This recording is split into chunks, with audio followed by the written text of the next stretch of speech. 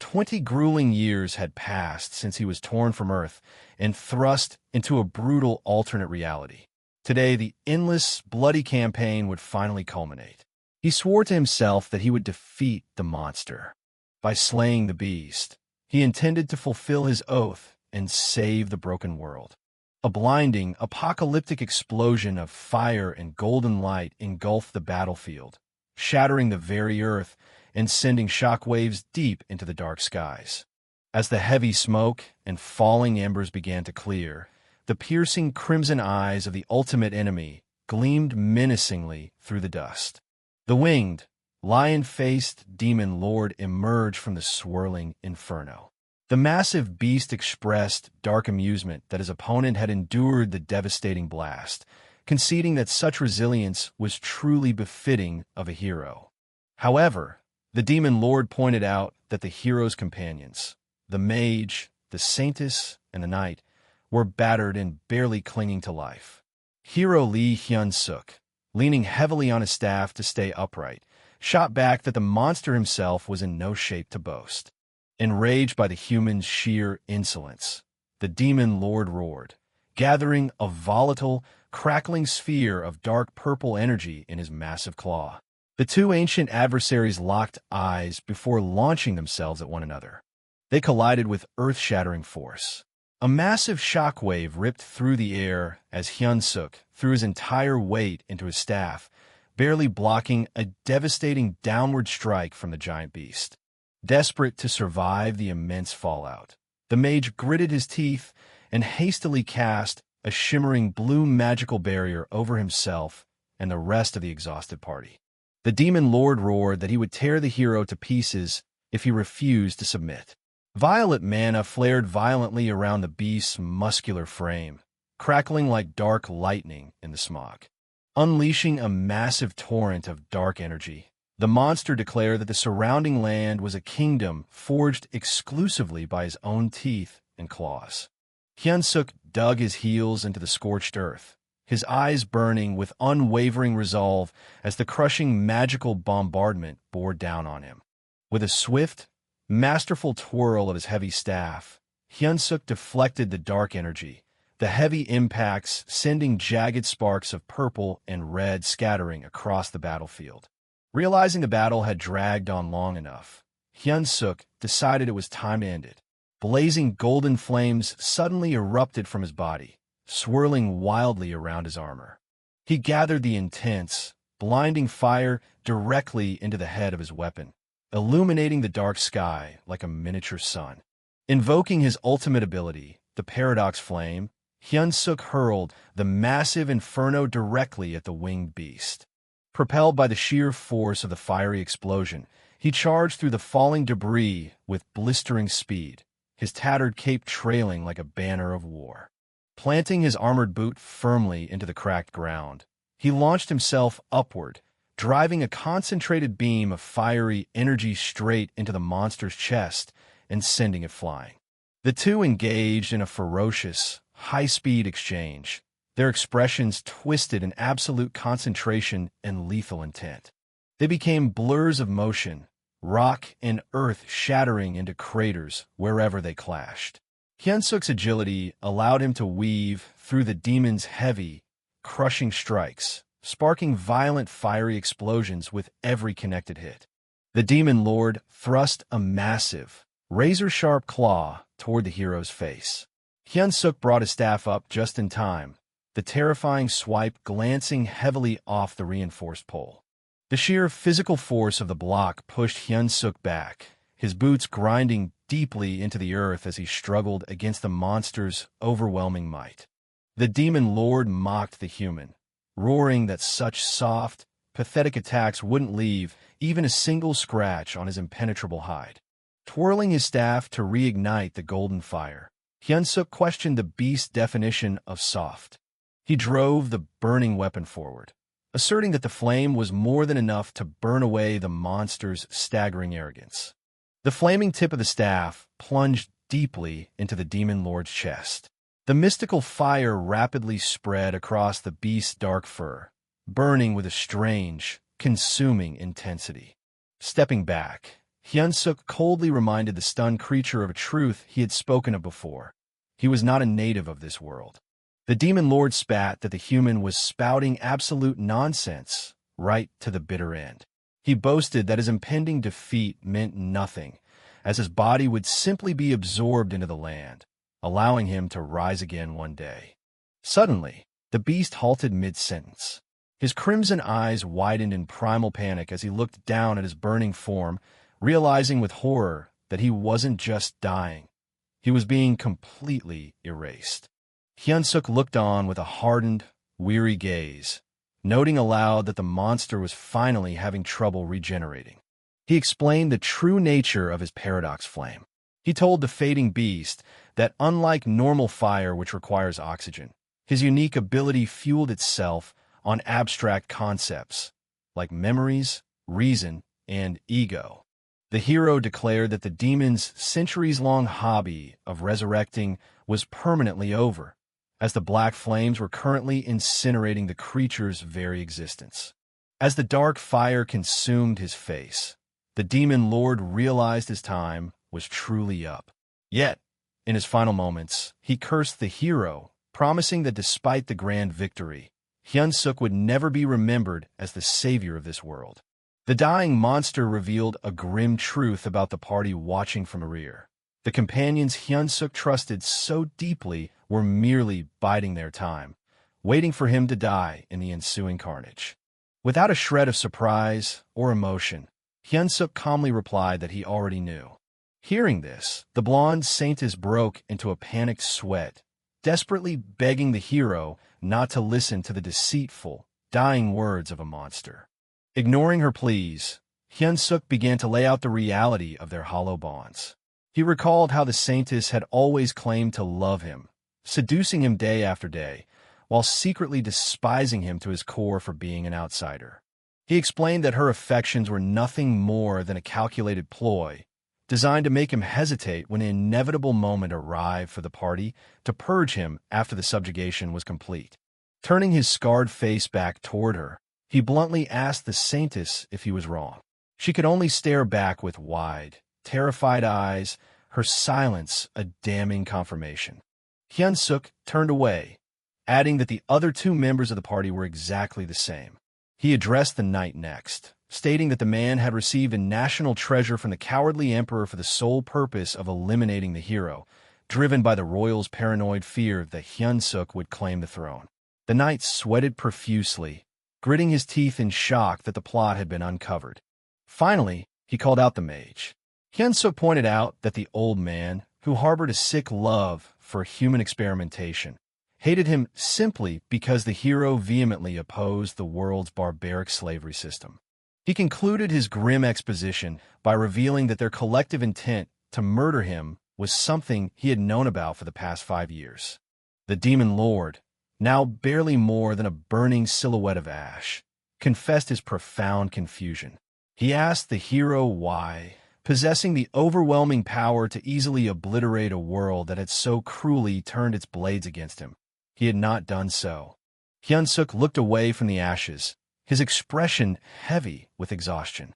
He told the dying demon that he restrained himself simply because he wanted to go home. The demon lord faded entirely into the wind, utterly baffled to his last breath by the human's singular, humble desire to return to his own world. The narrative shifted back 20 years to Earth in the year 2005. Hyeonseok had been an ordinary 30-year-old office worker, drowning in endless paperwork, until a glowing goddess summoned him. She had anointed him the chosen hero, begging him to save her realm from invading monsters. Familiar with the common fictional tropes of ordinary men succeeding in magical realms, he had reluctantly accepted his fate. However, the reality of the alternate world was nothing short of a living nightmare. It was a realm filled with slaughter, where the weak were mercilessly hunted and killed in the dark. Realizing that defeating the monsters was his only ticket out, he spent 20 grueling years hunting beasts and relentlessly honing his combat skills. The sheer cruelty of the world had quickly shattered any heroic illusions. He recalled approaching a walled village through a bitter snowstorm, carrying an unconscious, wounded young boy, only for the armed guards to refuse them entry. He had pleaded with the guards, explaining that he rescued the child from the wilderness and demanding they open the gates. The guards coldly dismissed the dying child as a waste of precious medicine, telling the hero he should have just left the boy to die in the snow. The world's innate tendency to abandon the weak deeply disgusted him. That lack of compassion was only matched by their brutal, archaic ignorance. He remembered the agonizing screams of a man echoing through a makeshift medical ward. The hygienic conditions were medieval.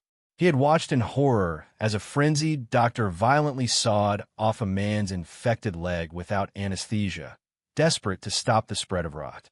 The doctor had justified the horrific amputation by claiming that all capable healers were mobilized for the war effort, leaving absolutely no magic available to cure a simple infection for commoners. The most horrifying aspect of the world, however, came from the religious zealots. A priest had once questioned him, baffled as to how the hero managed to retrieve a captured child from the monster hordes. A sinister nun standing nearby had concluded that the child only survived because a demon had taken root within him. With a cold, fanatic smile, she announced that they were in the middle of executing other tainted survivors and would exorcise the boy themselves. When Hyeonseok showed hesitation and anger, the nun warned him against defying the will of the gods, instructing him to cast aside his useless pity if he ever wished for salvation. He realized then that these otherworldly people possessed no fundamental concept of human rights. Returning to the present, surrounded by the quiet ashes of the demon lord and the stunned silence of his betrayers, Hyeonseok screamed into the dark sky. He declared his 20-year mission complete and demanded that his promise be honored. In response, the dark clouds parted, and a magnificent beam of holy, golden light rained down upon the battlefield, illuminating the scarred faces of the treacherous party. The divine light struck the earth with immense force, throwing sparks into the air. From the brilliance emerged the goddess, her golden hair flowing ethereally. She smiled warmly, praising the hero for his arduous efforts and for finally vanquishing the ultimate evil. Hyeonseok pointed an armored finger at her, reminding her of the specific terms of their contract. He reiterated that upon the monster's defeat, all his accumulated experiences, memories, and even his very soul were to be perfectly preserved. And most importantly, she was bound to send him back to Earth. The goddess maintained her serene, unsettling smile, asking if he truly harbored such deep dislike for her world, even after acquiring enough power to rival her own. She warned him that returning to Earth meant forfeiting all the glory, power, and achievements tied to the legendary name of hero Lee Hyeonseok. Hyeonseok sneered, telling her to drop the benevolent act. He pointed out that she was merely relieved he was leaving, as her realm no longer had any use for a monster of his caliber once the war was won. The goddess softly asked if he would truly have no regrets about his sudden departure. Dropping his heavy, blood-stained staff into the dirt, Hyeonseok stated firmly that his only desire was to return to the world he once knew. The goddess granted his wish, as his scarred, battle-worn hands began to dissolve into pure light. He felt a profound sense of relief to finally leave the godforsaken realm behind. A massive pillar of golden energy enveloped his body entirely, preparing his soul for the violent journey across dimensions. The goddess informed him that since his original body on Earth had perished 20 years ago, she would place his soul into a new vessel. She vaguely warned him that the body was fated for a wretched end, but expressed utter certainty that he would survive it. As he ascended in the blinding light, Hyeonseok told her he didn't care whose body he took or how harsh his new fate might be, so long as he returned to Earth. He was certain that whatever awaited him would be vastly better than the hell he had just survived. Soon, the blinding light faded, replaced by the mundane ceiling of a small apartment. He blinked, adjusting to the youthful body of a civilian named Chanseok. Sitting up in the messy bed, he cursed the treacherous otherworlders one last time, relishing the absolute certainty that he would never have to see their faces again. Catching his reflection in a full-length mirror, he grabbed the edges of the glass, staring wide-eyed at his new, unfamiliar face. He accepted that this body was his new reality. Overwhelmed by the quiet familiarity of the small, modern room, he slumped to his knees, whispering a breathless confirmation to himself that he had actually made it back to Earth. The marvels of modern technology quickly brought him to tears of joy.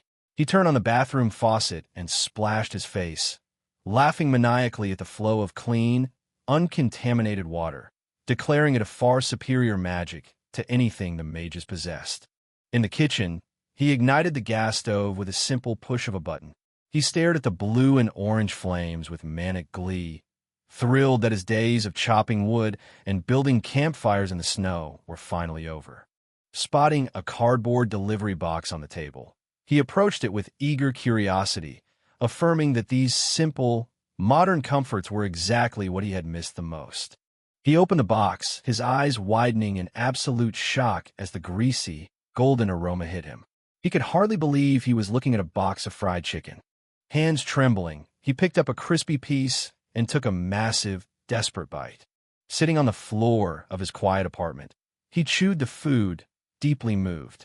He remarked that the taste was so magnificent it brought tears to his eyes, celebrating the return of real, processed cuisine.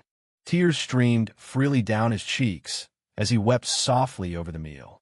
He mourned everything he had missed over the last 2 decades, finding immense solace in the thought that he could finally live a completely normal, peaceful life. Looking out his high-rise window, he observed the bustling cityscape and noted the year was 2025.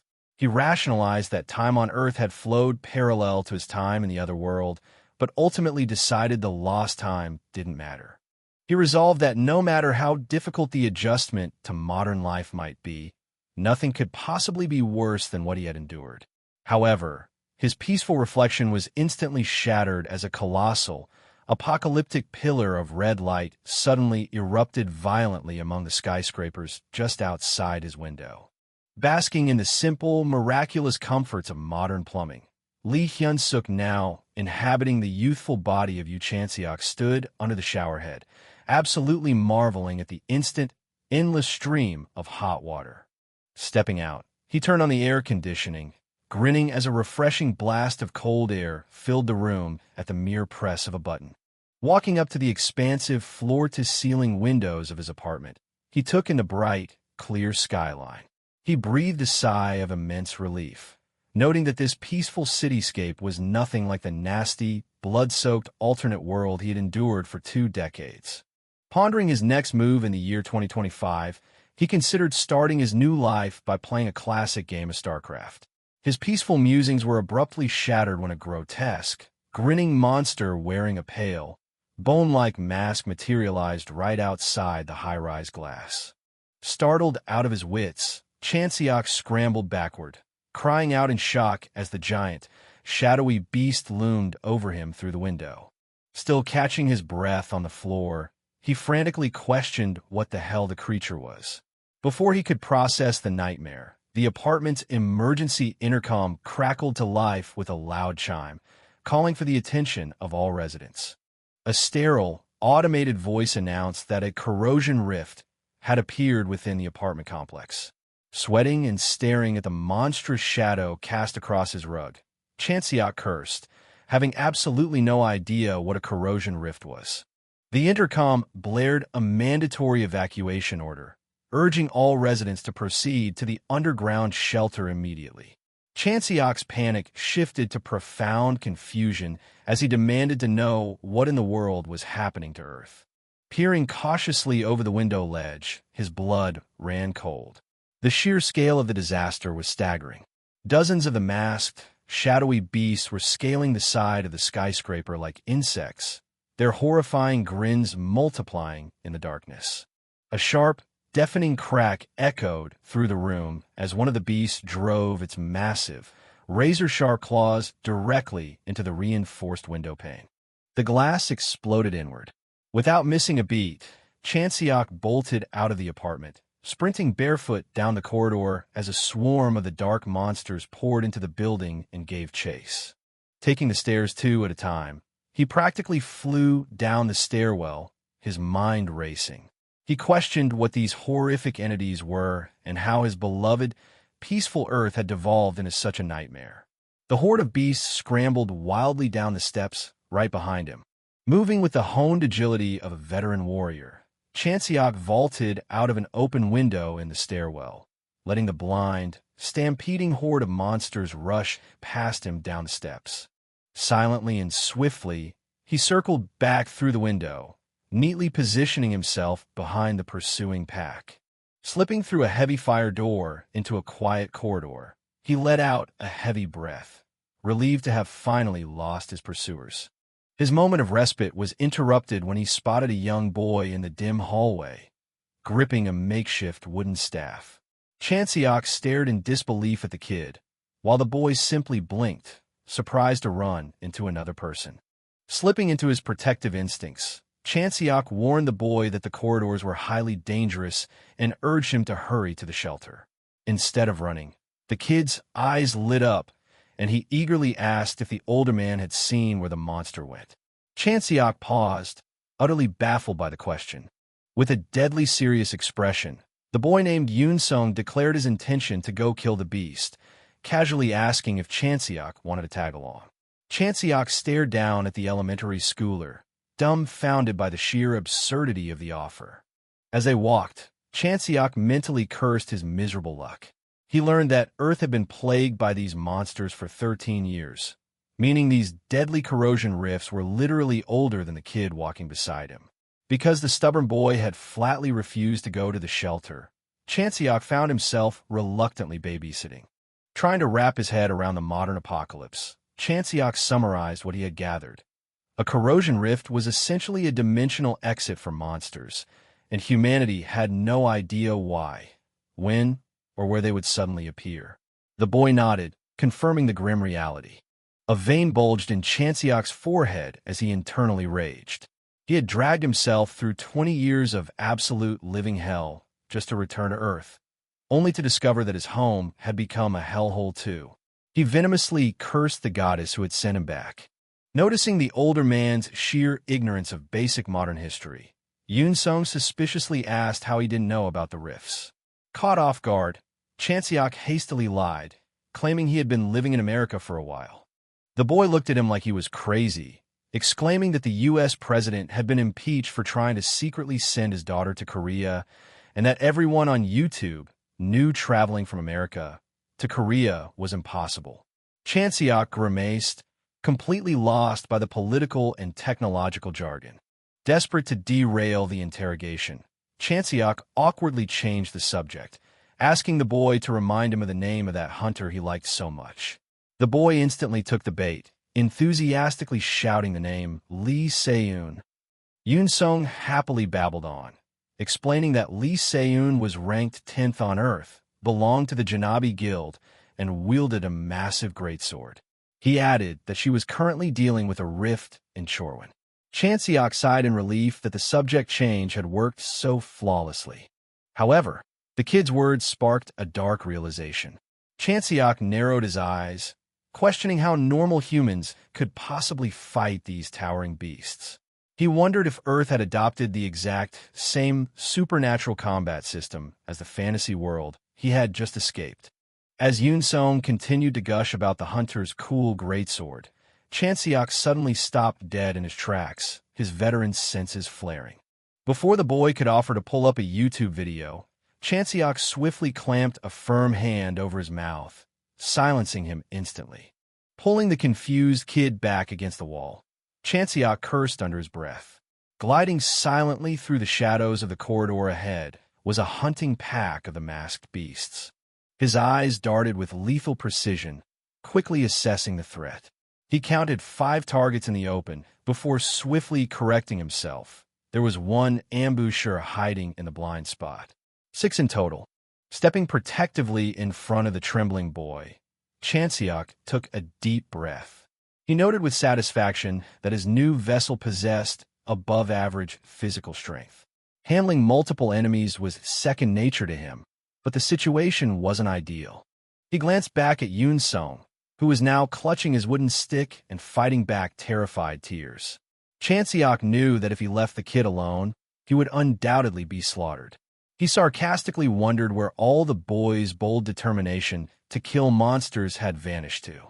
Facing down 6 lethal beasts without a proper weapon was a tall order. Chanseok evaluated his bare hands, calculating his next move. Suddenly, a faint, swirling blue mist caught his eye. He stared at the glowing particles drifting through the apartment corridor, recognizing the distinct signature of raw mana. His eyes sharpened to a deadly glare.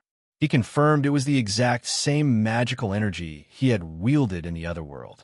A grim, confident smile touched his lips. One of the masked beasts spotted them, screeching violently as it prepared to lunge. It didn't make it halfway. Chanseok snapped his fingers, and a burst of dark, violet flame instantly engulfed the leaping monster, causing it to shriek in agony. He realized that while his 20 years of internal mana reserves were gone, he could simply siphon the ambient mana from the air.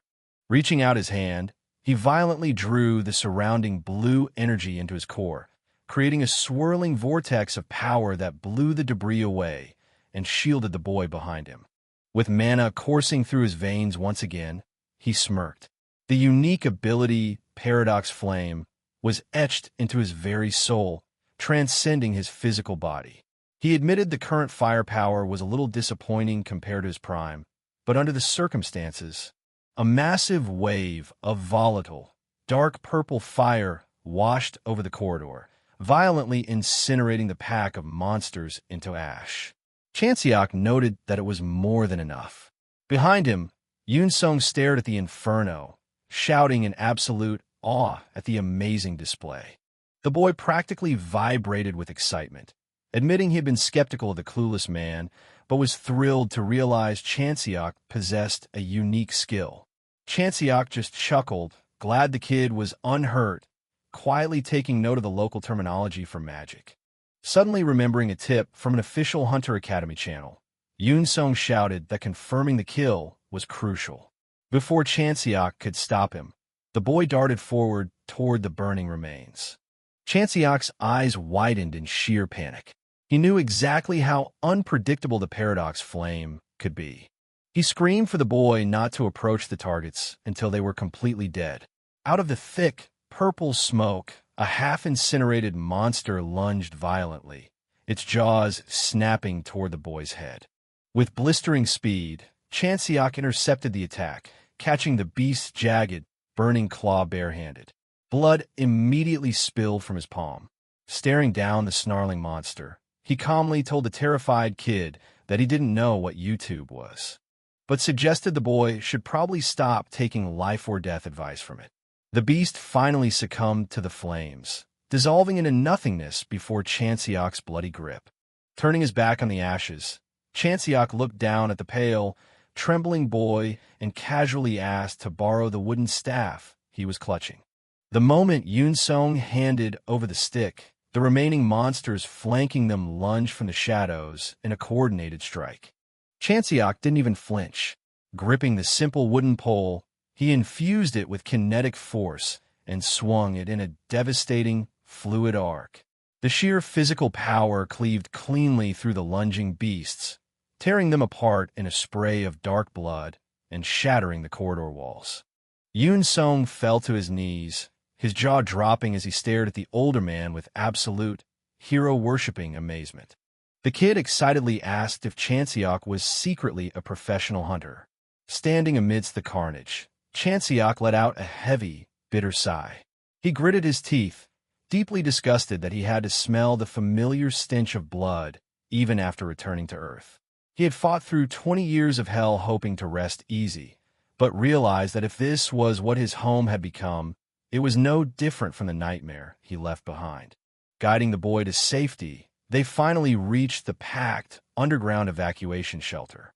Observing the terrified children huddled together, Chanseok internally criticized the modern slang, deciding that calling grade schoolers little brats was unnecessarily mean.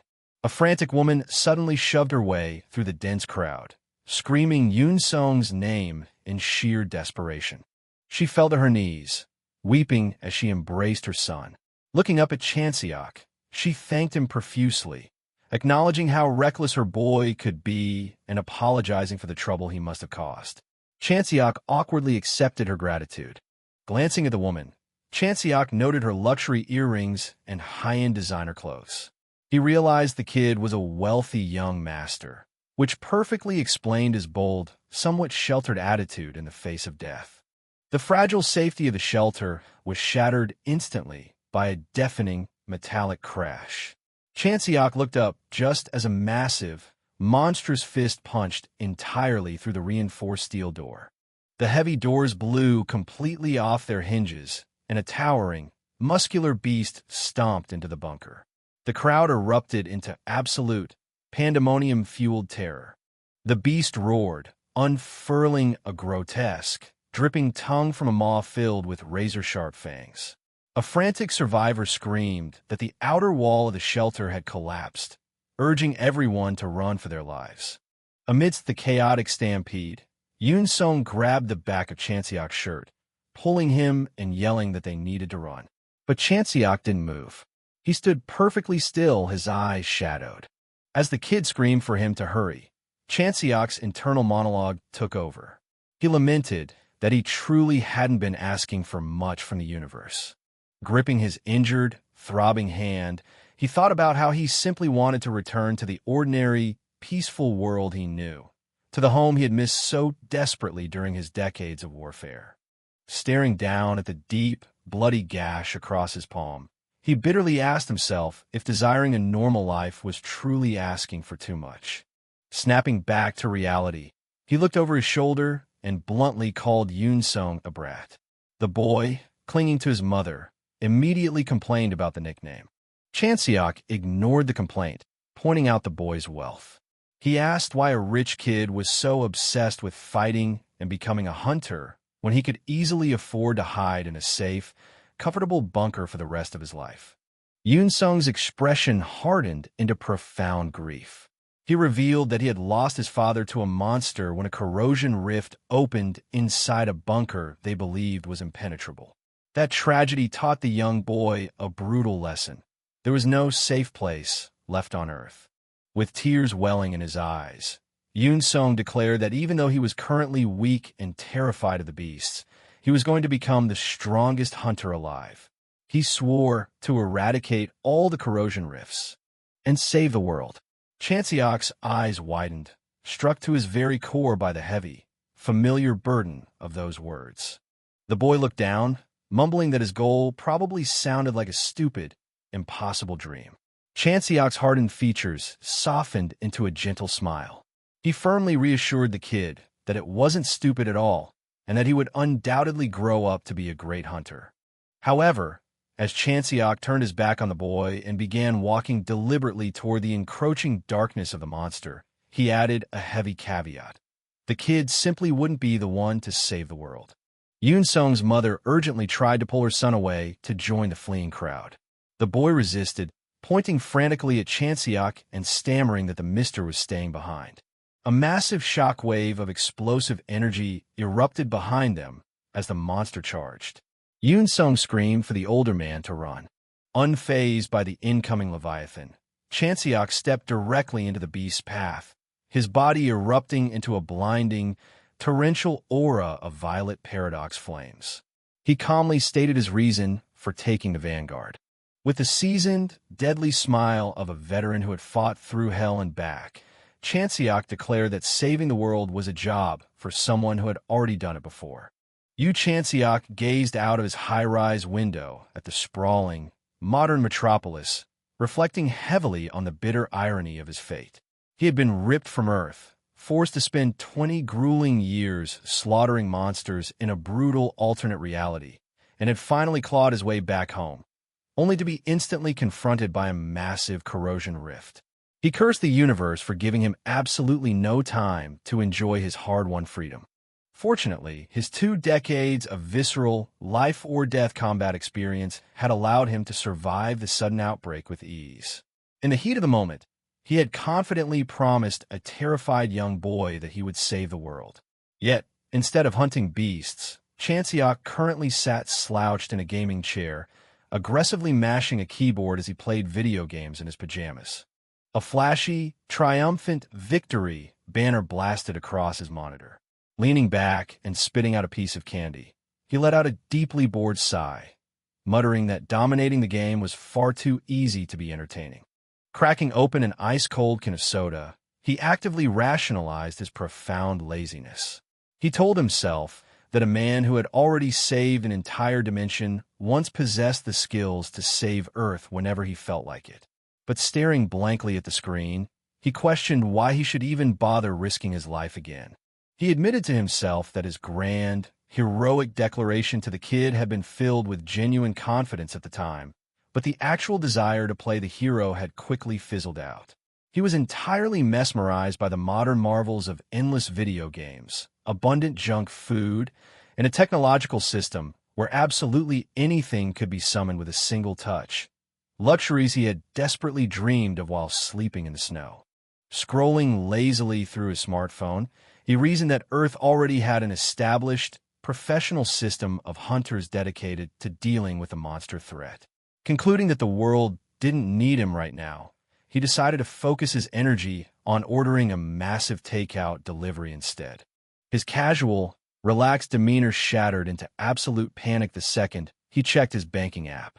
He stared in sheer horror at the screen, screaming aloud that he had already blown through his entire severance pay, leaving him with a pitiful remaining balance of just 3,201. The original owner of his body had been a simple logistics company employee who was suddenly fired when a corrosion rift drove his company into bankruptcy. Desperate and practically broke, Chanseok buried his face in his hands. He had actively scoured the market for new employment, but the grim reality of the modern, monster-infested era meant securing a normal, safe office job was virtually impossible. He acknowledged that with the constant, unpredictable outbreaks of corrosion rifts tearing through city blocks, most traditional companies were rapidly going out of business. The severe lack of ordinary employment was a tragic but inevitable consequence. Staring blankly at the bright sky outside his window, he realized that survival in modern society strictly required money, and to get money, he needed a reliable income. With regular businesses completely freezing all new hires, he was backed into a desperate corner. Suddenly, a bold advertisement for hunter recruitment flashed across his phone screen. A wry, hardened smirk tugged at the corner of his mouth. He reasoned that, if nothing else, he definitely possessed 20 years of elite, blood-soaked experience in that exact line of work. Resolving to cash in on his lethal skill set, Chanseok soon found himself standing before the towering, heavily fortified headquarters of the Hunter Association. Inside the sprawling, modern lobby, the atmosphere buzzed with nervous energy.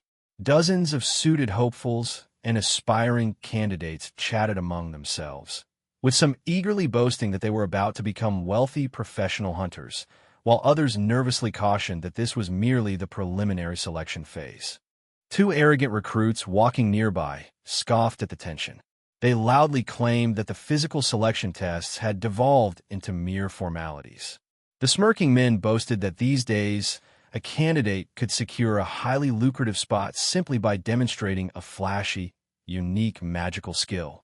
Chanseok observed the bustling, overconfident crowd with heavy, exhausted eyes. After surviving 2 decades of visceral warfare against apocalyptic horrors, he could instantly read the room. He dismissed the entire lot of them as a bunch of weak, delusional small fries, noting they all reeked of the exact same pathetic inexperience. The arrogant chatter of the surrounding candidates was abruptly cut short by the sharp, authoritative clicking of heels echoing across the polished lobby floor. One of the boastful recruits tried to maintain his swagger, confidently asserting to his friend that their current batch of rookies was undoubtedly the best yet, right before his gaze locked onto the new arrival and his cocky smile vanished. Absolute shock rippled through the packed lobby. The man screamed in sheer disbelief as he recognized the striking, black-haired woman striding through the crowd with her bodyguards. It was Lee Se-eun, the legendary 10th-ranked world hunter and elite partner hunter of the prestigious Janabi Guild. The recruits swarmed together in a frenzy of awe and panicked whispers. They questioned why a global superstar who had just been deployed to subjugate a deadly rift in Shorewin was suddenly gracing a basic rookie selection. Rumors flew wildly that the Janabi Guild had sent her to personally scout the new generation's talent. Anticipation spiked as the crowd desperately wondered who could possibly be impressive enough to draw out a top 10 hunter. Meanwhile, taking her seat in the VIP stands, Seun calmly reviewed a digital dossier on her tablet. Her dark eyes locked onto the profile of Hyeonseok, the top graduate of the elite Hunter Academy, noted for her mastery of swordsmanship and electrokinesis. Sitting beside her, one of her suited bodyguards cracked a joke, suggesting the electric-type rookie could probably be used to charge the guild's batteries. Seun coldly shut him down without looking up, sharply reminding him that the girl was a lethal combat candidate, not a walking power generator. The bodyguard nervously adjusted his sunglasses, backtracking to say that the Academy records claimed Seung was incredibly skilled and would surely prove useful in the field. Crossing her legs in the VIP booth, Seun offered a cryptic, uninterested response, stating that the girl's true usefulness remained to be seen. Suddenly, Seun's second bodyguard, a fiery red-haired man, leaned forward aggressively. He yelled that hunting inside corrosion rifts was brutal, life-or-death combat, violently startling his stoic partner beside him. The red-haired guard passionately argued that just because a recruit possessed flawless grades at a sheltered academy didn't mean they wouldn't completely fold when faced with the visceral horror of actual monsters. Clearly annoyed by his sudden shouting, she calmly handed him a piece of wrapped candy to silence him. The guard immediately cheered, enthusiastically thanking her for the praise candy. Turning her sharp gaze down to the arena floor, Seun silently reaffirmed the guard's intense point. She knew all too well the vast, bloody chasm between controlled academy sparring and the chaotic slaughter of a real battlefield. She deduced that it would take significant time for a pristine, heavily trained student like Hyeonseok to adapt to true terror. Looking out over the massive, packed stadium, Seun questioned her own presence, wondering if stepping away from a live rift subjugation for an entire week just to scout rookies was truly worth the guild's time. Her thoughts were interrupted as the stadium announcer's voice boomed over the loudspeakers, declaring the start of the first evaluation match. Settling into her seat with a composed, calculating smile, she silently challenged the rookies waiting below. She demanded they prove their worth on the stage and raise their value high enough to make her actually want to recruit them. The announcer's voice dripped with theatrical excitement, drawing the massive crowd's attention to a highly unusual participant. He shouted that one of the fighters was completely unprecedented, an absolute nobody, a pure civilian who had never even set foot inside the elite Hunter Academy. He hyped up the audience, questioning what kind of insane guts it took for an untrained civilian to stand on the professional stage. The spotlight snapped down, illuminating Chanseok as he casually walked out, holding a standard-issue wooden staff. As the announcer screamed his name to the roaring crowd, Chanseok rubbed the back of his neck, internally sighing that he still wasn't used to his new identity. The referee outlined the strict rules of the combat trial. Fighters were absolutely forbidden from using any personal weapons not explicitly provided by the association, and delivering deliberately lethal, life-threatening injuries was strictly prohibited. Chanseok stood casually across from his opponent, an arrogant recruit clutching a heavy, blunted spear. Staring blankly at his opponent, Chanseok's mind focused purely on his ultimate objectives. Since he was forced to re-enter the brutal life of a hunter, his primary, unavoidable goal was to ultimately save this doomed world from the rifts. His secondary, equally vital goal was to secure enough money to live luxuriously and eat all the modern processed food his heart desired. Across the ring, his spiky-haired opponent sneered in disbelief, utterly offended by Chanseok's distracted, lazy posture. Chanseok concluded that to secure that comfortable, wealthy lifestyle, he needed to absolutely dominate this tournament and secure a high-paying guild contract.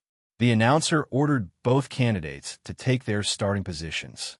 The moment the match commenced, the spiky-haired recruit lunged forward with explosive speed.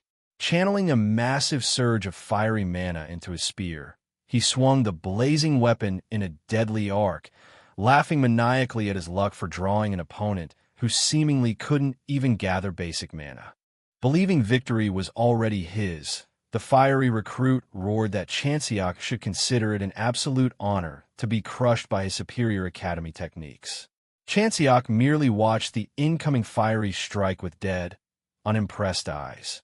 The blazing spear cleaved the air, carrying the full, boastful weight of a recruit who proudly declared himself the absolute, undefeated spearmaster of his graduating class.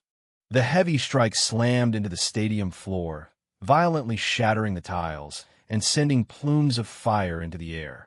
But the recruit's triumphant grin instantly vanished. His spear had hit nothing but empty space. Chanseok had completely disappeared. Before the recruit could even process the miss, a calm, chilling voice spoke directly from behind him.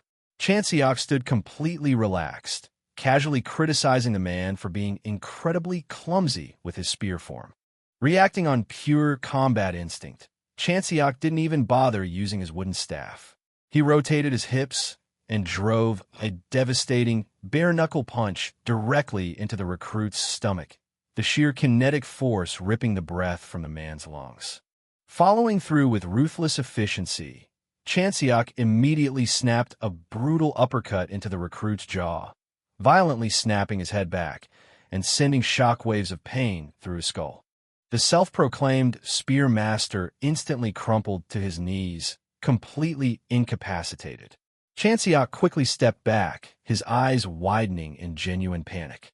He had deliberately dropped his weapon and used his bare hands to avoid dealing lethal damage, deeply shocked that such a light combination had instantly ended the fight.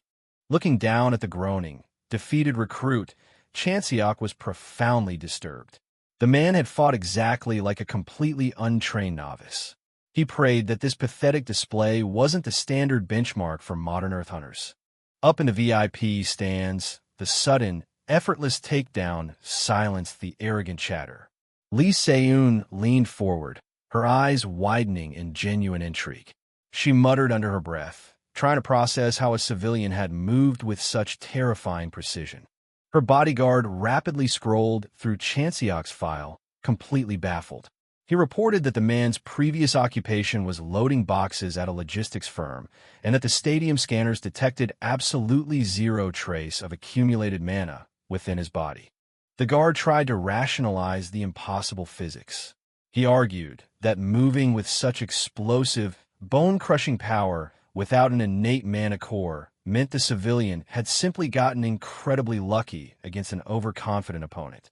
Displeased with his lack of vision, Se-eun wordlessly placed a wrapped candy in the guard's outstretched palm. Before his fingers could close around it, she ruthlessly snatched the candy back. The guard swallowed hard, realizing he had just been firmly ordered to shut his mouth. Se-eun's sharp gaze never left Chanseok. She deduced the terrifying truth. The civilian wasn't devoid of mana. He was intentionally suppressing it to a point where scanners couldn't register his presence. She questioned how a mere logistics worker could possess such masterful, veteran control over his energy. Down in the ring, Chanseok casually scratched his neck, feeling mildly annoyed by the low-level competition. He decided that if he wanted a high rank and a massive paycheck, he needed to end his future matches even faster to properly prove his abilities. The tournament quickly turned into a one-sided slaughter. In his very next match, Chanseok walked calmly toward another elite academy recruit, who scrambled backward on the floor, screaming in absolute terror at the impossible speed gap. Stepping effortlessly into the man's guard, Chanseok raised his hand for a simple, devastating neck chop. He blankly reassured the panicking recruit that the strike wouldn't kill him, bypassing the man's frantic block entirely. The impact instantly short-circuited the recruit's nervous system, dropping him unconscious to the mat. The announcer repeatedly blasted Chanseok's name across the stadium as he effortlessly racked up victory after victory. A heavy, Stunned silence fell over the audience. The professional scouts and guild representatives whispered frantically among themselves, entirely incapable of understanding how an unranked civilian was casually dismantling the Academy's finest. Seun watched the carnage with intense, predatory interest. Knowing a diamond in the rough when she saw one, Seun stood up. She realized that while the other guild reps were still paralyzed by shock, she had a narrow window to make her move. She craved to see the absolute limits of Chanseok's true, unrestricted power. When her bodyguards scrambled to their feet to follow, she ordered them to stay put.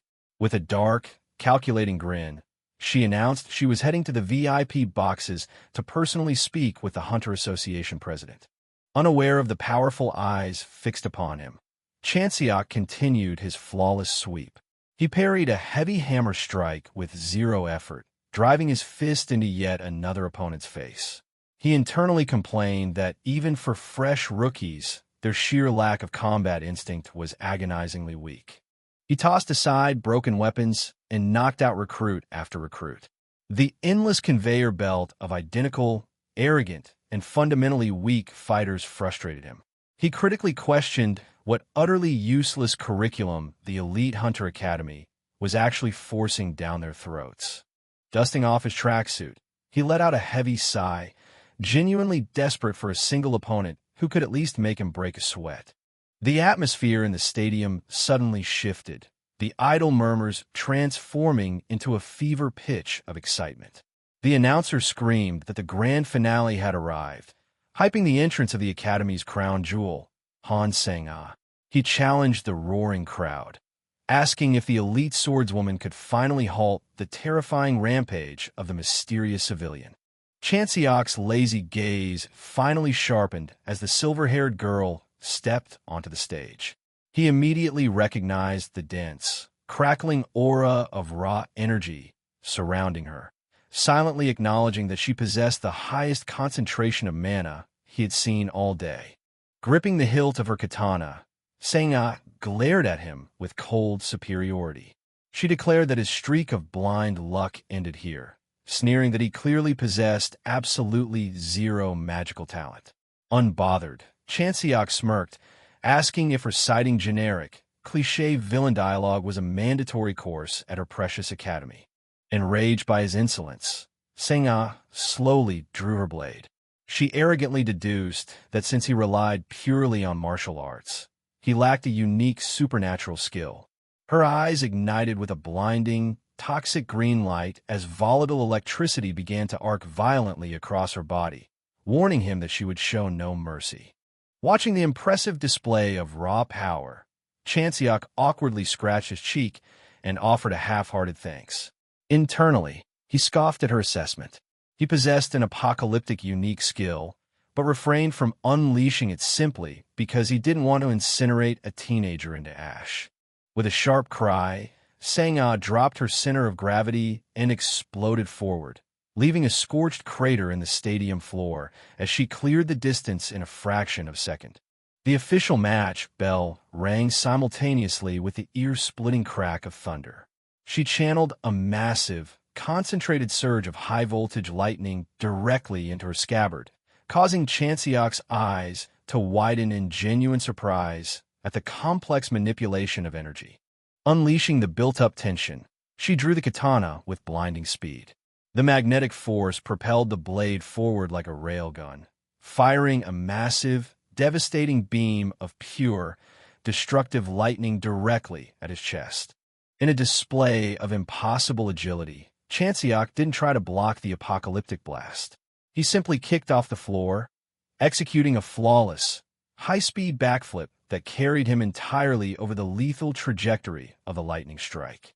Seung-ah froze in her tracks, her glowing eyes widening in absolute horror. Her mind reeled, completely unable to process how a supposedly magic-less civilian had effortlessly dodged a literal bolt of lightning with a simple acrobatic jump. Suspended in midair, Chanseok analytically deconstructed her ultimate technique. He recognized the genius behind it. Using electrokinesis to magnetize the scabbard and blade, turning the physical draw into an explosive, railgun-like projectile. Landing smoothly on his feet with absolute grace, he offered genuine praise, admitting her raw talent and creative application easily made her the strongest opponent of the day. However, his tone shifted to that of a disappointed instructor as he told her she completely failed the most basic fundamental of combat. Rattled, Seng-ah demanded to know what he meant. Standing relaxed, Chanseok explained that she was so blindly obsessed with the sheer speed of her draw that she completely neglected the strategic timing of her strike. He laid out the fatal flaw in her railgun technique. To maximize the velocity of the lightning beam, she had unwittingly telegraphed the exact trajectory by laying down a highly visible, magnetic rail of energy through the empty air a split second before firing. Smiling darkly, he pointed out that no matter how overwhelmingly fast or destructive an attack was, no seasoned fighter was stupid enough to stand still when the bullet's exact flight path was drawn in bright lights before the trigger was even pulled. Her pride completely shattered by the civilian's effortless critique, Seng-ah gritted her teeth in rage. She gripped her crackling katana tighter, warning him not to get arrogant over dodging a single strike. Screaming that she didn't need flashy tricks to butcher an untrained civilian, she abandoned the scabbard and launched into a furious, high-speed flurry of electrified sword slashes. Chanseok simply swayed through the chaotic storm of blades, dodging every lethal swipe with millimeter precision. He bluntly called her an idiot, logically pointing out that if he could casually leap over her ultimate railgun speed attack, her standard sword swings would look like they were moving in slow motion. Driven entirely by blind, humiliated fury, Seng-ah's aura flared dangerously out of control. Her eyes practically burned out of her skull as she threw all tactical discipline to the wind, swinging her katana with desperate, feral violence. Wild, untamed arcs of high-voltage lightning blew massive craters into the stadium walls as Chanseok continued to effortlessly evade her path of destruction. He noted her heavy breathing and erratic energy, realizing the girl was violently scraping the very bottom of her mana reserves. He knew that if she kept redlining her core, she would inflict permanent, irreversible damage to her own body. Deciding the brutal lesson had dragged on long enough, Chanseok abruptly halted his evasive footwork. Planting his boots firmly into the cracked arena floor, he told her the light show was cool, but the fight was officially over. With a chilling, predatory smirk, he locked eyes with the exhausted prodigy and offered a single piece of cold advice. If the pain became too much to bear, she should raise her left hand to signal surrender. Before her tired mind could even process the taunt, Chanseok blurred forward. Slipping completely under her guard, he drove a devastating pinpoint punch directly into her solar plexus. The sheer, concentrated force of the blow ruptured her equilibrium. Seng-ah's eyes bulged in pure, suffocating agony. The remaining air and a spray of saliva forcefully ejected from her lungs as her vision instantly faded to white. Not giving her a single fraction of a second to recover, Chanseok unleashed a ruthless, rapid-fire barrage of heavy body blows, systematically dismantling the elite swordswoman's remaining defenses. Completely broken by the brutal, physical onslaught, Seng-ah's eyes rolled back in her head, her consciousness entirely snuffed out. Her limp body crashed heavily onto the scorched tiles. The stadium descended into a breathless, deafening silence. The scouts and VIPs stared in utter, world-shattering disbelief, completely unable to comprehend how an unknown civilian had just mercilessly bullied the absolute pinnacle of the Academy's generation into unconsciousness. Standing casually over his unconscious opponent, Chanseok cracked his knuckles.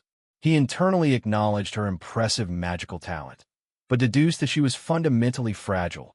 She had arrogantly relied entirely on her destructive mana while completely neglecting her basic physical endurance training. Just as he turned to walk away, the sound of fabric rustling made him pause. He glanced over his shoulder in genuine surprise, wondering if the prodigy somehow possessed the monstrous willpower to get back up after having her lights punched out. She didn't stand up. Instead, lying completely comatose on the shattered floor, her trembling left arm was rigidly raised straight up into the air, just as he had instructed her to do if it hurt. The emergency medical staff sprinted frantically onto the arena floor to secure the battered girl. Chanseok stared at her raised hand for a moment before a genuine, amused smile broke across his face. He found it darkly humorous that the arrogant prodigy's subconscious had been so utterly terrified of his beating that her body had obediently followed his command to surrender, even while knocked out. Up in the broadcasting booth, the announcer was urgently flagged down by a frantic tournament official. After receiving a hushed whisper, the announcer's eyes widened in shock. He quickly grabbed his microphone, booming across the stadium that there had been a massive, unprecedented alteration to the event schedule. The announcer formally instructed the undisputed victor, Chanseok, to remain in the arena and take a brief rest. Down on the floor, Chanseok frowned in annoyance, deeply confused as to why he wasn't simply being handed his winner's paycheck and sent home.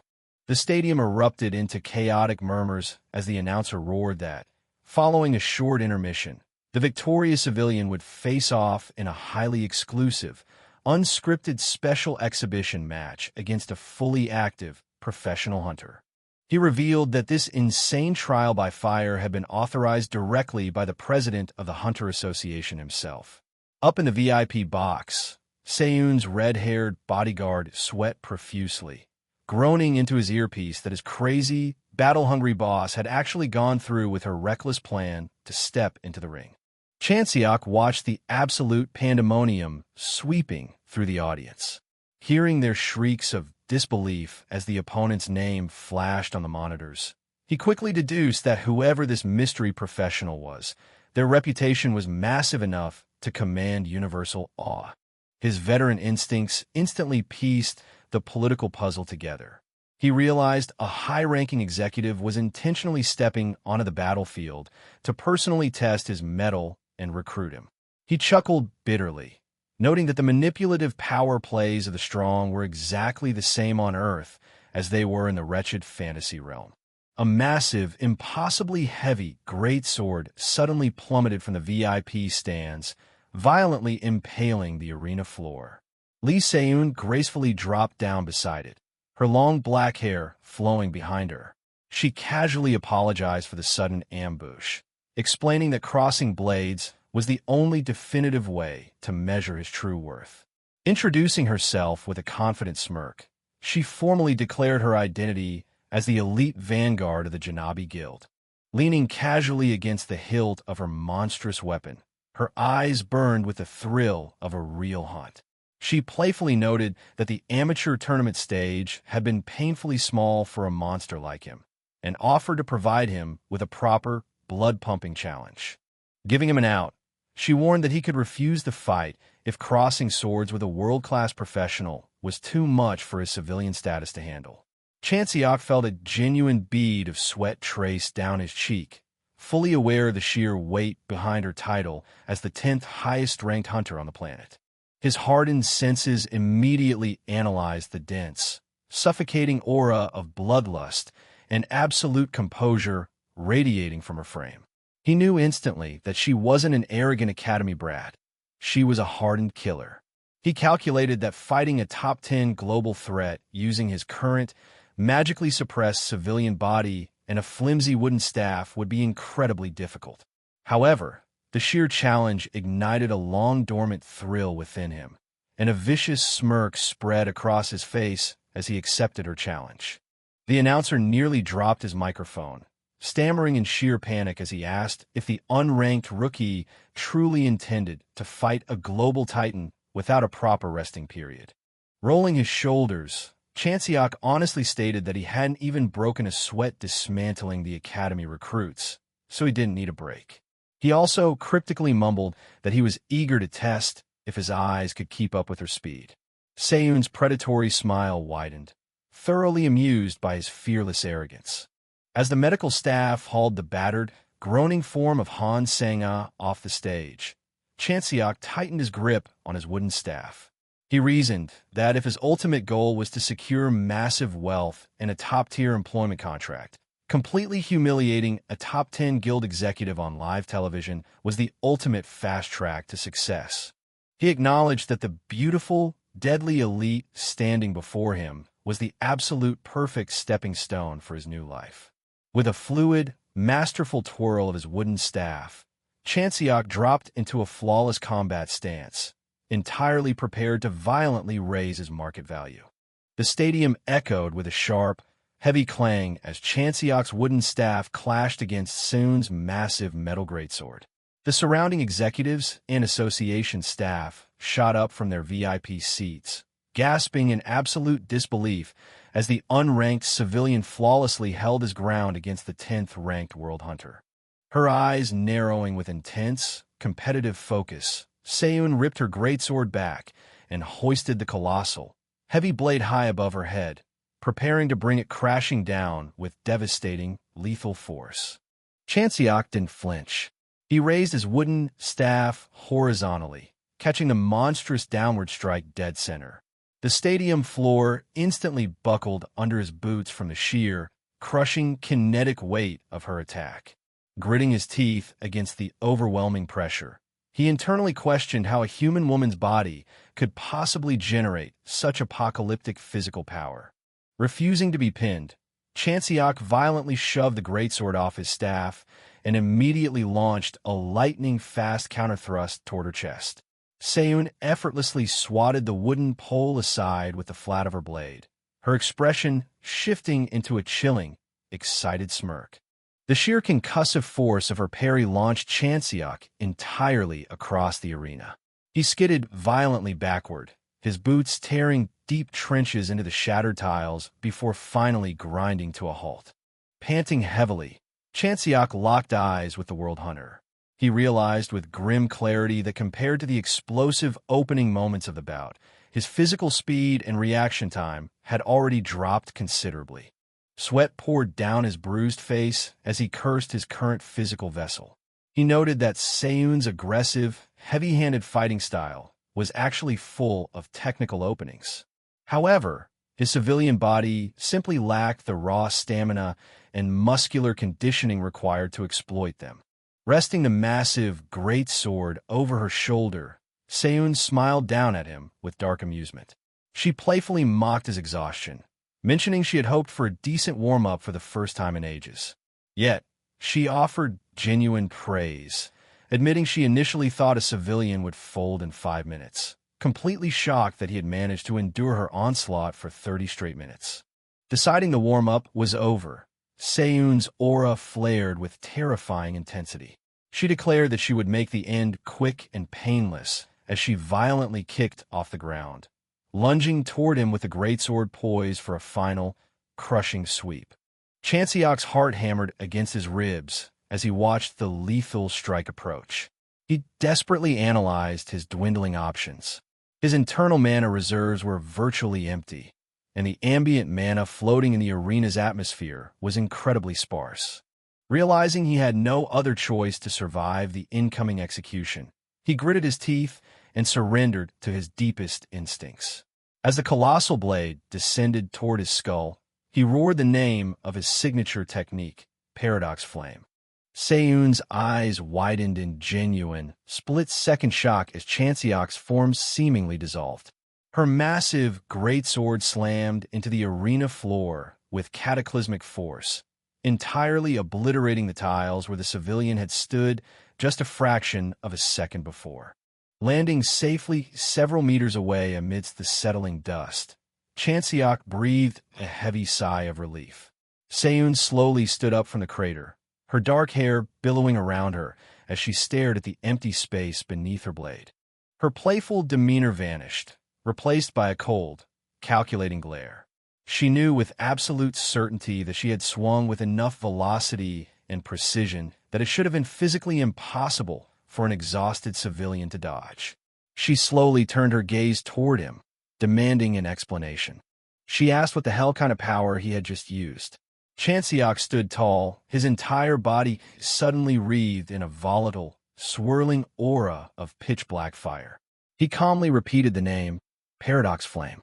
He explained that this dark fire was his absolute specialty, the one power he trusted more than anything else after relying on it constantly during his 20 years in the other world. He pointed out the obvious irony. Despite being covered in flames, his clothes remained entirely unburned, proving the paradox flame did not consume physical matter.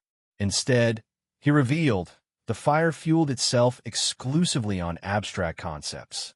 He confessed that with his current, severely weakened output, he lacked the sheer firepower to incinerate dense, complex concepts like self, memory, or reason. However, locking eyes with the World Hunter, he declared the specific concept he was currently burning to fuel his sudden burst of speed. He was burning his own fatigue. As the black flames consumed his physical exhaustion, Chanseok exploded forward, his speed suddenly matching her own. Seun parried his incoming strike, her eyes widening as she noted his impossible, instantaneous recovery. The two clashed violently in the center of the arena, moving as absolute blurs of high-speed motion. The stadium echoed with the deafening thunder of wood relentlessly striking metal as they furiously traded offensive and defensive blows. Blocking a heavy strike, Seun's analytical mind raced. She acutely felt the ambient mana in the air fluctuating wildly, spiking and dipping with every clash. Knowing the association hadn't altered the arena's atmospheric settings, she quickly deduced the terrifying mechanics of his unique skill. Chanseok confirmed her theory as he flipped gracefully over another lethal horizontal slash. He explained that just as a normal fire releases heat when it burns physical matter, the paradox flame releases pure, raw mana as a byproduct of burning abstract concepts. He laid out the terrifying, infinite loop of his ability. He used the sparse ambient mana in the air to initially ignite the paradox flame. The flame then burned away his physical fatigue, and in doing so, generated massive amounts of fresh mana. He declared that as long as he had fatigue to burn, he had an endless cycle of energy. Dropping from the sky with a devastating downward strike, Seun ruthlessly closed the gap, forcing him onto the defensive. Her greatsword slammed heavily into his guard, the sheer concussive force shattering the remaining tiles beneath them. Pressing the attack, she asked with a sadistic smirk how long he realistically expected to keep up his desperate defensive loop. Chanseok seamlessly parried her blade, casually dodging her follow-up strikes without a single scratch. He smiled confidently, surrounded by his swirling black flames. He told her his true specialty wasn't explosive speed or overwhelming strength. It was the slow, grinding war of attrition. He casually remarked that he could keep fighting like this indefinitely. Flashing a cocky, challenging grin, he mockingly asked if the elite world hunter had a soft spot for stubborn men who didn't know when to quit. Seun's eyes narrowed into a terrifying, murderous glare. She coldly spat that she absolutely hated them. As she launched into a renewed, feral offensive, Chanseok quickly noted the fatal flaw in his own infinite loop. He realized that when a physical tree burns, it leaves behind ash, and those ashes can never be burned again. The paradox flame operated on the exact same logic. It left behind a residue. Once his concept of fatigue was completely burned away until nothing remained, the black flames would violently extinguish. He checked his internal clock. He knew exactly how much fuel he had left. A staggering 4 hours and 17 minutes later, Chanseok lay spread eagle on his back in the center of the utterly destroyed arena, gasping desperately for air as his black flames finally fizzled out. Seun stood over him, resting her great sword on her shoulder. She looked down with a mix of exhaustion and genuine respect, noting he had held out for an incredibly long time, and playfully asked if he wanted to go another round. Chanseok weakly raised a hand, begging her to spare his life. The announcer's voice echoed through the silent stadium, officially declaring Hunter Lee Seun the victor due to candidate Yu Chanseok's forfeit. Back in the VIP box, Seun's red-haired bodyguard let out a sharp gasp of shock as he watched his boss casually reach in her tailored jacket pocket and pull out a large, swirled lollipop. Stepping down toward the exhausted Chanseok, Seun smiled warmly. She extended her hand, offering him the lollipop as a reward for his grueling 4-hour survival. She casually mentioned that she had slipped her personal business card inside the plastic wrapper. Chanseok weakly accepted the candy, his eyes instantly drawn to the sleek, professional card attached to it. He read her title aloud. Janabi LLC, Team 3 Partner Hunter. She tapped the side of her head with a playful wink, telling him they would discuss the actual details of his recruitment later, and simply instructed him to give her a call when he was ready. The announcer formally concluded the hunter selection trials, requesting the overall winner, Chanseok, to approach the stage and receive his official license. Chanseok sat up, staring blankly at the business card. He bit down hard on the lollipop, confused by the corporate terminology, and asked himself if Janabi was some kind of talent agency. Later, standing in the lobby, Chanseok marveled at the sleek, association-issued smartphone he had just received. He was deeply impressed by the modern tech, noting that back in his day, an official license was just a flimsy piece of laminated paper. He scrolled through the device's extensive apps, amazed that it provided access to the official hunter community, a secure used equipment market, and a specialized monster byproduct trading platform. It even included military satellite tracking, emergency notices, and secure messaging. He muttered in awe that the device truly had everything a modern warrior could possibly need. His technological exploration was abruptly interrupted when a deep, booming voice from behind called out his name, addressing him formally as Hunter Chanseok. Chanseok turned around, his eyes widening slightly as he looked up at the massive, heavily scarred man standing before him.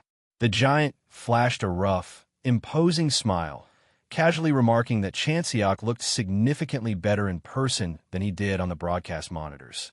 Chanseok quickly calculated that the towering man had to be over 2 meters tall. Keeping his guard up, he politely acknowledged the compliment, but firmly asked for the man's identity. The giant chuckled, casually pulling a sleek business card from his black shirt pocket and holding it out. He introduced himself as Yoon Sung-hyun, an elite partner hunter from the Taebeat Guild. Getting straight to the point, the giant offered Chanseok a direct spot on his personal combat team. Sung-hyun crossed his massive arms, flashing a feral, confident grin.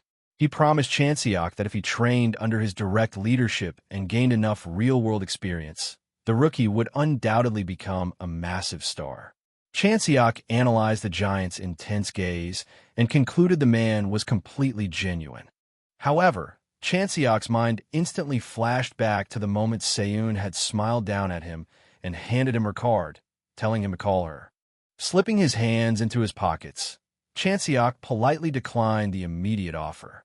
He smoothly lied to the giant, claiming he had a prior engagement to attend to and needed more time to think about his options before making a final decision. Sung-hyun threw his head back and let out a booming, hearty laugh. He told the rookie he hadn't expected a firm answer right there on the spot, appreciating Chanseok's cautious nature. But as he walked past, the giant abruptly stopped. He placed a massive, heavy hand on Chanseok's shoulder, his grip tightening significantly. His booming laugh vanished, replaced by a dark, deadly serious whisper. He warned Chanseok that he had better think his options through very carefully. With a final, gruff farewell, Sung-hyun strode out of the lobby. Chanseok stood perfectly still under the lingering pressure of the giant's warning, his eyes wide and completely unamused. He immediately decided that he was absolutely, unconditionally skipping any offer from the Taebeat Guild. Finding a quiet corner in the lobby, Chanseok quickly dialed the number on the lollipop wrapper. Seun answered almost instantly, her voice smooth and professional. Chanseok confirmed his identity and bluntly asked where she wanted to meet. Seun instructed him to come up to a cafe called The Hut, located on the second floor of the association building, promising to text him the exact location pin. Following the digital map on his new phone, Chanseok arrived at a brightly lit, rustic-themed cafe. He muttered the name The Hut in confusion, entirely taken aback by the excessively cheerful waitress who loudly welcomed him inside. He found Seun sitting casually at a corner booth, enjoying an elaborate chocolate parfait. She smiled warmly, noting he had arrived early, and gestured for him to sit down. Taking a seat across from her, Chanseok commented that the cafe's name was a bit unusual for a high-tech hunter headquarters. Seun ignored the small talk, her sharp eyes immediately picking up on his slightly annoyed mood, and asked if something had happened downstairs. Chanseok leaned back, casually mentioning that a massive, scarred guy had just tried to aggressively recruit him into a guild. Seun paused, her dark eyes narrowing as the imposing image of Yoon Song-hyeon flashed in her mind. She noted with serious professionalism that if a titan like Song-hyeon had personally approached him, the smaller, mid-tier guilds wouldn't have even dared to step forward with an offer. Chanseok stared at her, slightly confused. He asked if that meant the Janabi Guild operated under the same aggressive, high-pressure recruitment tactics. Seun looked at him in genuine surprise, a spoonful of parfait halfway to her mouth. She bluntly stated that she had absolutely no intention of formally recruiting him into her guild. Chanseok blinked, demanding to know why she had given him her card if she didn't want him. She leaned forward, offering him a completely different path. She asked how he felt about working as an independent freelancer, completely unaffiliated with the strict corporate hierarchy of a major guild. As Chanseok processed the idea of not being chained to a corporation, Seun continued eating her dessert. She correctly deduced that Song-hyeon had likely offered him a restrictive junior position on his team. Chanseok frowned, asking for a clarification on the modern guild ranks. He admitted his ignorance, reminding her that he wasn't from the academy and didn't understand the corporate structure of juniors and partner hunters. Seun nodded, acknowledging his lack of formal education. She quickly laid out the modern guild pyramid. She explained that all affiliated hunters were strictly divided into 3 distinct tiers: junior, senior, and partner. She elaborated that the juniors and seniors formed the base of the pyramid, acting as the salaried grunts who belonged to specific operational teams led by the elite partner hunters. Partner hunters, she explained, sat at the absolute top of the food chain. Unlike the lower ranks, partners did not receive a set salary. Instead, they owned direct equity in the guild and took a massive cut of the net profits. She suggested it was easier to view partner hunters as individual business owners operating under a corporate umbrella. Chanseok easily grasped the concept, pointing out that the entire system sounded exactly like the corporate structure of a modern law firm. Seun smiled, confirming that the legendary hunter who originally established the guild system had explicitly used massive law firms as his foundational model. Seun locked eyes with him, explaining the core of her pitch. She revealed that a truly exceptional fighter did not necessarily have to join a guild and suffer through years of grinding through the junior and senior ranks just to achieve partner status. Chanseok caught on instantly. He confidently summarized her point. If he worked as an independent freelancer, built a massive reputation, and achieved undeniable, high-profile combat results, the major guilds would eventually bypass the lower ranks and come directly to him with highly lucrative partner offers. Seun beamed, pointing a finger gun at him and declaring that he understood perfectly. However, Chanseok was completely distracted by the fact that she had just slid another wrapped piece of candy across the table to him, internally questioning her bizarre obsession with giving him sweets. Returning to the business at hand, Chanseok highlighted the glaring flaw in her freelance plan. He pointed out that since he was an unknown rookie with zero industry connections or academy backing, it would be virtually impossible for him to secure the high-profile, dangerous requests required to build that necessary fame. Seun leaned over her folded hands, her expression shifting into a chilling, corporate smile. She smoothly offered to personally provide him with those high-level requests, completely free of charge. Chanseok chewed his lip, immediately suspicious of the generous offer. He bluntly stated that he didn't understand why a top 10 world hunter would go out of her way to act as a free dispatcher for an unranked civilian. Seun rested her hand on a thick, classified mission dossier. She explained her true, long-term motive. By providing him with the means to become a legend, She was ensuring that when he finally reached the top and the guilds came begging for his services, he would remember the Janabi Guild favorably. Chanseok narrowed his eyes, accurately summarizing that she was intentionally placing him in massive, unspoken debt. Ignoring his suspicion, she slid a sealed manila envelope across the table, casually offering him the choice to accept or decline his very first high-profile mission. Chanseok opened the file, asking for the details. Seyoon explained that the request came directly from Incheon City. The target location was Gyeongdo Island, a massive, highly dangerous corrosion zone that had formed 2 years ago after a major guild catastrophically failed to eliminate a rift. Scanning the heavily redacted documents, Chanseok asked if his job was simply to march in and finally destroy the old rift. Seyoon corrected him, clarifying that his mission was to actively patrol the lethal island, locate any new, undocumented rifts that may have spawned in the quarantine zone, and eliminate them. He noted the mission started in exactly 1 month, giving him time to prepare. He read the compensation clause aloud. A 5 million won upfront deposit, with an additional 15 million won paid out upon successful completion. Tossing the contract back onto the table, Chanseok scoffed. He flatly stated that for an independent, highly lethal solo patrol mission inside a notoriously dangerous quarantine zone, 20 million won wasn't exactly great pay. Seon smiled knowingly. She told him that if he felt the pay was unfair, he simply needed to survive, get stronger, and become famous. She promised that once he built his reputation, money would flow into his pockets faster than he could spend it. Leaning back in her booth, she asked for his final answer. Chanseok stared at the contract, his hardened eyes reflecting his absolute resolve to secure his wealthy, comfortable future. Later that day, speeding down the highway in a sleek, black corporate SUV, Seyoon was on a secure phone call with the president of the Janabi Guild. The boss asked for her honest assessment of the mysterious civilian she had scouted. Sitting comfortably in the luxurious back seat, Seyoon confirmed his identity as the unranked civilian, Chanseok. She reported that he had effortlessly cleared a weapons mandatory tournament using only his bare hands. Over the phone, the boss offered a mild, unimpressed, not bad. Seyoon quickly corrected him, her voice tinged with genuine disbelief.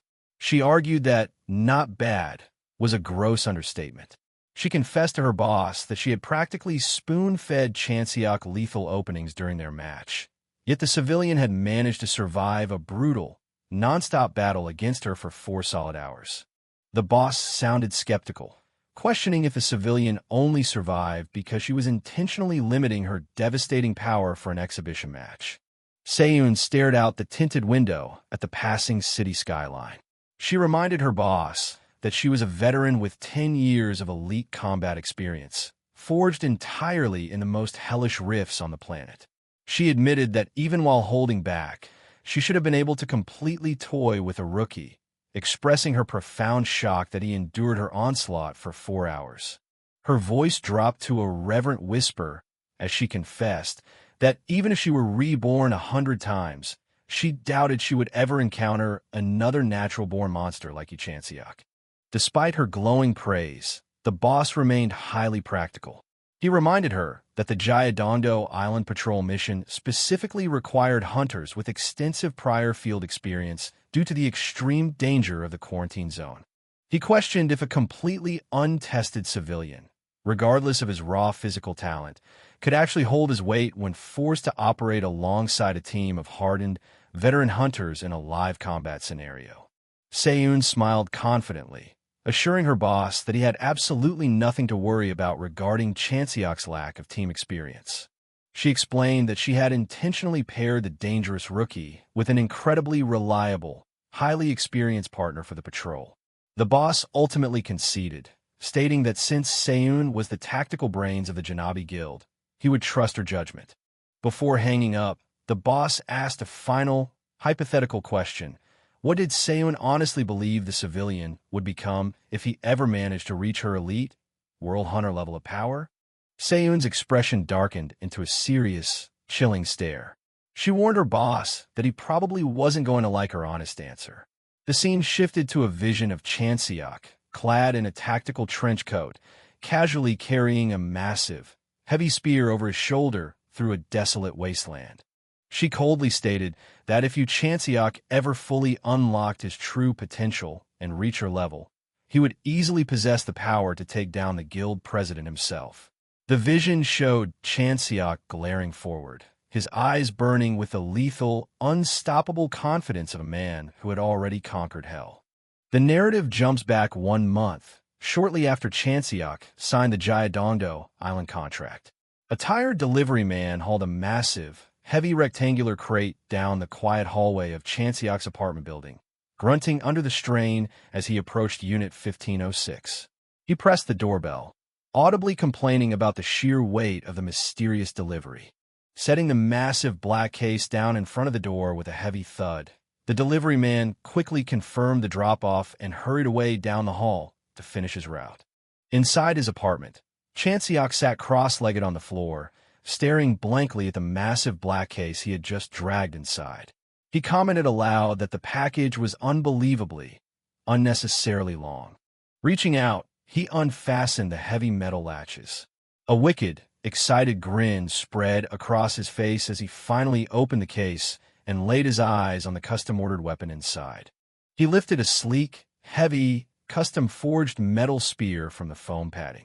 Weighing the weapon in his hands, he smiled in sheer satisfaction, declaring that this sturdy piece of modern engineering would be more than fine for his upcoming, life-threatening mission. Next to the spear lay a small, glowing green vial.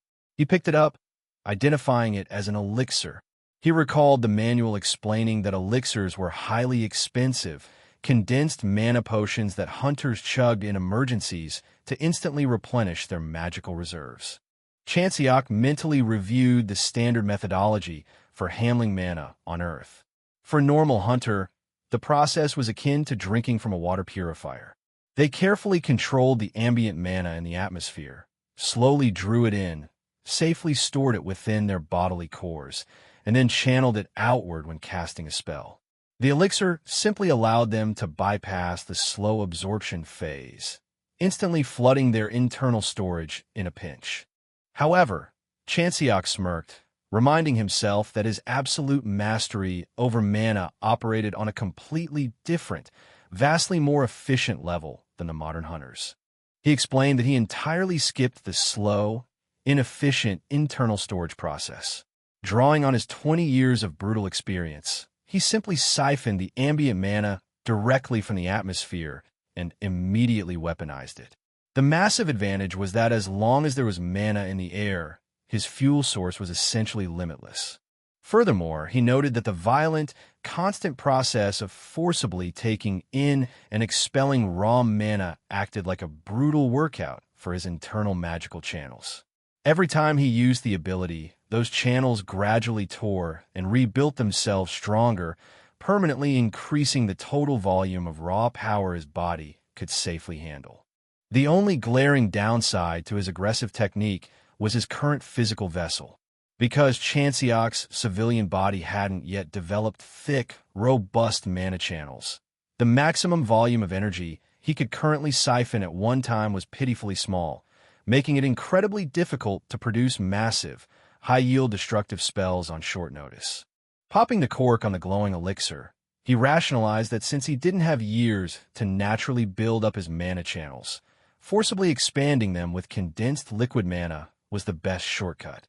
He concluded that if he intensely trained his body using the elixirs every single day for the next month, his physical vessel would successfully grow just strong enough to handle the Gyeongdo mission. 1 month later, the scene shifted to the desolate, misty shores of Incheon's Gyeongdo Island. The massive quarantine zone loomed ominously across the water, choked with dense, corrupted foliage.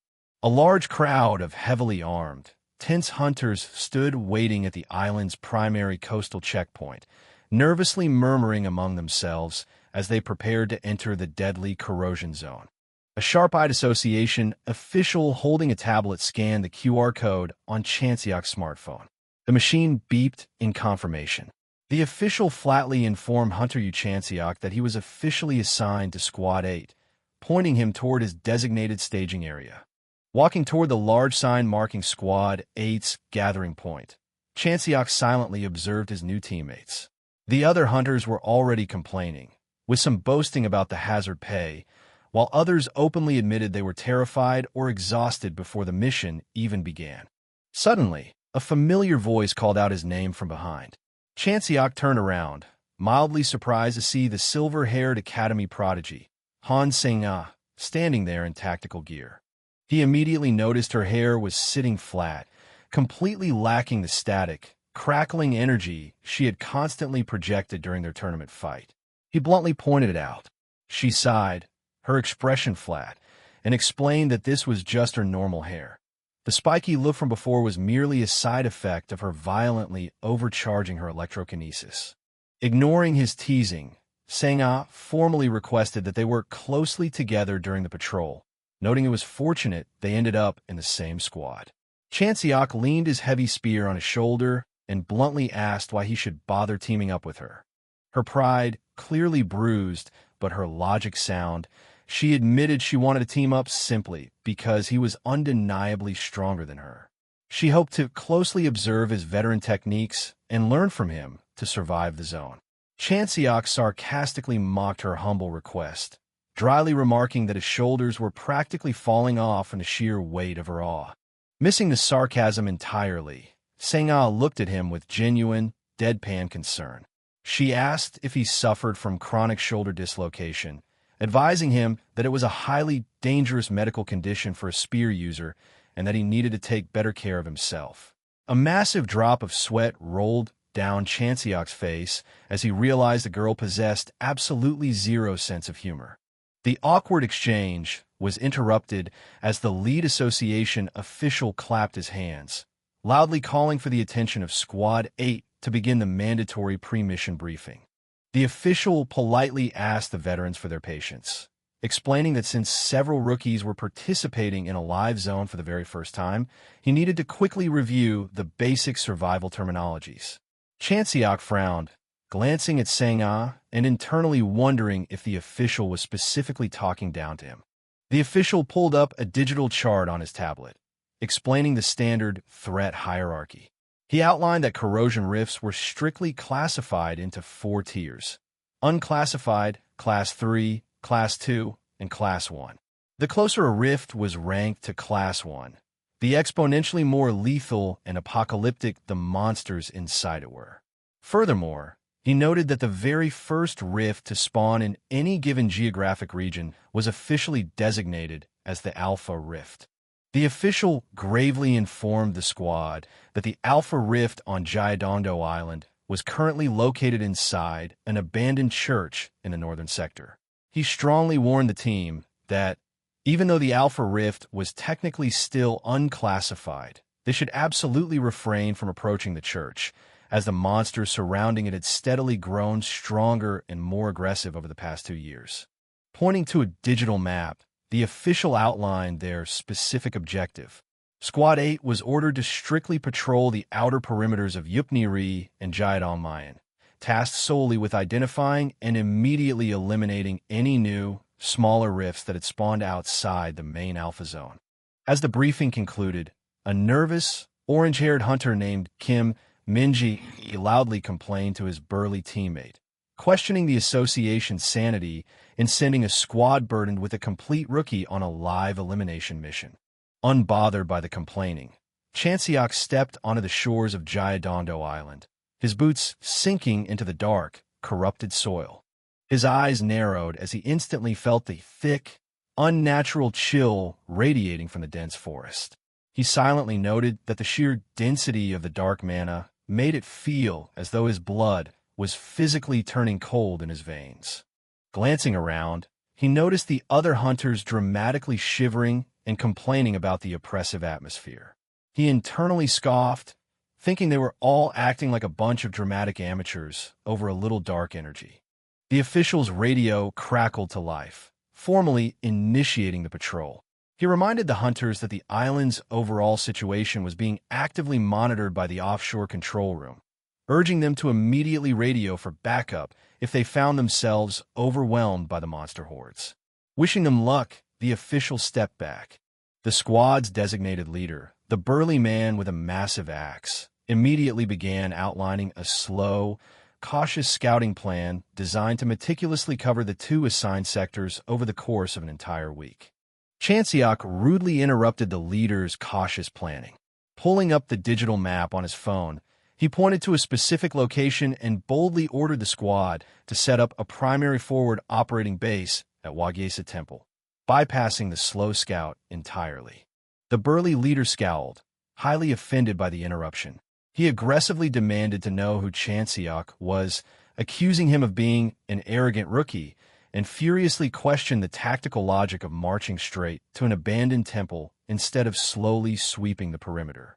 Chanseok stared at the leader like he was an absolute idiot. He bluntly explained that Hyeonseok Temple was located on a high peak, providing a perfect, unobstructed tactical vantage point over both of their assigned patrol sectors.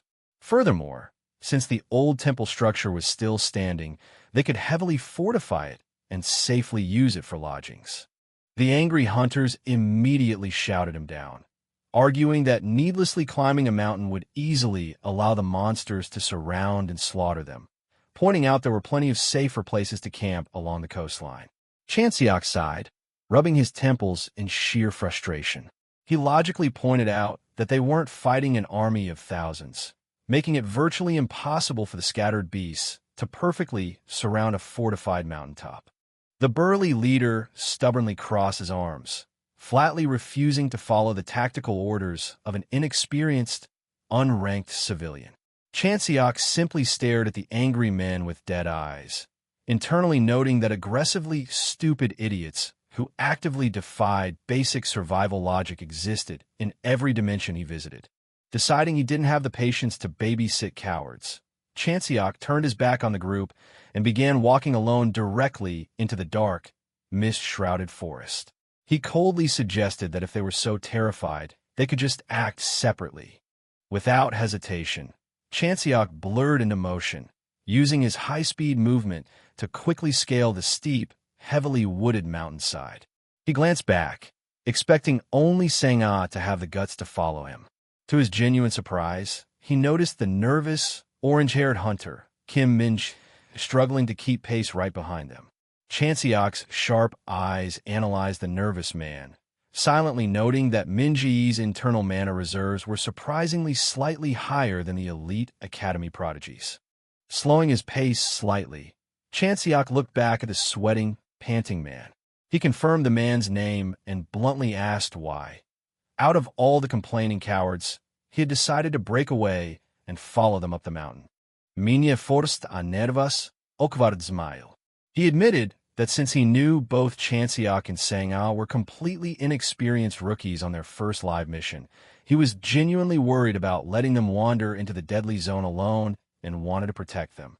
Chanseok stared at the man for a second before offering a rare, genuine smile, thanking Min-jae for his consideration and noting aloud that it was nice to find at least one decent person on the squad. Suddenly, Chanseok's eyes narrowed into slits. He abruptly halted his advance, holding up a hand to signal the others. He commanded them to freeze instantly in their tracks. Pressing himself flat against a large boulder on the ridge, Chanseok turned to Sang-ah. He placed a finger to his lips, ordering her to be absolutely silent, and instructed her to carefully peek over the edge of the rocks. Min-ji confusedly leaned over the boulder to look. His breath hitched in his throat as he stared down into a massive, hidden clearing below them. The clearing was absolutely swarming with dozens of grotesque, heavily muscled, goblin-like beasts. Fennec immediately seized Minya. He stammered that they desperately needed to retreat and find a wide detour, noting in sheer terror that there had to be at least 50 monsters gathered in the depression. Chanseok remained completely calm. Ignoring the frantic suggestion to retreat, he turned directly to Min-jae and sharply demanded to know what his specific unique magical skill was. Shocked by the question, Min-jae asked if Chanseok was insane enough to actually consider fighting a horde of 50 beasts. Chanseok's eyes burned with cold, veteran logic. He retorted that it was a hunter's literal job to fight monsters, completely unfazed by the numbers. He repeated his demand, pressing Min Jae for his exact combat ability. Swallowing his fear, Min Jae finally admitted that his unique ability was flame manipulation. Chanseok quickly asked what specific fire spell he was most confident in executing quickly. Min Jae nervously replied that his best spell was a standard fireball. Chanseok nodded, a ruthless, tactical plan already forming in his mind. He instructed Min Jae to prepare the spell and wait for his direct signal to launch the very first preemptive strike. Min Jae stared at him, utterly terrified by the suicidal proposition. Feeling left out of the strategy, Sang-ah stepped forward, gripping her katana, and eagerly asked what her role in the slaughter would be. Min Jae looked between the two rookies like they had entirely lost their minds, shocked that the academy girl was just as eager to jump into the meat grinder. Desperate to stop them, Min Jae argued furiously that facing 50 beasts with only 3 people was absolute suicide. He pointed out the obvious contradiction. Chanseok had explicitly claimed this was his very first mission, so he shouldn't be acting like a reckless, battle-crazed veteran. Min Jae reached for his radio, urgently suggesting they call the cowardly hunters at the beach for immediate backup, while they still had the element of surprise. Chanseok coldly grabbed his wrist, stopping him. He stated flatly that backup would never arrive in time to save them. Pulling up the digital map, Chanseok pointed out the grim, logistical reality. While the 3 of them had marched directly up the mountain toward the temple, the rest of the cowardly squad had chosen to slowly scour the long, winding coastline on the opposite end of the sector. He explained that breaking radio silence was a massive, tactical gamble. There is absolutely zero guarantee the distant, terrified squad would even respond to the distress call, let alone march into a horde of 50 monsters to save them. Furthermore, if they waited in the bushes for backup that might never come, the horde could easily scatter into the woods, eventually ambushing and slaughtering the clueless hunters on the beach. Min Jae stared at the map, his jaw clenching as the brutal logic finally registered. He realized Chanseok was entirely right. Even if the others heard the radio, the earlier argument over the route meant the leader would likely drag his feet out of pure spite, leaving them to die. Accepting that they were entirely on their own, Chanseok's expression hardened into pure, deadly focus. He concluded that since retreat or waiting meant certain death for someone, they had no choice but to annihilate the horde themselves. He declared that to survive this massive numerical disadvantage, they had to hit the beasts with a perfectly coordinated, overwhelming surprise attack. With zero time to waste, Chanseok dropped to a crouch and rapidly sketched a crude tactical diagram into the dirt with a stick. He pointed to the center of the drawing, instructing Min Jae to launch his largest fireball directly into the middle of the horde to maximize the blast radius and cause immediate chaos. Meanwhile, he and Sang-ah would violently crash into the exposed flanks. Min Jae stared at the crude drawing in the dirt, absolutely astounded. He noted that Chanseok's strategy was terrifyingly detailed, flawlessly anticipating every possible movement the horde could make once the initial fireball struck. He couldn't shake the deeply unsettling feeling that this supposedly green rookie had executed this exact, suicidal ambush 1,000 times before. Without another word of hesitation, Min Jae stepped out from behind the boulder, channeling a massive surge of fiery mana into his palms. The moment he was locked on, Chanseok roared the command to strike. However, as the fiery shockwave cleared, the surviving monsters shrieked in rage and immediately turned their furious, glowing eyes toward the ridge. Min Jae shouted over the chaos that the spell required a massive cooldown, urgently warning the others that he needed several moments before he could fire a second blast to cover them. Chanseok, already gripping his spear, calmly told him to just keep firing the exact second he was ready. Launching himself entirely over the boulder, Chanseok plummeted into the smoky clearing like a missile.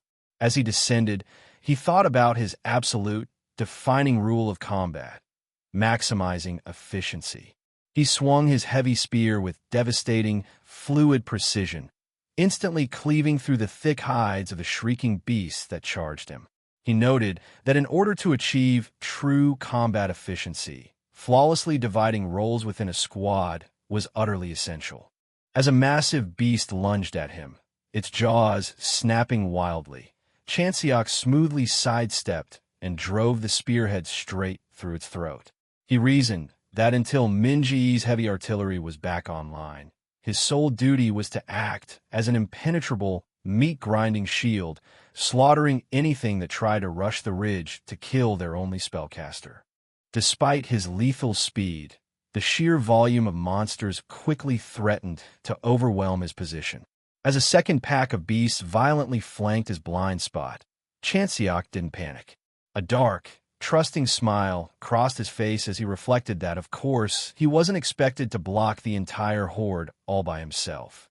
A brilliant, blinding flash of green lightning suddenly illuminated the clearing. With a sharp, metallic screech, Sangha unleashed her katana, moving with breathtaking speed as she instantly decapitated the monsters attempting to flank him. Landing gracefully amidst the falling bodies, Sangha exhaled a sharp breath, her blade crackling with residual electricity. She maintained her position, flawlessly covering Chanseok's rear, just as he had strategically instructed. Seeing the horde momentarily stunned by the dual assault, Minji roared from the ridge above, screaming that his second spell was fully charged and ready to launch. Chanseok flashed a feral, blood-soaked grin. He yelled for Minji to take the shot, instantly abandoning his defensive position and diving out of the designated kill zone. Minji thrust his hands forward, unleashing an absolutely colossal, concentrated sphere of pure, roaring fire directly into the thickest cluster of the surviving monsters. The massive fireball detonated with cataclysmic force, sending a blinding shockwave of heat and shattered earth ripping through the forest, completely obliterating the majority of the remaining horde. Observing the utter devastation, Chanseok's eyes narrowed as he spotted two heavily armored, elite monsters that had miraculously survived the inferno, attempting to flee into the dense woods. Gripping his spear tightly, he barked a harsh, absolute command. Do not let a single one escape. Hours later, the clearing was dead silent, littered entirely with the scorched, butchered remains of the 50-strong monster horde. Chanseok stood over the carnage, leaning heavily on his blood-soaked spear, exhaling a long, satisfied breath. Turning around, Chanseok offered a rare, genuine compliment, beginning to praise his teammates for their flawless execution of the ambush.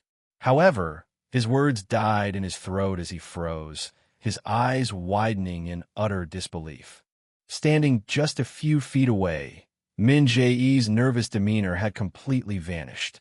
His eyes were cold, dead, and entirely devoid of emotion. He stood in a perfect, trained shooting stance, aiming a heavy, black handgun directly at Chanseok's. Chanseok stared down the dark barrel, completely blindsided by the sudden betrayal, and quietly breathed the man's name in shock. In the eerie quiet following the skirmish, Kim Minji offered a polite smile and asked Chanseok if he would mind stepping aside. Chanseok flinched, his heart skipping a beat, as Minj suddenly drew a blocky, metallic device from his pocket, initially mistaking the heavy tool for a firearm. Instead of a gunshot, a loud pneumatic hiss echoed through the clearing as Minji drove the device into the neck of a dead monster, implanting a small tracker. When Chanseok asked if he was microchipping the corpses, Min Jae confirmed it, explaining that once the mission concluded and the area was secure, a contracted junk dealer would arrive to collect the carcasses. The term caught Chanseok off guard, prompting him to ask for clarification. Min Jae explained that monster byproducts were incredibly bulky and heavy, making it nearly impossible for a small strike team to recover the valuable materials on their own. Min Jae elaborated on the logistics, detailing how tagging the bodies allowed specialized junk dealers with large cargo trucks to sweep the battlefield afterward, scooping up anything of value. Once the materials were hauled away, the dealers would appraise the loot, sell the usable parts, and split the revenue.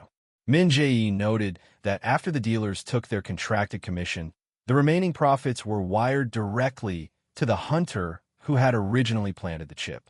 Skeptical of relying on scavengers, Chanseok asked if these dealers could actually be trusted not to skim off the top. Min Jae admitted the risk, adding that finding a reputable dealer and locking them into an ironclad contract was a crucial part of a hunter's career. Putting the tagging device away, Min Jae turned to Chanseok with genuine awe, praising his combat skills and admitting he never imagined the three of them could successfully fend off 50 monsters. However, the momentary peace was a facade. Deep within the dark tree-line, predatory eyes locked onto the trio. Without warning, the canopy exploded. A colossal, muscular monstrosity with crimson wings plummeted from the sky like a meteor.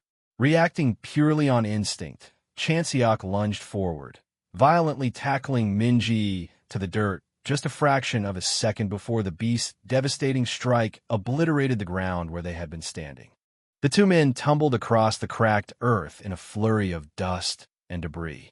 Skidding to a halt, Chanseok urgently asked if Min Jae was injured. Grabbing his heavy spear from the ground, Chanseok rose to his feet alongside Hyeonseok, both of them assuming combat stances.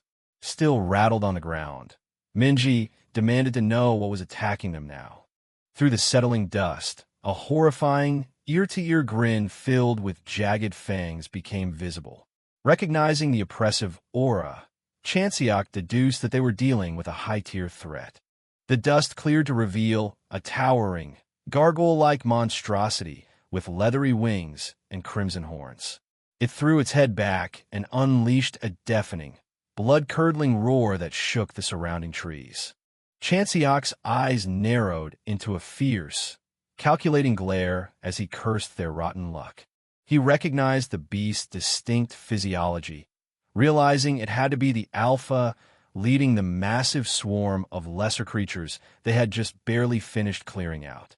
The gargoyle locked its dead eyes on them, emitting a low, vibrating growl. Feeling the heavy, suffocating pressure radiating from the creature, Chanseok recognized that its mana output was on a completely different dimension compared to the small fry they had fought earlier. Without turning his head, he barked a strict order to Sang-ah and Min Jae, demanding they step back and absolutely not interfere. He calculated that if the beast decided to chase all three of them, the two rookies wouldn't stand a chance of outrunning it. Sang-ah immediately protested the idea of leaving him alone. Min Jae frantically suggested a tactical retreat, proposing they initiate a pincer attack just long enough to buy time to fall back and report the anomaly to command. Chanseok's patience snapped. He roared over his shoulder, commanding them to stop talking and fall back instantly, aggressively asking if they had a death wish and wanted to be sent home in body bags. The sheer, dominating intensity of Chanseok's voice stunned the two rookies, leaving them wide-eyed and frozen as they realized he genuinely intended to fight the behemoth alone. Stepping toward the monster, Chanseok spun his spear, explaining that solo combat was actually the optimal strategy. By fighting alone, he wouldn't have to hold back his devastating paradox flame out of fear of friendly fire, allowing him to butcher the creature as quickly as possible. His gaze hardened into a lethal stare. Pointing his blade at the towering beast, he taunted the winged bastard to make its move. From the sidelines, Min Jae nervously watched the clash begin. Seeing Chanseok on the defensive, he ignited a fireball in his palm and anxiously asked Sang-ah if they should intervene, convinced their teammate was in over his head. Sang-ah, however, remained perfectly still, her eyes tracking the high-speed movements. She calmly instructed Min Jae to stand down, pointing out that while it might appear as though Chanseok was being mercilessly pushed back, he hadn't actually taken a single hit. Chanseok leaped gracefully into the air, twisting his body to evade a lethal swipe while simultaneously driving his spear toward the beast, thick trails of black flame following the arc of his weapon. Sang-ah's sharp eyes widened as she broke down the mechanics of the chaotic brawl, realizing there was a terrifying depth to Chanseok's movements. She noted that the monster was unleashing strikes so fast and heavy that she would have struggled merely to survive dodging them. Yet, Chanseok was not only evading every blow perfectly, but he was also launching precise counterattacks in the same fluid motion. Furthermore, she observed the strange, dark magic at play. Every time Chanseok's spear grazed the beast's thick hide, volatile black flames erupted on impact. She couldn't comprehend the nature of the dark fire, but she recognized its devastating effect. With every burst of flame, the monstrous alpha was becoming visibly more sluggish. A confident, almost predatory smirk crept across Chanseok's face as he weaved through the gargoyle's frantic attacks. Sang-ah realized her initial assessment was completely wrong. He wasn't struggling to survive. He was actively toying with his prey. A cold sweat broke out on her forehead as she watched the masterclass in combat. She found herself questioning how it was remotely possible for someone registered as a rookie hunter to fight like a seasoned warlord. The beast unleashed a desperate, earth-shattering downward smash. Chanseok brought his spear shaft up, catching the full weight of the colossal attack. The kinetic force of the blow was immense, sending Chanseok skidding backward, his boots carving deep trenches into the dirt as he rode out the momentum. Instead of fighting the pushback, Chanseok used the space to his advantage. He planted his feet, rotated his core, and hurled his heavy spear straight up into the sky with terrifying velocity. Sang-ah and Min-ji watched in absolute shock as the bladed weapon rocketed into the clouds, leaving Chanseok completely unarmed against the charging alpha. Min-ji screamed in panic, unable to process why a hunter would throw their primary weapon away. Min-ji shrieked for Chanseok to watch out as the gargoyle, sensing vulnerability, lunged forward with its jaws unhinged, aiming to bite the defenseless hunter in half. Inches from Chanseok's stoic face, the beast violently stopped dead in its tracks. A sickening crunch echoed through the clearing as thick, black blood erupted from the monster's maw. The spear had returned. Plummeting from the heavens like a guided missile, the heavy blade drove straight through the back of the monster's skull, crushing its massive body flat against the pavement in an explosion of dust and gore. Stepping up to the ruined carcass, Chanseok casually pulled his spear free. He looked down at the twitching remains, noting with mild surprise that the creature had still managed a final lunge, even after his black flames had burned away nearly all of its kinetic strength. His golden eyes narrowed coldly as he resolved to ensure the beast wouldn't be getting back up. The sickening sound of the spear tearing through flesh finalized the kill. Min-jae and Sang-ah stood frozen, their faces pale with shock as they processed the abrupt, brutal end to the fight. Min-jae stammered, his mind racing to catch up with reality. Just moments ago, it had looked like their teammate was fighting a desperate, losing battle, and now the apex predator of the forest was a bleeding heap on the ground. He asked the empty air what in the world had just happened. Chanseok's voice cut through the silence, casually calling out Min-jae's name as he wiped the dark blood from his weapon. Min-jae snapped to attention. Looking at the massive corpse, Chanseok asked if it was standard protocol for a mid-boss of this caliber to spawn on Gyeongdo Island. Min-jae, he nervously admitted he had been wondering the exact same thing, explaining that an entity this powerful, especially one that wasn't even the Rift's core boss, should theoretically only exist within a highly dangerous Grade 3 zone. Chanseok took a moment to recall that the Hunter Association classified corrosion rifts into 4 distinct tiers. He mentally visualized the hierarchy: Grade 1, 2, 3, and unclassified. He specifically remembered the pre-mission briefing explicitly labeling the Gyeongdo Island Alpha Rift as an entry-level unclassified zone. Putting the pieces together, Chanseok deduced the grim reality. The rift had spontaneously evolved, skyrocketing in danger to a lethal Grade 3. Sang-ah stepped forward, trying to argue that the briefing couldn't have been that wrong, but Chanseok cut her off. He urged her to look at the situation rationally, pointing to the dead behemoth at their feet as undeniable proof. Without the rift evolving to Grade 3, The monster's presence was impossible to explain. The gravity of the situation hit Minji like a physical blow. Panic laced his voice as he shouted that the difficulty gap between an unclassified rift and a grade 3 was like night and day. Staring out into the dark, cursed woods, Minji realized with horror that if the entire island was now a grade 3 zone, the survival rate for the scattered, low-level hunters currently exploring the area would be close to absolute zero. Desperate, Minji pleaded with Chanseok, urging him to use his overwhelming strength to go out and save the other stranded hunters, convinced that he could easily survive a grade 3 threat. Chanseok didn't hesitate for a second. He flatly rejected the idea. Minji recoiled, shocked by the immediate refusal, and demanded to know why. Chanseok gestured to the sprawling forest, asking how he was supposed to miraculously locate and rescue every single hunter wandering blindly across the vast island. He stated firmly that he had physical limits, and he wouldn't commit suicide attempting the impossible. Chanseok reminded the idealistic rookies of their actual mission parameters. They weren't deployed as a rescue squad. Their explicit orders were to identify and eliminate newly formed rifts. His tone hardened as he delivered a harsh truth. In this brutal line of work, expecting everyone to come back alive was a fool's errand. Refusing to accept his cold logic, Sang-ah stepped into his space, challenging his empathy. She demanded to know what he would do if their roles were reversed, and he was the one trapped in the dark. She pressed harder, asking if he wouldn't feel resentful and beg the heavens for a savior, implying that common human decency dictated he should feel compassion and go save them. A dark shadow fell over Chanseok's face. He quietly clarified that his refusal had nothing to do with a lack of empathy or failing to understand the terror those hunters were feeling. His mind drifted back to his 20 years of hell in the other world, remembering the countless times he had been forced to watch allies fall. He stated that he was simply acknowledging the grim outcome.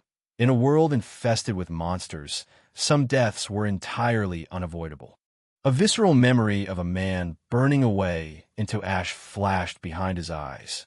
He told them that when an absolute, overwhelming death comes for you, no amount of begging, resentment, or desperate hoping changes the inevitable.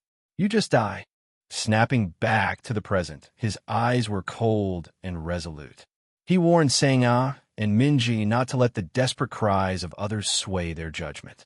He turned his back on the dark woods, finalizing the argument by stating that holding onto a soft, naive mindset would only ensure their own swift deaths.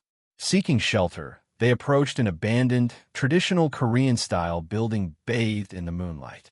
Chanseok carefully pushed the heavy wooden door open, sweeping the interior shadows. Finding the coast clear, he announced the building was secure and devoid of corrupted beings, allowing Sang-ah to finally let out a heavy sigh of relief. Inside, Chanseok peered out a broken window and asked Minji if he could spot anything moving in the tree line. Minji squinted, but admitted the darkness was too thick to make out any details.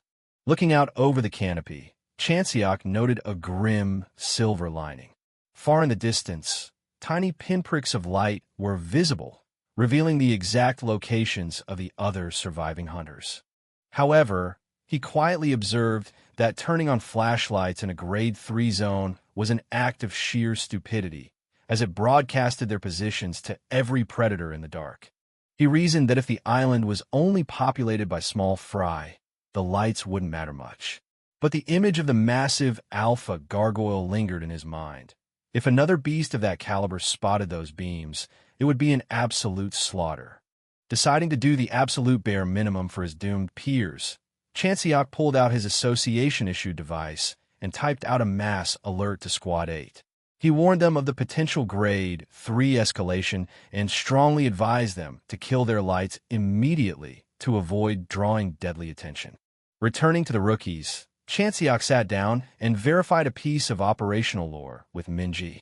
He asked if destroying a rift's core would truly cause all the corrupted beings spawned by it to disappear. Minji confirmed the mechanic, stating that without the rift radiating energy to sustain them, the corrupted zone and its monsters would simply vanish. A dangerous, calculating gleam entered Chanseok's eyes as he covered his mouth, realizing the tactical simplicity of the situation. Instead of running around the island trying to save individuals, he just needed to hunt down and obliterate the rift itself. Exhausted by the sudden escalation, Sang-ah and Minji quickly fell asleep against the dilapidated walls.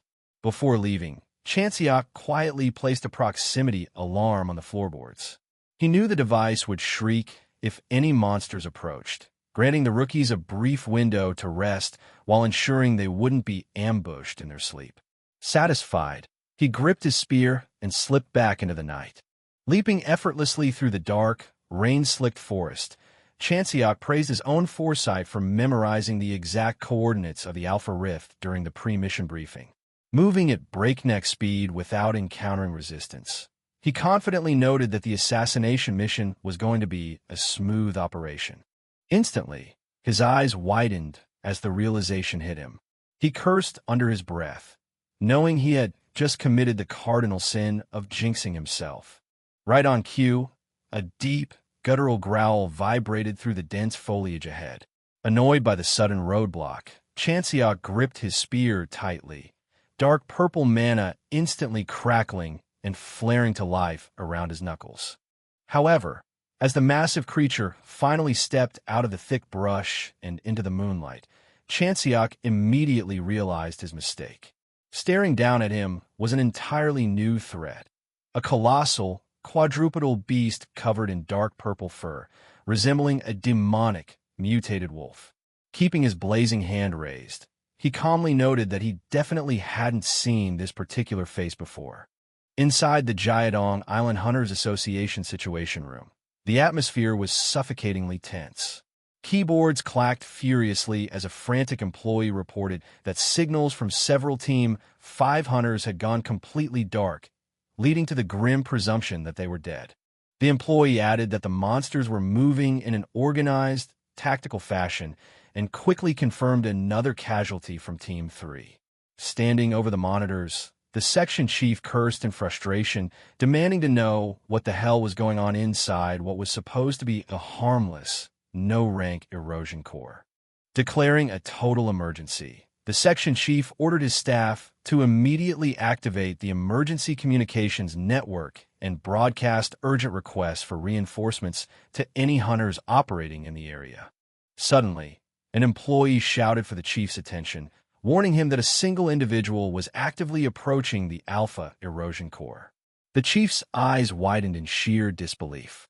Panic creeping into his voice, the section chief ordered the staff to contact the rogue hunter immediately and demand they stop, shouting to know who the hell was crazy enough to walk into the center of the anomaly. Checking the data, the employee identified the anomaly as Hyeonseok, a hunter from Team 8. Deep within the dark, rain-slicked woods of the island, Chanseok landed heavily on the forest floor, his spear in hand.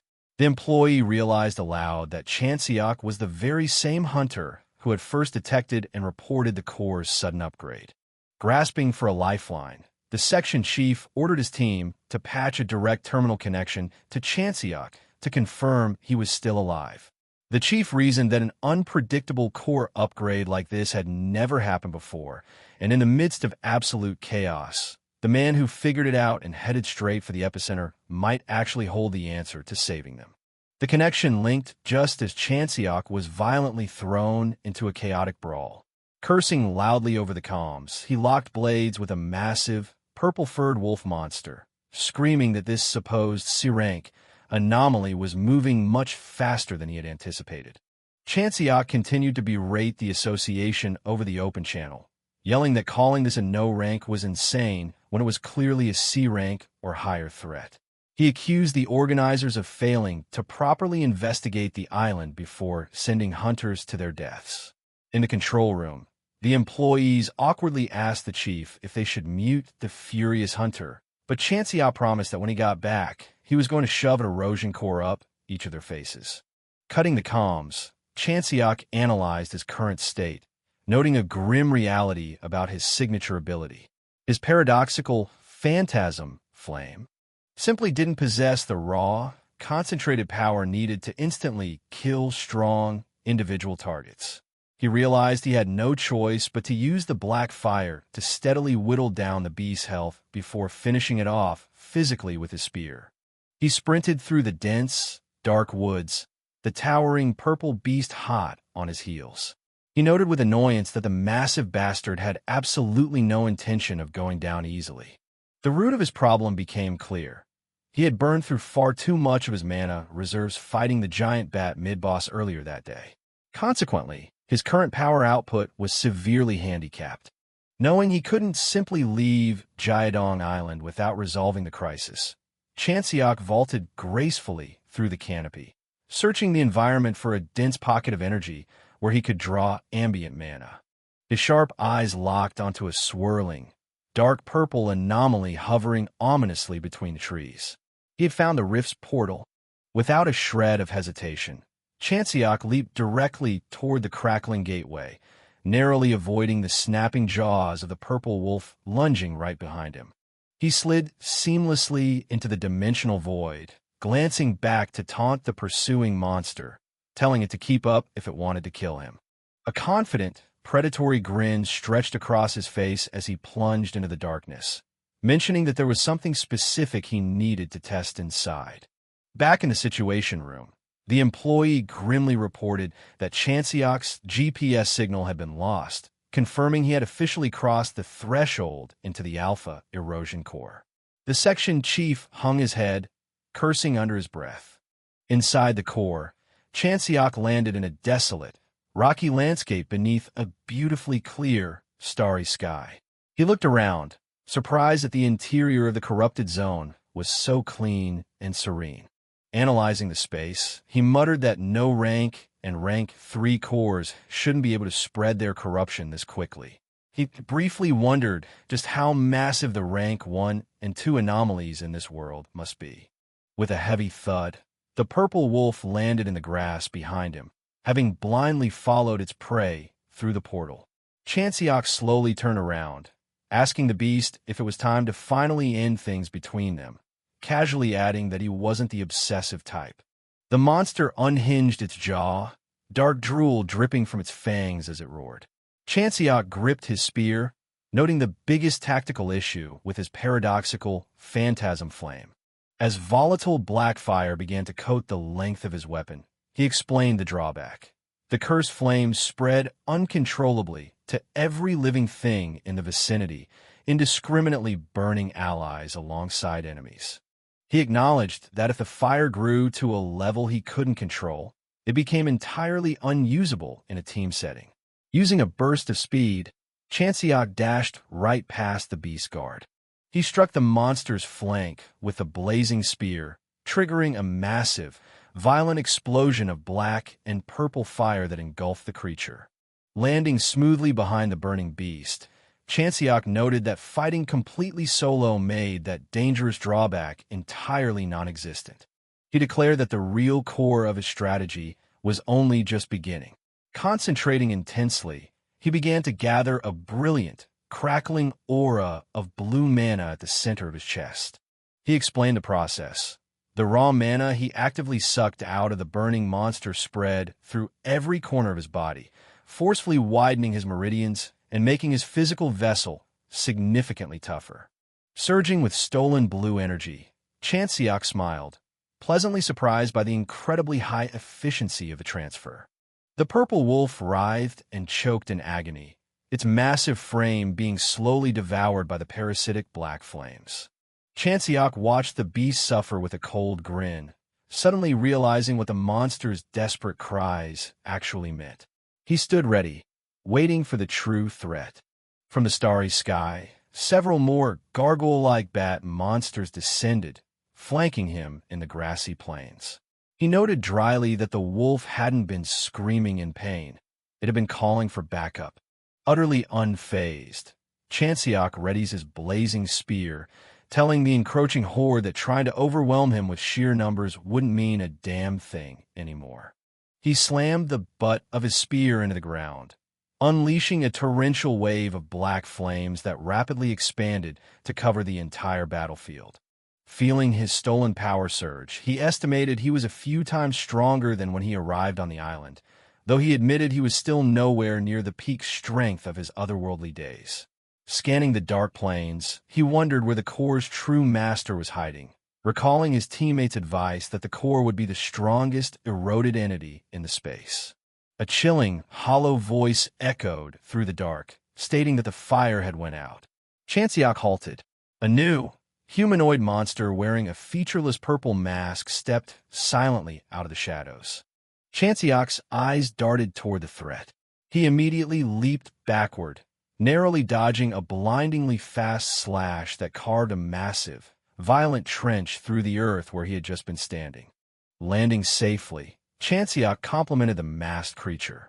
He noted that the beast had intelligently waited for his phantasm flame to completely burn out the lesser monsters before showing itself, even mocking him out loud.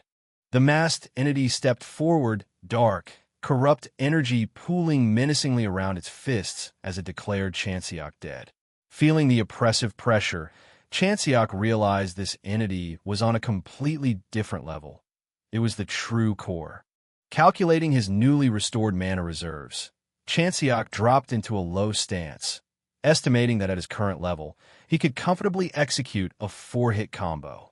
He lunged forward, closing the distance with explosive speed.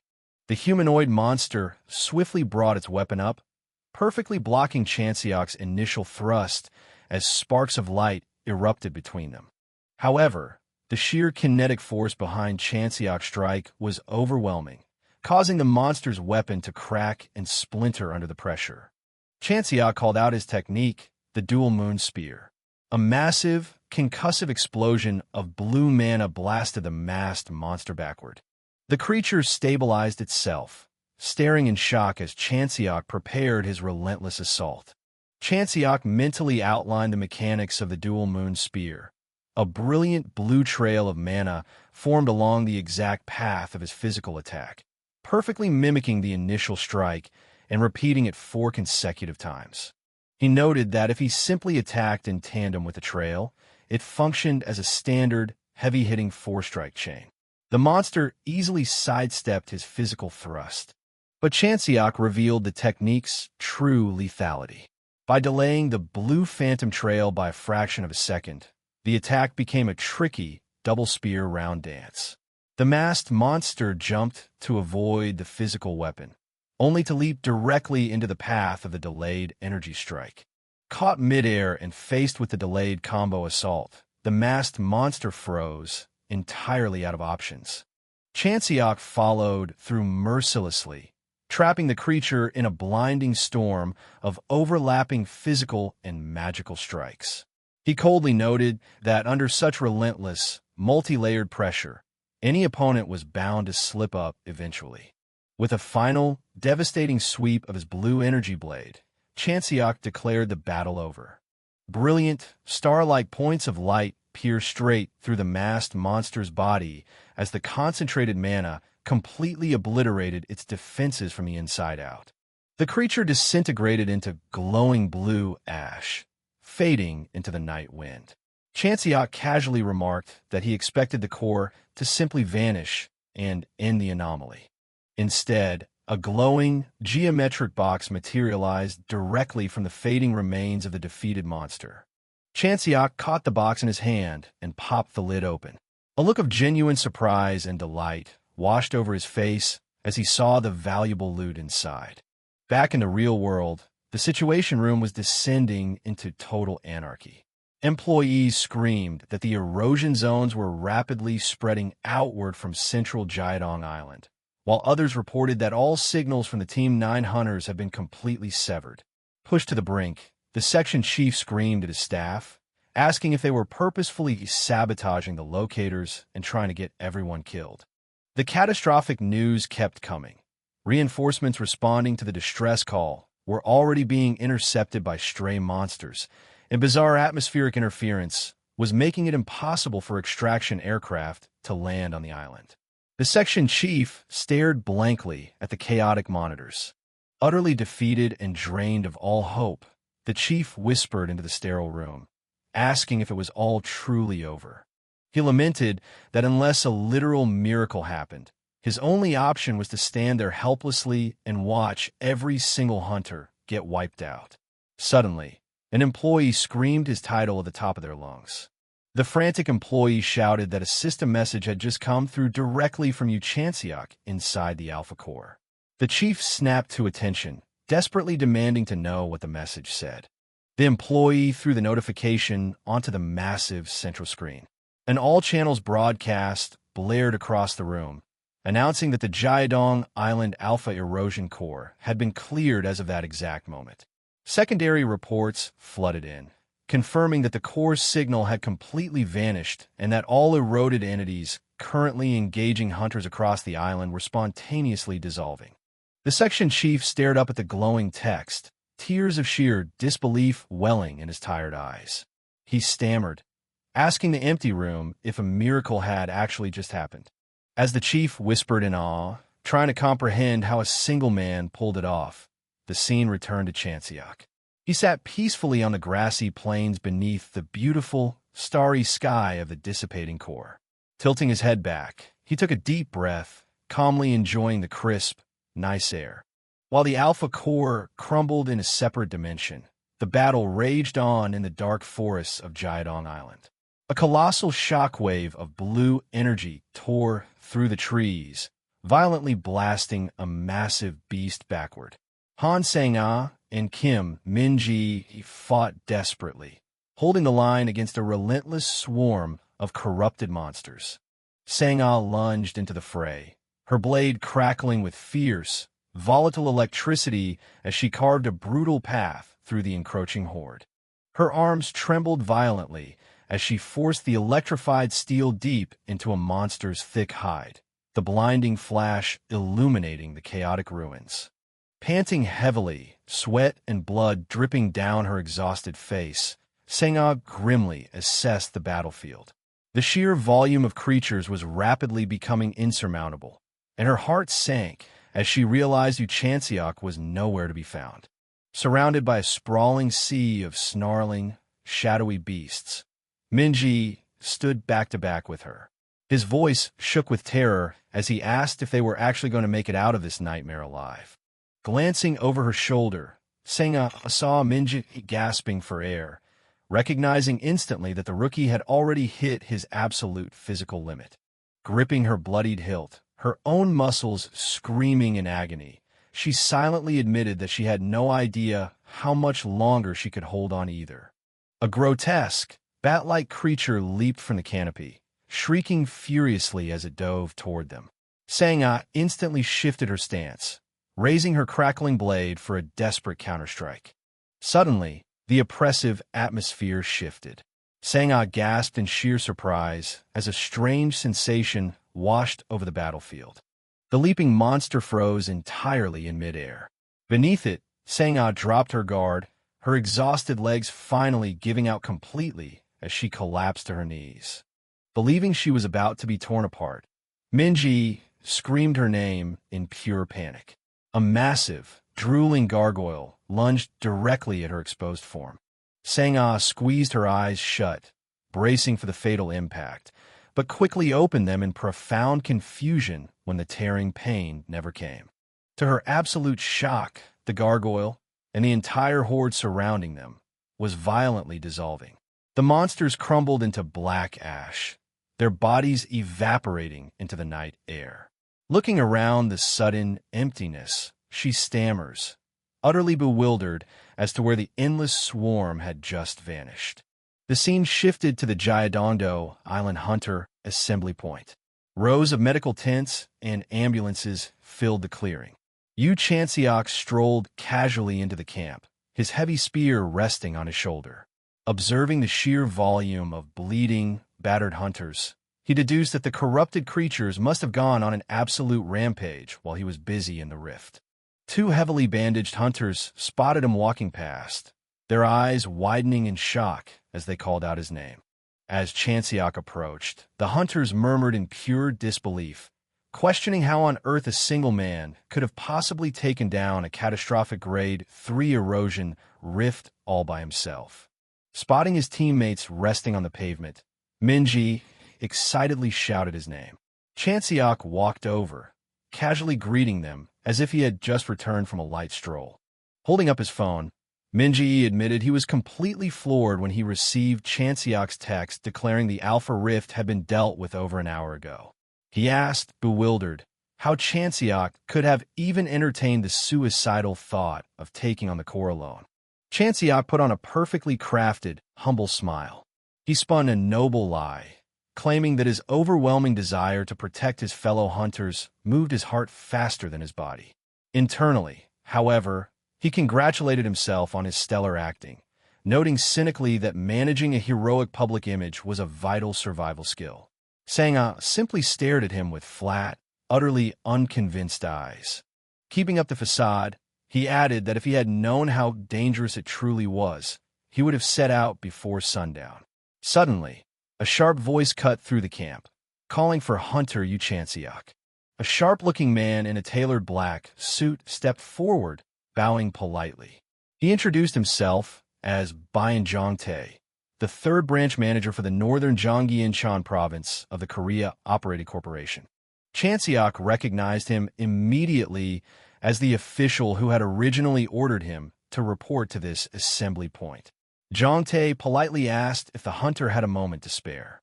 The manager revealed that the mayor of Incheon had explicitly requested an immediate audience with him.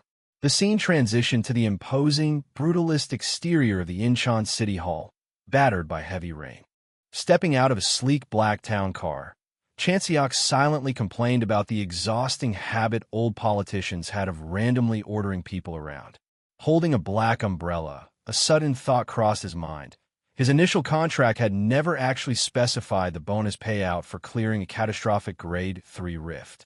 He resolved that since he had been dragged all the way out here, he might as well aggressively negotiate his price.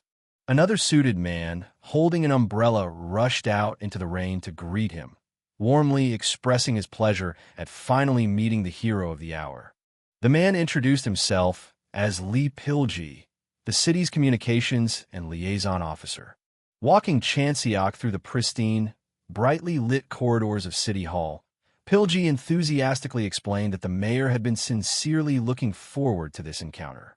He admitted that when the terrifying reports from Gyeongdo Island hit his desk early that morning, he was absolutely floored. Pilji added that upon seeing the casualty reports and Chanseok's miraculous victory, the mayor immediately canceled his entire morning schedule just to meet him. Chanseok brushed off the grandiose praise, casually noting that they could have easily met later since he hadn't done anything all that impressive. Pilji aggressively refuted the humble act, stating that a rookie hunter single-handedly annihilating a Grade 3 rift hadn't occurred since the legendary era of the very first awakened human, the Great Pioneer. Chanseok mused internally, finding it hard to believe there was actually a precedent for such an insane feat, silently wondering if this Great Pioneer was the real monster. They arrived at a set of massive double doors, and Pilji announced Chanseok's arrival. Inside the lavish, sprawling office, Mayor Park Ji-yeon stood behind his heavy oak desk, greeting the young hunter with a wide, politician smile, thanking him profusely for making the trip. The mayor formally introduced himself and immediately offered a slick apology for dragging Chanseok out in such awful weather. Gesturing to the plush leather sofas in the center of the room, Park invited Chanseok to sit and talk, simultaneously barking an order at Pilji to fetch them some coffee. Over steaming cups of premium instant coffee, the mayor began laying the flattery on thick, praising Chanseok for doing a truly magnificent service for the country. Park explained the grim political reality. Gyeongdo Island had been a massive pain in the neck. The city desperately needed the area cleared, but their severely limited budget made hiring a premium guild utterly impossible. Cutting through the fluff, Chanseok noted dryly that the mayor must be thrilled the apocalyptic threat was resolved at such a remarkably low cost. The mayor chuckled, confirming the blunt truth. He then shifted the conversation, noting that he had heard this was Chanseok's very first official commission. Chanseok took a slow sip of his coffee and confirmed it. Leaning forward excitedly, the mayor expressed immense, performative pride that such an incredibly talented powerhouse took his first professional steps right under his jurisdiction in Incheon. Launching into a grandiose pitch, Park loudly proclaimed the Republic of Korea to be the absolute safest country in the world, emphasizing that Incheon was one of its most critical, vital regions. Chanseok watched the man with deadpan eyes, wondering what this sudden patriotic sales pitch was building toward. The mayor boasted about the city's unparalleled infrastructure, specifically citing the international airport and the massive influx of foreign investment pouring into free economic zones like Songdo and Chongya. Gripping his fists with greedy excitement, Park highlighted the staggering, endless flow of wealth generated by the international cities and the sheer volume of goods transported through their hubs. Reaching the absolute crux of his pitch, the mayor leaned in, promising that he would personally ensure Chanseok's path as a hunter remained incredibly smooth, offering the full, unmitigated financial and political backing of the city. The scene abruptly cut back to a flashback of the rainy car ride with Jong Tae. The branch manager had looked closely at Chanseok in the rearview mirror, asking him a deeply personal, probing question. As the wipers dragged across the glass, Jong Tae had asked Chanseok to reveal his true underlying purpose for becoming a hunter.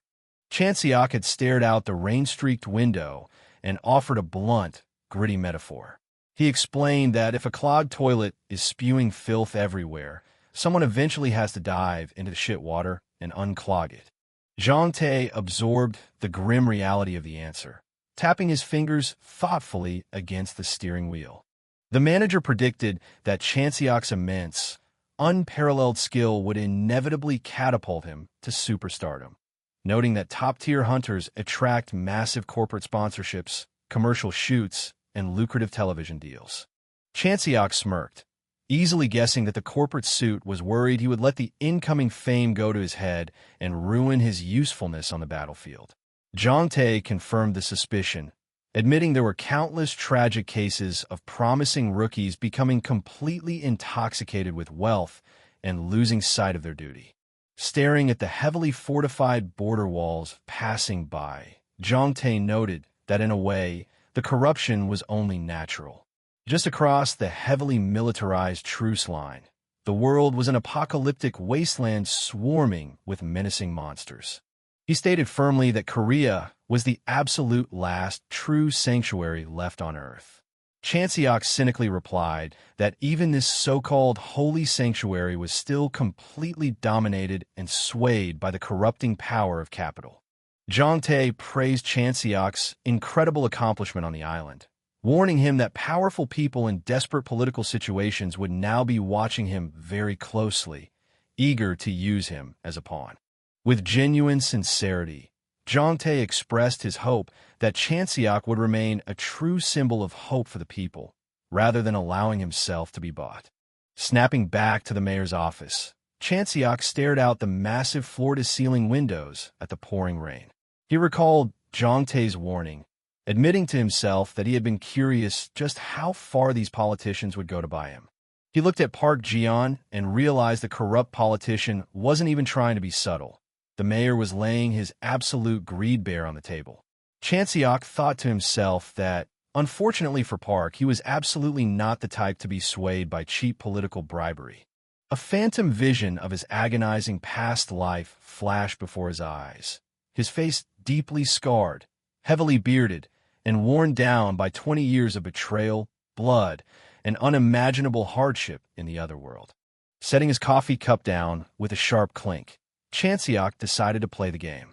He bluntly stated that if the mayor was offering such massive political and financial support, there must be a hefty favor he expected in return. Leaning back confidently, Chanseok hit the nail on the head. He suggested the catch was helping a desperate mayor with plummeting approval ratings secure a highly unlikely re-election. Park Ji-yeon flinched violently, utterly shocked by the rookie's sharp, ruthless political insight. The mayor coughed nervously into his fist, attempting to play it off by complimenting Chanseok's surprisingly well-informed nature. Chanseok casually replied that all this sensitive information was easily accessible on a smartphone. Chanseok mercilessly broke down the mayor's desperate situation. He pointed out that Park's term was scheduled to end early next year, and according to the general news consensus, his chances of winning re-election were practically non-existent. Sweating profusely, the mayor tried to regain control of the crumbling conversation. He nervously laughed at Chanseok's brutal directness and attempted to spin the narrative, reminding the hunter that he had required special, personal approval from City Hall just to participate in the commission in the first place. Chanseok saw right through the transparent manipulation. He knew exactly what the mayor was planning. Park intended to aggressively market him as a miracle talent discovered by Park Ji-yeon. After roping him into a predatory, exclusive contract, the corrupt politician simply wanted to ride his heroic coattails to his second term. Sweating heavily and desperate to close the deal, the mayor changed tactics, frantically highlighting his deep, highly lucrative relationships with powerful overseas and domestic corporations. He pointed to the beautiful model on the instant coffee box sitting on the table, eagerly offering to completely replace her face with Chanseok's, guaranteeing him massive, life-changing endorsement deals. Park passionately promised that this was just the beginning, dangling visions of endless future wealth before the young hunter. Chanseok slammed his coffee cup down onto the saucer, the sharp crack silencing the desperate politician instantly. Standing up with an intimidating, ice-cold glare, Chanseok plainly stated that the mayor clearly took him for someone incredibly cheap. The mayor stammers, utterly thrown off balance. Chanseok continued, observing that looking at the grim state of the world on the news, society desperately needed a fresh, powerful face to completely shift the dreary atmosphere. He asserted his own immense, undeniable worth, noting that if a generational talent like him continued to operate as a hunter, every single thing the mayor had just offered him, fame, endorsements, and wealth, was already destined to be his anyway. He didn't need a corrupt, failing politician to hand it to him. Flustered and standing up in a sheer panic, Park Ji-yeon stuttered, desperately offering to personally curate safe, insanely high-paying commissions exclusively for him. Chanseok shut him down immediately, calling the offer profoundly uninteresting. Turning his back on the stunned, defeated mayor, Chanseok delivered his final, merciless rejection. He advised Park to simply pass on his congratulations to the coffee mix model, because thanks to this failed negotiation, she would definitely be extending her contract. The scene shifted abruptly from the pristine office to a dark, rain-swept underpass. Two mysterious, hooded figures stood concealed in the heavy shadows of the concrete bridge. One of the figures, referred to as the captain, grimly noted that the Gyeongdo Island test was an absolute, catastrophic failure. The subordinate bowed his head deeply in apology. The subordinate lifted his head, revealed to be Lee Pilji, the mayor's seemingly polite liaison officer. Pilji smiled a sinister, unsettling smile, dismissing the failure and insisting that there was actually incredibly good news to come out of the disaster. The captain narrowed his eyes from beneath his hood, asking what he meant. Pilji held up a smartphone, playing a highly classified, heavily guarded video clip pulled directly from a Hunter Association certification exam. The video showed Chanseok effortlessly destroying reinforced testing equipment with a volatile, explosive burst of his black mana. The captain's eyes locked onto the screen, completely mesmerized by the sheer, terrifying power of the flames. He muttered Chanseok's name, a dangerous new target officially acquired by the Shadows. The first of every month marked a highly anticipated moment across the entire nation. It was the release day for the September 2025 Hunter rankings. Civilians crowded the streets and cafes, eagerly refreshing their phones. Young Hyeonseok excitedly shoved his glowing screen toward his mother, while elsewhere, a green-haired punk casually asked his friend who snagged first place, only to be met with total apathy. Usually, the rankings remained stagnant, serving as mere entertainment for the general public rather than groundbreaking news. However, this month was different. In a quiet hospital room, Kim Min-ji sat up in his bed, his arm heavily casted, and let out an excited breath alongside Han Sang-ah. Within the highest office of the Hunters Association, an employee respectfully handed the official September ranking report to President Moon Jae-tae. Far away in a freezing, snow-covered wasteland, the top-tier hunter, Lee Se-eun, wiped monster blood from her massive blade and openly wondered if a certain newcomer had made the cut. This month's list was vastly different. Dressed in a sharp black suit, Chanseok leaned forward in his chair, staring at the glowing screen of his phone. He mused that despite the flashy nationwide presentation, the only thing that truly mattered was the top 10. Sitting at 10th place was Lee Se-eun. Her support crew called out across the icy terrain to inform her that their base camp was fully set up, earning a cheerful nod of approval from the veteran. Taking 5th place was Kim Chae-hyun, silently sharpening a vicious, golden claw weapon in the shadows. 3rd place belonged to Choi Yeorium, his red hair illuminated by a raging storm of fire swirling around his body. 2nd place went to the hulking powerhouse Jang Tae-suk, who stood at the precipice of a massive, glowing purple dimensional rift. Before Chanseok could scroll any further, a staff member called his name, apologizing for the wait and signaling that it was time for him to step out. He acknowledged the call and stood up. His official profile blared across digital screens as the newest registered hunter, accompanied by massive congratulations for achieving the fastest rank entry in recorded history. For a seasoned 5-year veteran to solo a Grade 3 erosion zone, the hunter community might brush it off as a mundane Tuesday. But for an unranked rookie pulling off the exact same feat on his absolute debut mission, the paradigm shifted entirely.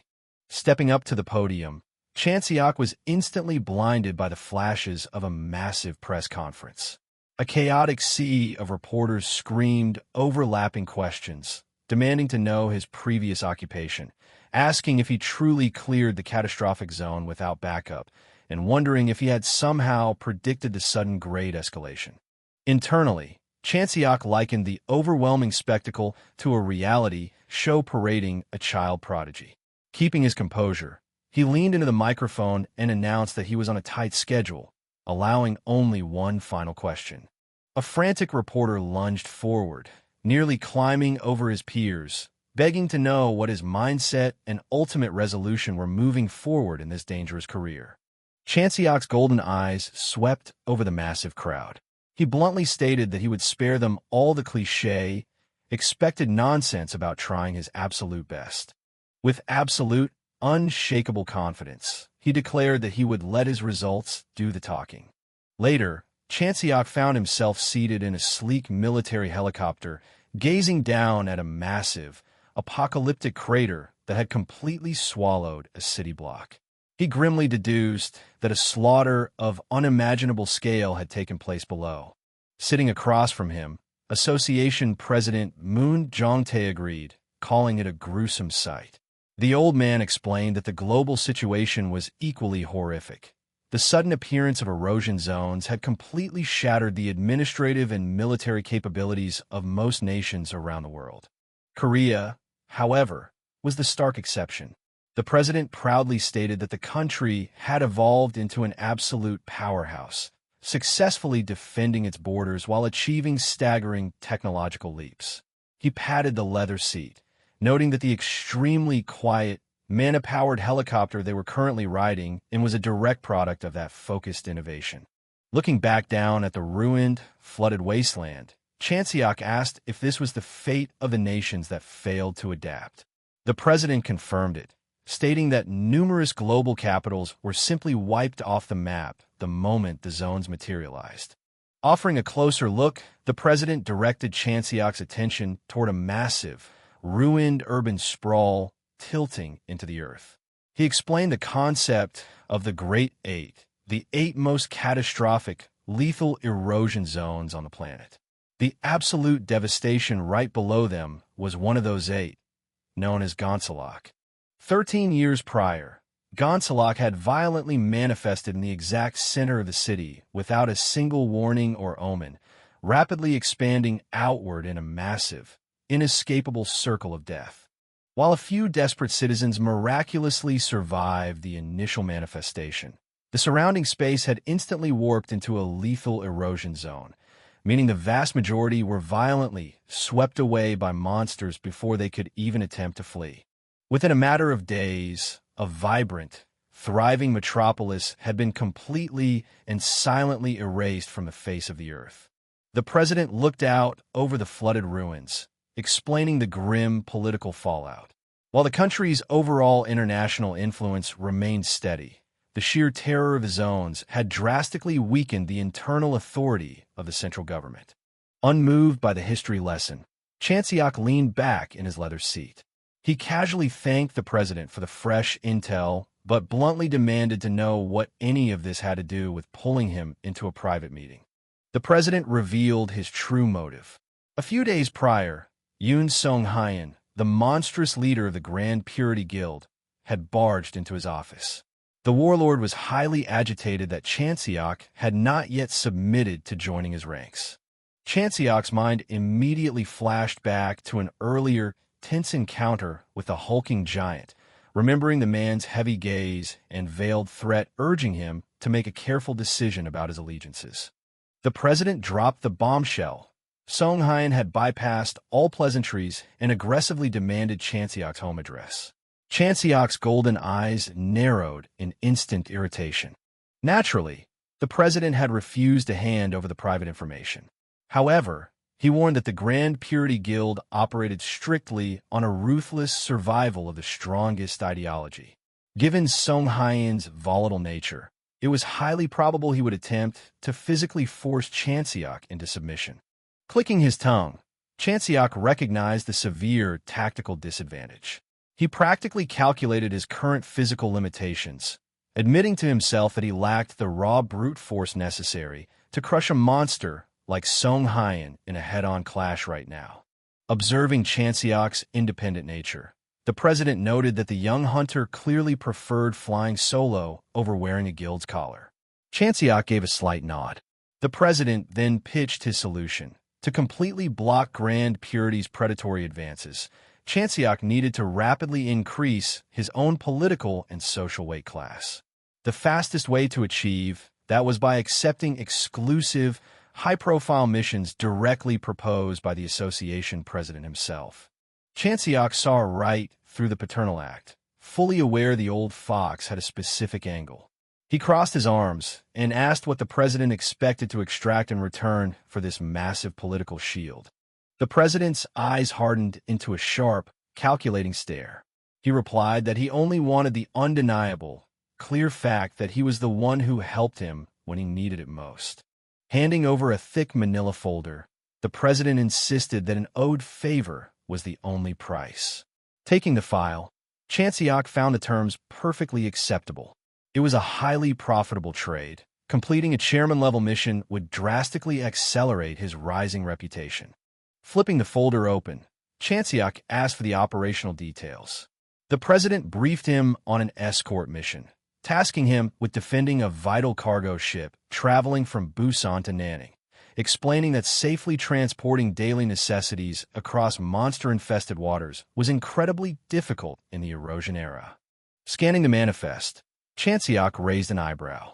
He read off the cargo aloud: Rolex watches, high-end porcelain, premium ginseng liquor, and luxury Hyundai sedans. He dryly questioned if the definition of basic daily necessities had completely warped over the last 20 years. The president replied smoothly that to a specific, powerful elite, such luxuries were absolutely vital, adding that he expected someone of Chanseok's sharp intellect to grasp the underlying politics. Chanseok suddenly caught his own slip-up, silently cursing himself for casually dropping a reference to the 20-year gap of his otherworldly absence. Covering his tracks, Chanseok tapped the file and stubbornly pressed the issue. He genuinely couldn't fathom why a nation suffering from a collapsed central government would waste vital resources shipping useless luxury junk. The president sighed, spelling out the grim reality of global diplomacy. While nations were literally crumbling into the ocean, international politics and the delicate balance of alliances were far from meaningless. The pieces clicked into place. Chanseok realized the cargo wasn't supplies. It was greased to lubricate international relationships. It was a massive floating bribe. Disgusted by the political corruption, Chanseok flatly declined the mission and unbuckled his seatbelt with a sharp click. The president lunged forward, his calm demeanor shattering as he ordered Chanseok to wait, frantically emphasizing that the Korean government considered this specific shipment a matter of absolute national security. Chanseok's expression remained completely frozen. He stated that government priorities didn't change his mind in the slightest, knowing firsthand that allowing oneself to be dragged into the center of a political crossfire as an individual was a surefire way to get killed. Desperate to regain control, the president resorted to a harsh reprimand. He insulted the young hunter, stating that despite his raw power, he was still just a newly debuted rookie whose sudden burst of fame had clearly poisoned his ego. Ignoring the lecture entirely, Chanseok forcefully shoved the helicopter door open and tossed the highly classified manila folder directly into the roaring wind. The president screamed in sheer panic as the documents scattered across the sky. Chanseok simply turned back and offered a sarcastic thanks for the ride. He casually added that he would figure out a way to swim back to Seoul on his own. The president stared at him, utterly dumbfounded. Without another word, Chanseok leaned backward and let gravity rip him out of the helicopter, plummeting headfirst toward the treacherous waters thousands of feet below.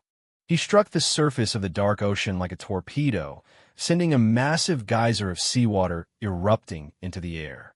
Staring down at the violent splash, the president wiped a bead of sweat from his brow, muttering in pure exasperation about the sheer insanity of kids these days.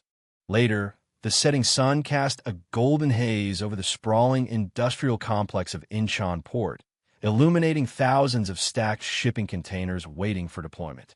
Taking a break against the metal railing, a tired dock worker took a sip from his paper cup, pausing when he noticed a violent stream of bubbles churning the murky water right below him. The surface broke violently as Chanseok erupted from the sea, gasping for oxygen, his sharp suit completely ruined and clinging tightly to his shivering frame.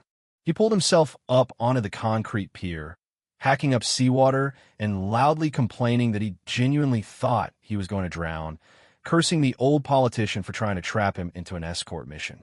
The dock worker simply stared, completely bewildered by the soaking wet man pulling himself from the ocean. Offering a sympathetic nod, the worker admitted he had no idea what kind of hell the young man had just escaped, but acknowledged he had clearly been through a lot. Chanseok coughed, offering a weak thanks for the pity. Wringing the freezing water from his hair, Chanseok immediately shifted his focus back to his ultimate survival strategy. To avoid being used as a disposable political pawn, he desperately needed to amass overwhelming personal power. Looking out at the bleeding horizon, he cemented his plan. He would actively hunt down the absolute most dangerous, trash-tier request that every other guild was too terrified to touch, building a terrifying, untouchable reputation as an absolute big shot. He pictured the looming threat of the Grand Purity Warlord and the manipulative schemes of the association president, swearing to himself that he would reach a height where no one could ever force his hand again. Pulling his remarkably waterproof smartphone from his soaked pocket, he scrolled through the open bounty board, his eyes locking onto a particularly grueling job. He tapped the screen, officially accepting a high-risk extraction mission from the Victims Association of the Tsushima Island kidnapping, noting the severe Grade 2 erosion classification. He let out a long, exhausted sigh. Staring out across the vast, monster-infested ocean, Chanseok smiled grimly, fully aware that he was going to be incredibly busy for the foreseeable future. On the 3rd of September, commercial fishermen from Jeoju and Tongyeong set out onto the open ocean for the peak prawn season. However, the sea was not as it usually was. Horrifying erosion entities nesting on the remote Tsushima Island suddenly swarmed the vessels. The monsters abducted the terrified fishermen directly off their decks, hunting them like literal prey. According to a lone survivor who miraculously managed to escape and report the incident, the captured men were being held alive in the dark. The official mission parameters were simple but incredibly dangerous. infiltrate Tsushima Island, locate and rescue the civilian hostages, and completely eliminate the local Erosion members. Sitting in his kitchen, Chanseok scrolled through the digital briefing on his phone. He noted the massive 55 million won bounty attached to the grueling Grade 2 classification. He smiled, calculating the payout. If he handled this extraction completely alone, every single one would belong to him. It was undeniably a massive payday. Beyond the sheer financial gain, executing a flawless solo rescue of civilian hostages would instantly solidify a heroic narrative around him, granting him the massive fame and political leverage he desperately needed to fend off corporate vultures. It was absolutely worth the immense challenge. However, a sharp pang of anxiety cut through his confidence. He had read that erosion entities existed on entirely different dimensions depending on their designated rank. A standard Grade 3 entity possessed the raw, destructive power of a military tank. But a Grade 2 entity was entirely different. It was an unstoppable, walking natural disaster. And a Grade 1 entity required an entire, mobilized nation just to attempt to hold the line against a single creature. Resting his forehead against his hands, Chanseok admitted he had no real issue butchering a Grade 3 using his paradoxical phantasm flame. But a Grade 2 was a massive leap in lethality. He genuinely questioned if his current physical vessel could withstand a direct clash with a natural disaster. To eliminate the overwhelming variables, he realized he needed someone incredibly useful to act as a tactical support. The problem was that highly capable veteran hunters wouldn't even glance at a private, independent request from a rookie. Staring blankly at his phone, a sudden realization hit him. There was one person, standing on the deck of a speeding boat cutting through the ocean waves. Chanseok wore his heavy combat gear, his spear firmly in hand. He turned to address the person standing beside him. Hyeonseok gripped the hilt of her katana, her eyes locked onto the dark horizon. She bluntly asked how long they had until they reached the shores of Tsushima Island. Chanseok estimated they were about an hour out. He firmly advised her to save every ounce of her energy until they hit the beach, warning her once again that this battle was going to be significantly tougher than the chaotic brawl they had barely survived on Jaedongdo. He glanced over, asking if she was even listening to him. Sang-ah's eyes were practically glued to the heavy, pristine armor plating resting on his shoulder.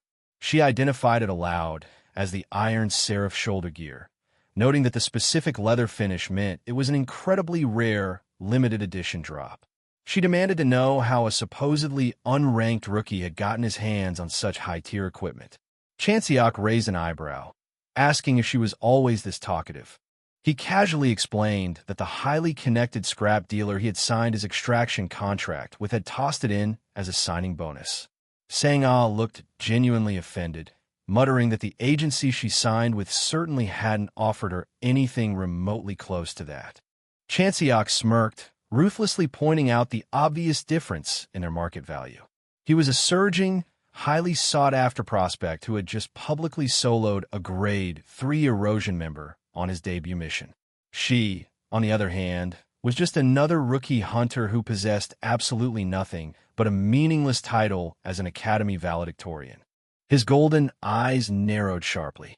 He told her that if she felt the brutal disparity in treatment was unfair, she needed to shut up, get stronger, and get famous. Sang-ah stared back in absolute, humiliated silence. Her mind flashed back to a few days prior, standing in the pouring rain outside the hospital. She had cornered Chanseok, bluntly stating that he clearly needed a reliable teammate for his upcoming, highly dangerous missions. Chanseok had simply agreed. He had looked at her with piercing skepticism, asking if she actually believed she could handle the pressure. He pointed out that she had nearly died fighting a low-level Grade 3 swarm, and the mission he was preparing for was a catastrophic Grade 2. She had remained completely silent, unable to refute the harsh reality of her own weakness. Chanseok had sighed, asking if she truly wanted to get stronger. He reminded her of her own words from back on the island, when she had desperately asked if she could learn from him since he was so overwhelmingly powerful. His eyes had turned deadly serious. He promised her that if she still felt that burning desire, he could personally guarantee her growth. As long as he was the one teaching her, he swore she would survive. He promised that under his brutal tutelage, she would become several times stronger than she currently was. Standing in the freezing rain, he had asked for her final answer. Sang-ah had clenched her fists, her knuckles turning white. She stated firmly that she had a deeply personal, unshakable reason that required her to become absolute. Chanseok had simply nodded, accepting her resolve. She vowed that if she could only grasp true strength, she would willingly dive into hell itself to get it.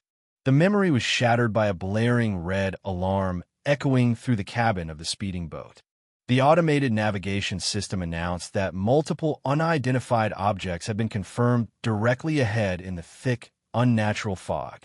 The mist parted slightly, revealing the massive, rotting silhouettes of ancient, wooden galleons blocking their path. Sang-ah stared in disbelief at the archaic vessels. Chanseok counted them quickly, noting 5 ghost ships in total.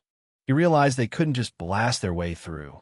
Since there were civilian hostages hidden somewhere within the fleet, they desperately needed to cross the water and board the ships completely undetected. He turned to Sang-ah, casually asking if she had a trick up her sleeve to get them across the ocean silently. Without a word, Sang-ah activated her mana and smoothly floated into the air, hovering effortlessly above the deck. She looked down at him, genuinely confused why he was asking her. Chanseok stared at her floating boots, hiding his surprise that she possessed a levitation technique. Sang-ah tilted her head, realizing with sheer delight that the arrogant, overpowered veteran actually couldn't fly. A smug, incredibly mocking grin spread across her face. She leaned down, thoroughly enjoying the moment, and teased him about his inability to fly.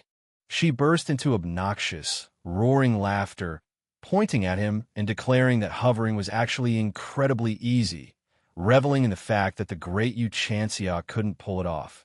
Moments later, the two of them were rocketing across the ocean surface. Sang-ah was physically carrying Chanseok, who was grumbling loudly about the water splashing his boots, telling her to fly more carefully. He defended himself defensively, muttering that he simply hadn't learned how to run on water just yet. As they rapidly approached the rotting hull of the nearest galleon, Chanseok's demeanor shifted instantly. He ordered her to completely bypass the closest ship. Sang-ah looked at him, confused by the sudden change in tactics. His golden eyes glowed with intense focus. He explained that his mana detection was picking up a massive, highly dangerous concentration of energy radiating strictly from the vessels anchored near the back of the formation. Sang-ah nodded, immediately adjusting their flight path to soar silently over the first ship. As they passed above the rotting deck, she glanced down through the fog, spotting a humanoid figure standing completely still in the shadows. Chanseok sharply ordered her to open her eyes and actually look at what was below them. As the fog cleared, the figure was revealed not to be a captive civilian, but a horrifying, screeching skeletal zombie armed with a rusted scythe. Chanseok coldly noted that human beings didn't move or stand like that. They cleared the railing of the target ship, preparing to land on the wooden deck. Chanseok quickly corrected her descent, warning her that landing with stiff legs would instantly blow out her knees.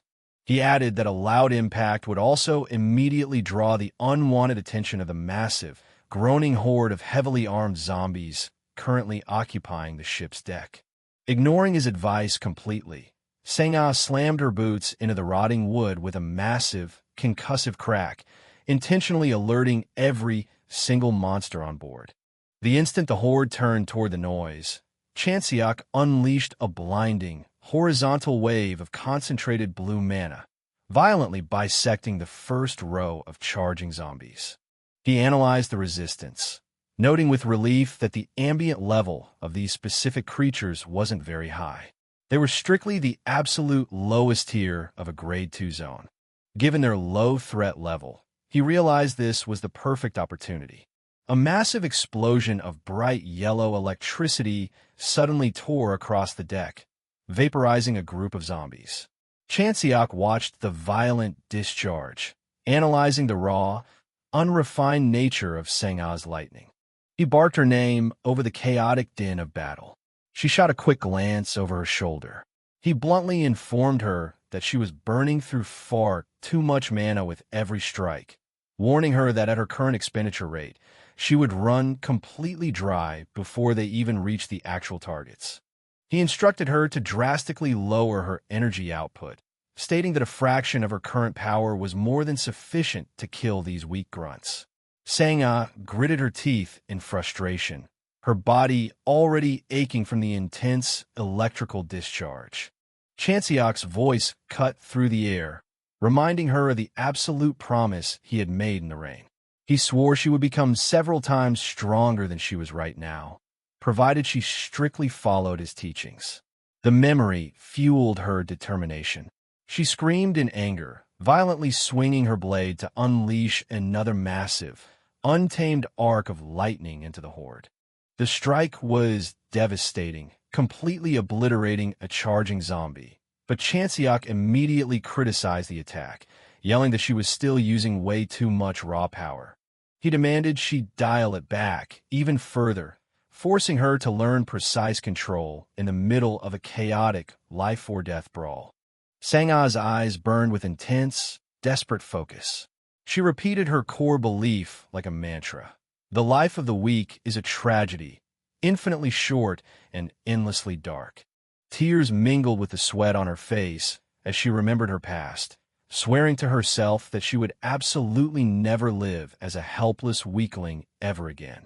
She had to become stronger. A heavily bandaged, screaming zombie lunged directly at her blind spot. Chanseok shouted a sharp warning, telling her to look ahead. Without a moment's hesitation, Sangha pivoted and drove her blade directly into the monster's chest. Instead of a massive, wasteful explosion, she channeled a highly concentrated, blindingly bright beam of electricity straight down the center of the creature, instantly frying it from the inside out with perfect, lethal efficiency. Panting heavily, sweat pouring down her face, her eyes glowed with manic, unyielding resolve. She reiterated her desperate vow. If she could only get stronger, she would willingly dive into hell itself. The charred skull of a zombie clattered against the splintered deck, the final remnant of the undead horde. Smoke rose from the piles of scorched bodies scattered across the ship. Amidst the carnage, Sangha stood trembling, her chest heaving as she leaned heavily on her sword, completely exhausted from the massive expenditure of mana. Dropping silently onto the deck behind her, Chanseok surveyed the destruction.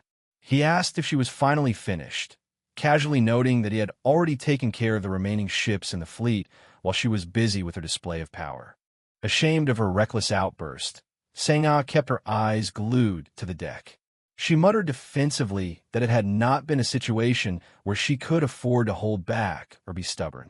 Despite her bruised pride, she offered a quiet word of gratitude for his earlier advice, admitting she had learned a lot from the harsh lesson.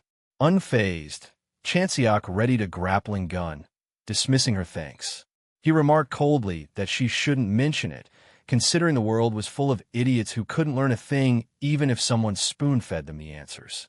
Sangha looked up, her expression softening as she confessed that this was actually the very first time anyone had ever bothered to give her real advice. Pausing his preparations, Chanseok shot her a look of genuine disbelief.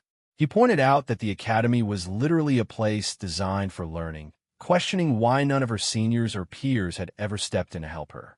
Her gaze darkened as she explained the isolating reality of her talent. Because she had mastered every curriculum so rapidly, her peers and instructors had simply found her presence annoying. A confident smirk crossed Chanseok's face at her admission. He leaned in, teasingly asking if she truly believed that with enough of his guidance, she might eventually surpass him in strength. Meeting his gaze with dead serious intensity, Sangha stated flatly that there hadn't been a single teacher in her life that she hadn't eventually surpassed. The sheer bluntness of her response wiped the smirk clean off Chanseok's face, leaving him momentarily speechless. Recovering his composure, he quickly shut down her ambition, guaranteeing that such a thing would never happen with him. He promised to ensure she would be looking up to him for the rest of her life. Frowning, Sang-ah muttered that hearing him say that really pissed her off. Ignoring her irritation, Chanseok fired his grappling hook, the cable retracting and pulling him swiftly into the mist. The conversation briefly brought Chanseok's mind back to the start of their mission. Before departing, the local police force had saluted them, promising to remain on standby at Geoj Island and wishing the hunters luck. Chanseok had simply nodded as they walked past, telling the officers to keep up the good work. Back in the present, Chanseok refocused on the objective, recalling the survivors' report which indicated that the abducted fishermen were being held at a local shrine. Sang-ah pulled up a holographic map, noting a complication. She pointed out that there were actually two distinct shrines located on the island, the Gaijin Shrine and the Adazumi Shrine. Evaluating their coordinates, Chanseok decided that distance-wise, the Gaijin Shrine needed to be their first target. Sang-ah calculated the route, estimating they could reach it on foot within a couple of hours. Chanseok shook his head, highlighting the critical flaw in that plan. He explained that while moving in light and fast was fine for the approach, the extraction would be a completely different story. He reminded her of the 15 civilian hostages they were meant to rescue. Navigating the treacherous island terrain on foot would be nearly impossible, especially if the captives were severely wounded. Furthermore, his senses were already picking up on a deeply sinister mana radiating from beyond the thick fog, an energy so vile it stung his very skin. Once they engaged, every erosion creature on the island would relentlessly hunt them down. To ensure the hostages survived the extraction without being swarmed, he concluded that they absolutely needed to secure a vehicle. Fortune favored them as they soon stumbled upon an abandoned white utility van parked near the tree line. Eyeing the vehicle, Chanseok asked Sang-ah if she was a capable driver. She answered with absolute confidence, asking why he would even doubt it. That confidence proved to be terrifyingly misplaced. The van tore through the overgrown roads like a runaway missile, launching over bumps and skidding wildly. Clinging to the handle for dear life, Chanseok screamed that her driving was anything but good. Behind them, a massive, shrieking horde of zombies surged through the forest in pursuit. As the van careened dangerously close to the edge of the road, Chanseok bellowed, asking if the vehicle's brakes were strictly for decoration. Gripping the steering wheel with manic intensity, Sang-ah yelled back that if he had a problem with her driving, he should take the wheel himself. Realizing arguing was pointless, Chanseok decided to drop the issue. He pulled himself out of the passenger window, expertly climbing onto the roof of the speeding van. He reasoned silently that her reckless driving was still a safer bet than relying on his own license, which had been gathering dust in another dimension for 20 years. Securing his footing on the swaying metal roof, he drew his weapon, noting that he was far better suited for combat anyway. The van roared down the coastal road, the tidal wave of rotting flesh surging relentlessly in its wake. Spotting the fastest runners closing the gap, Chanseok lashed out with a heavy, reinforced whip. The weapon tore through the air with the crack of a thunderbolt, striking the lead zombie and obliterating its skull in an explosion of dark gore. He yanked the weapon back, the heavy cord coiling smoothly around his arm. He smirked, highly satisfied with the sturdy construction of his new gear. Suddenly, his eyes darted upward as movement caught his periphery. He shouted a warning down to Sang-ah, alerting her to an ambush incoming from the left. Dozens of zombies were hurling themselves blindly off a high embankment, raining down toward the speeding vehicle. Inside the cab, Sang-ah's eyes widened with manic focus. She ordered him to leave the evasion to her and violently cranked the steering wheel. Sensing the aggressive shift in momentum, Chanseok braced himself, shouting a panicked warning that her maneuver was going to end in disaster. The heavy van went into a brutal, screaming drift. The chassis slammed into the falling bodies, crushing the undead beneath its massive tires and grinding them mercilessly against the unforgiving asphalt. A hysterical laugh erupted from Sang-ah as she maintained the drift. She screamed in wild triumph, ordering the crushed monsters to go roll on the pavement. Up on the roof, Chanseok clung to the metal ridges, staring down at his unhinged partner in utter disbelief. He muttered dryly that perhaps he really should have taken his chances behind the wheel. The coastal road abruptly gave way to a towering, ancient stone staircase carved into the side of a forested mountain. The van violently launched off the pavement and began bucking wildly up the steps, the relentless horde of monsters swarming up the incline right behind them. At the peak of the climb, the grand silhouette of a traditional torii gate loomed through the trees. Chanseok shouted over the roaring engine, ordering her to punch through and secure the shrine.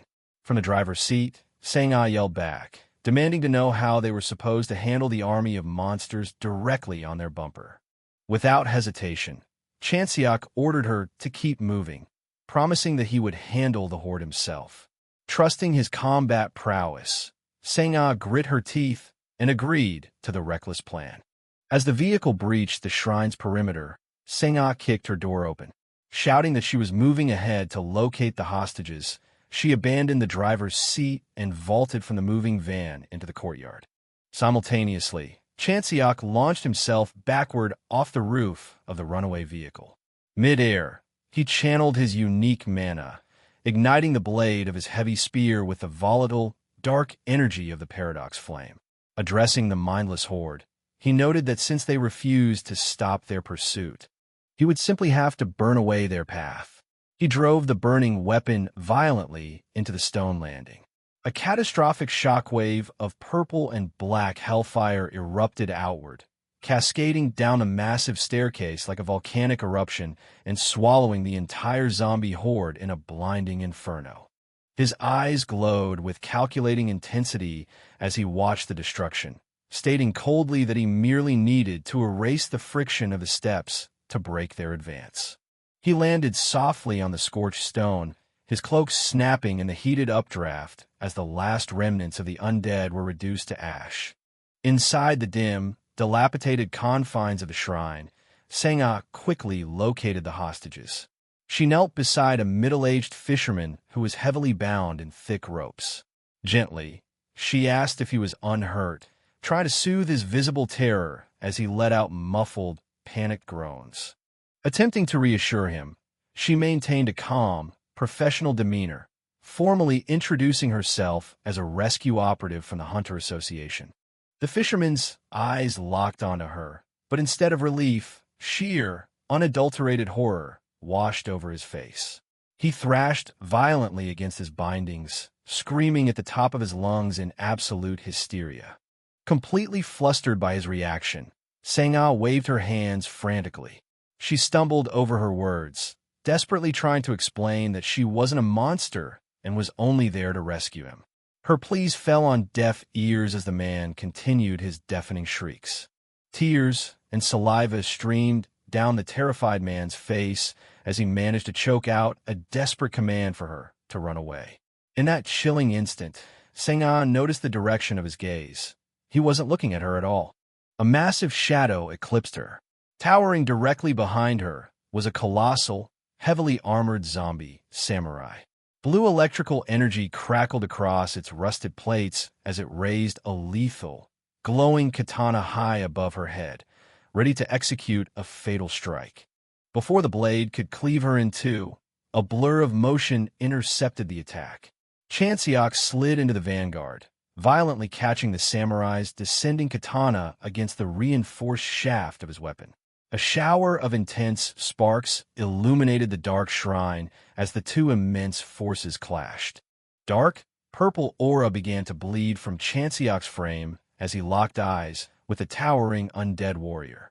Without shifting his gaze, he ordered Sang-ah to immediately haul the surviving hostages into the van, declaring with absolute, deadly confidence that he would personally handle the execution of this new threat.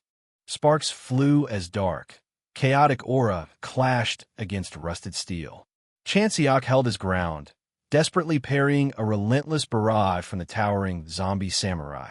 Every strike from the undead warrior carried the weight of a falling building, forcing the hero to meticulously angle his weapon to deflect the lethal force. The samurai roared, bringing its massive katana down in a brutal, two-handed overhead cleave. Chanseok raised the reinforced shaft of his staff, his boots grinding into the earth as he struggled to completely halt the devastating downward momentum. Sensing resistance, the undead warrior immediately wrenched its blade free, raising the heavy steel high into the air to prepare for a fatal follow-up strike. Before the blade could fall, a massive wall of white metal violently eclipsed the monster. The abandoned utility van slammed into the samurai's flank with the force of a freight train, shattering the creature's armor upon impact. Behind the shattered windshield, Chanseok gripped the steering wheel with murderous intent, screaming for the monster to die as she plowed the vehicle forward. The samurai was mercilessly dragged under the chassis, its giant frame crushed directly into the unforgiving dirt. The vehicle ground to a violent halt. Dust and smoke hissed from the crushed engine block as Chanseok stood amidst the wreckage, genuinely surprised by the sheer brutality of his partner's vehicular assault. As she climbed out of the wreck, Chanseok leveled a stern glare at her. He demanded that she absolutely never touch a steering wheel on their way back, insisting on a pinky swear to solidify the promise. Annoyed by his lecture, Chanseok brushed off the oath, simply ordering him to hurry up and get inside the back. The battered van rested precariously on the edge of the forested slope. Pulling himself into the rear compartment, Chanseok quickly asked about the status of the hostages. From the driver's side, Chanseok confirmed that every single survivor was safely secured on board. Suddenly, her breath hitched. Her eyes widened as she stared into the mist, and she urgently shouted for Chanseok to look at the path ahead. Dozens of glowing red eyes pierced the thick fog. A fresh, massive horde of corrupted zombies burst from the tree line, shrieking with bloodlust as they sprinted madly toward the crippled vehicle. Chanseok observed the charging horde with a calm, analytical gaze.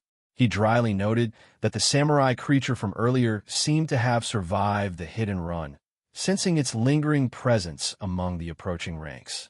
Realizing the sheer numbers they were about to face, he turned to Chanseok and bluntly asked to borrow her sword. Her face contorted in absolute shock and outrage. She accused him of being out of his mind, arguing fiercely that asking a traditional swordsman to hand over their personal blade was an unforgivable disrespect. Chanseok did not flinch at her anger. He calmly asked her to weigh a swordsman's honor against the lives of the innocent hostages shivering in the van, stating that she already knew which one was more important. Defeated by his unassailable logic, she unsheathed the katana and tossed it straight up through the shattered roof of the van. Chanseok snatched the hilt from the air with fluid precision. As a strange, high-tech device on his wrist began to hum with blue light, he muttered to himself that he hadn't expected to use his trump card this early in the mission. His mind briefly flashed back to a few days prior, deep inside a Grade 3 corrosion source on Jiadongdo Island. He had stood amidst the ash of defeated monsters, holding a heavy, metallic cube that pulsed with a strange violet core. Upon closer inspection, the casing had opened to reveal a piece of tactical gear. He had stared down in mild surprise, identifying the object as a pair of specialized combat gloves. Slipping the heavy gauntlet onto his hand, he felt a sudden surge of energy. He realized immediately that this was no ordinary piece of armor. It was actively absorbing ambient mana from the surrounding environment. He deduced that, judging by its design, it was intended to serve as a supportive measure to bolster a hunter's own limited mana reserves. While it might have been considered a very basic piece of equipment for a modern combatant, for a displaced powerhouse like him, it represented something far more dangerous. He calculated the maximum capacity of the glove-type mana battery, estimating that it held enough raw energy to sustain maximum output for exactly 5 minutes. Returning to the present, the charging horde of red-eyed zombies closed the distance. He knew that for those 5 precious minutes of limitless mana, his combat strength could rival even the world's top-ranked hunters. The gauntlet flared with a blinding, neon blue light. Gripping his staff in one hand and the borrowed katana in the other, Chanseok launched himself from the roof of the van, ascending into the sky as a harbinger of absolute destruction. He descended upon the undead like a natural disaster. A chaotic, blinding grid of purple and blue mana strikes violently illuminated the forest, dicing the entire vanguard into hundreds of pieces before they could even register the attack. Down below, Sang-ah watched the massacre unfold in stunned silence. She whispered in total disbelief, struggling to comprehend how he had just wiped out that many high-level entities in a fraction of a second. Landing softly on the asphalt, Chanseok sheathed the katana. Without looking back at the carnage, he ordered her to ignore the mess and focus entirely on getting the van to the harbor. Soon, the battered white van was tearing down the empty coastal road leading into Hatakatsu Harbor. Looking at the open pavement, Chanseok admitted he had assumed passing that last blockade meant their extraction was secured.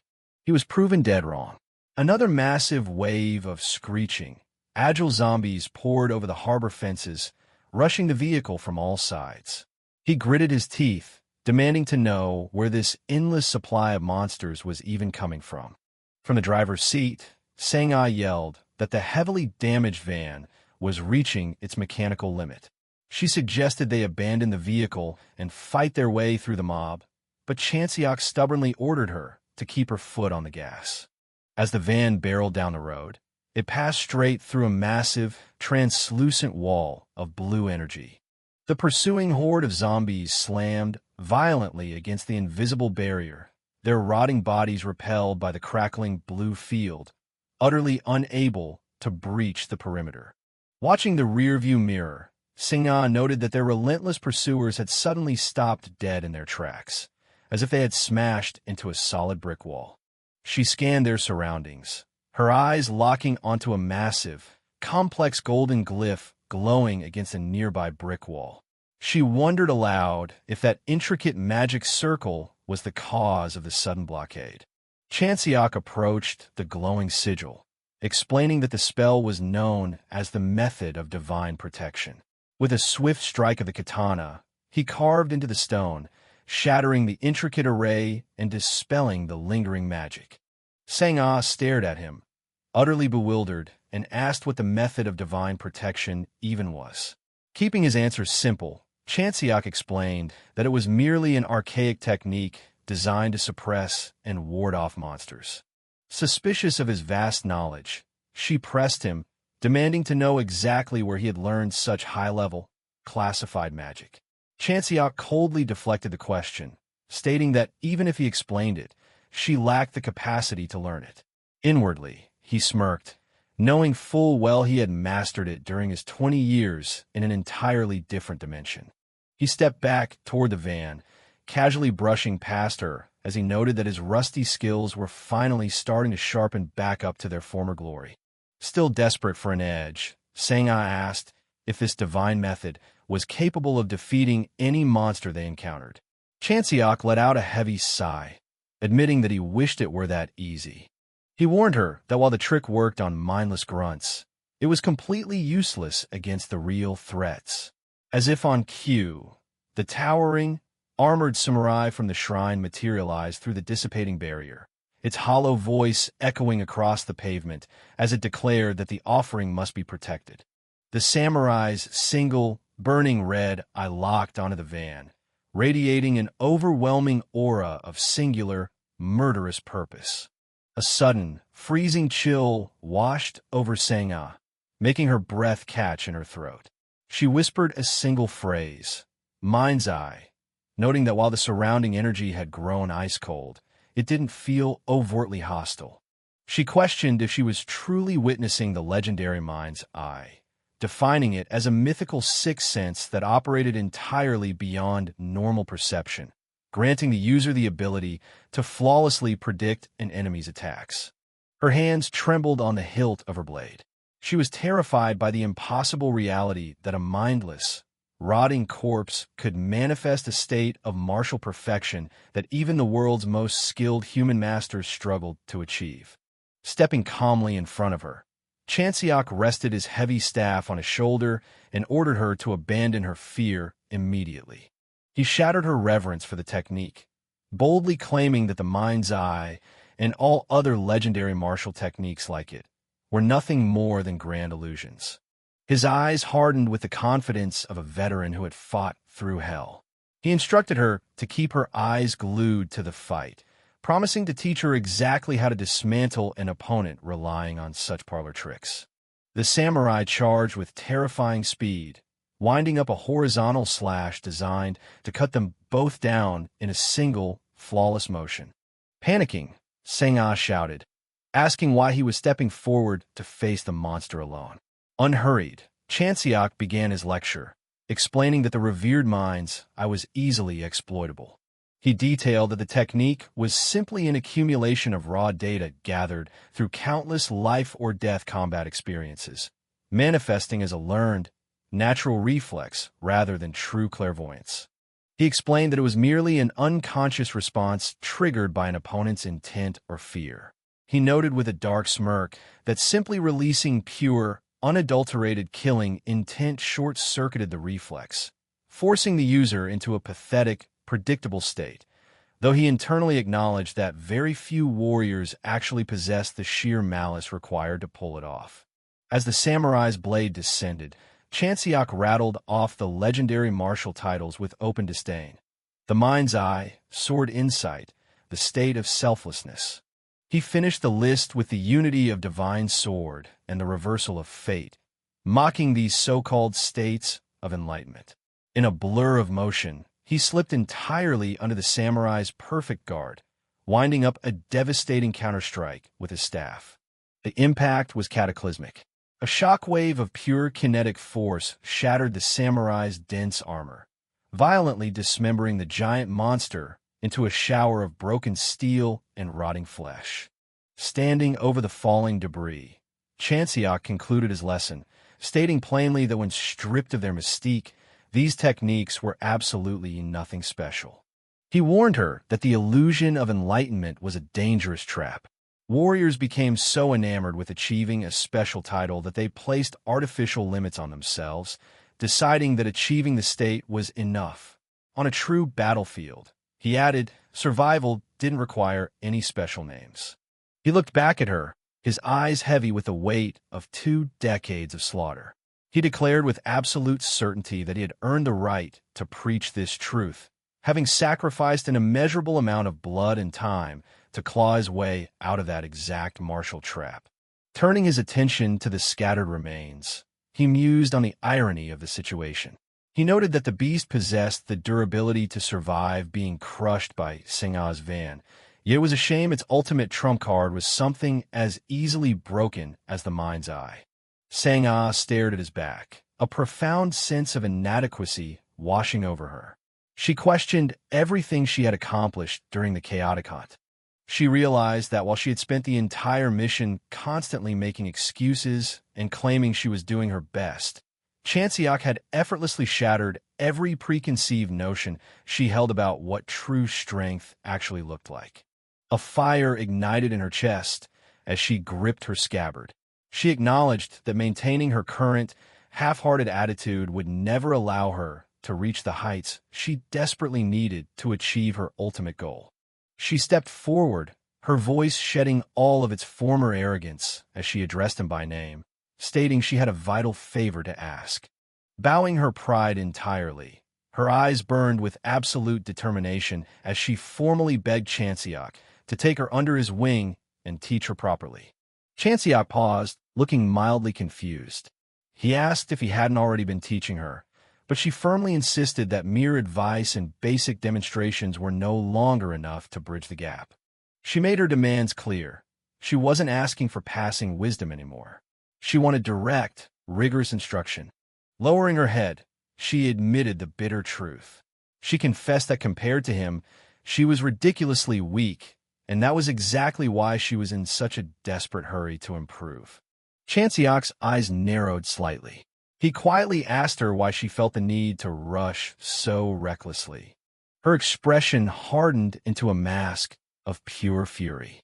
She declared that her ultimate goal was to completely destroy Club Shaddai with her own two hands. The magnitude of her goal hung heavily in the air. Club Shaddai was universally recognized as one of the Great Eight, the 8 most catastrophic erosion zones on the planet. It was infamous for having swallowed the entire Himalayan mountain range in a single, devastating breath. Chanseok remarked that taking on a Grade 8 zone was an unnecessarily massive goal. Tilting his head, he asked if her motivation boiled down to simple revenge. Sang-ah confirmed his suspicion without hesitation, stating that it was to avenge her family. Reaching into her tactical gear, she pulled out a sleek business card. She assured him that she wasn't asking him to undertake this monumental task for free. Chanseok examined the card, reading the name of the KY group. Sang-ah elaborated, revealing that her family owned the massive conglomerate, which boasted a market cap of 257 trillion won. Realizing she was a daughter of a highly prestigious family, Chanseok listened as she clarified her standing. She explained that while her grandfather was the owner, she had completely given up on participating in the brutal succession battle. Chanseok warned her that achieving high-profile success as a hunter would inevitably drag her right back into that bloody corporate war. Knowing she hadn't flashed such a valuable card for nothing, he asked exactly what she wanted from him. Her demand was simple: make her the best. In exchange, she promised to supply him with top-tier elixirs, the incredibly rare kind that never circulated through normal, legal channels. She assumed he also wanted to grow stronger, promising that with her endless supply of elixirs, he could easily reach whatever lofty level he was currently aiming for. Chanseok stared back with a deadpan expression, fully aware that she would never believe the truth even if he explained it to her. The level she assumed he was striving for was a summit he had already conquered ages ago, having spent decades as a battle-hardened hero wrapped in paradoxical flames. His true motivation had absolutely nothing to do with personal power or wealth. The only reason he needed to regain his former strength was to somehow restore the ruined world to what it once was. Reaching out, he firmly shook her hand, finalizing their contract. However, he casually noted that he wouldn't be needing the ultra-rare, hard-to-get items she was offering. He provided her with a far simpler request. Sang-ah looked at him in disbelief, asking if he was absolutely sure such basic compensation was enough. Ignoring her confusion, Chanseok shifted their focus, stating that getting the van and the rescued hostages to the medical center was the immediate priority. At the local medical center, an attending doctor scribbled notes on a clipboard. Chanseok stood by the curtained beds, asking how long the recovery process would take for the 7 traumatized survivors. Adjusting his glasses, the weary doctor explained that considering their severe malnutrition and trauma, it would take at least a full week before any of the patients could even speak. The doctor promised to notify the hunters the moment the hostages regained full consciousness, politely asking them to step outside so the victims could rest and recover. Chanseok agreed without complaint. Stepping out of the ward, Chanseok immediately turned to Sang-ah and ordered her outside, declaring that her training would begin right now. Taken aback by the suddenness, she sputtered, questioning if they were really starting immediately. Moments later, they stood atop an abandoned concrete structure. The wind whipped around them as Chanseok readied his staff, staring down his new student. Before initiating the spar, he raised a finger, stating he had one vital question. He asked her bluntly if she believed she could dodge his spear if he swung it at his absolute maximum power. Sang-ah's sweat dropped, feeling the answer was painfully obvious. She nervously replied that it would be incredibly difficult, assuming the massive gap in their raw skill made it an impossible feat.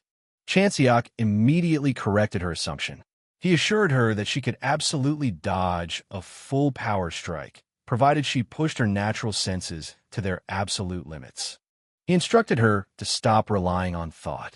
He told her to see only with her eyes and hear only with her ears.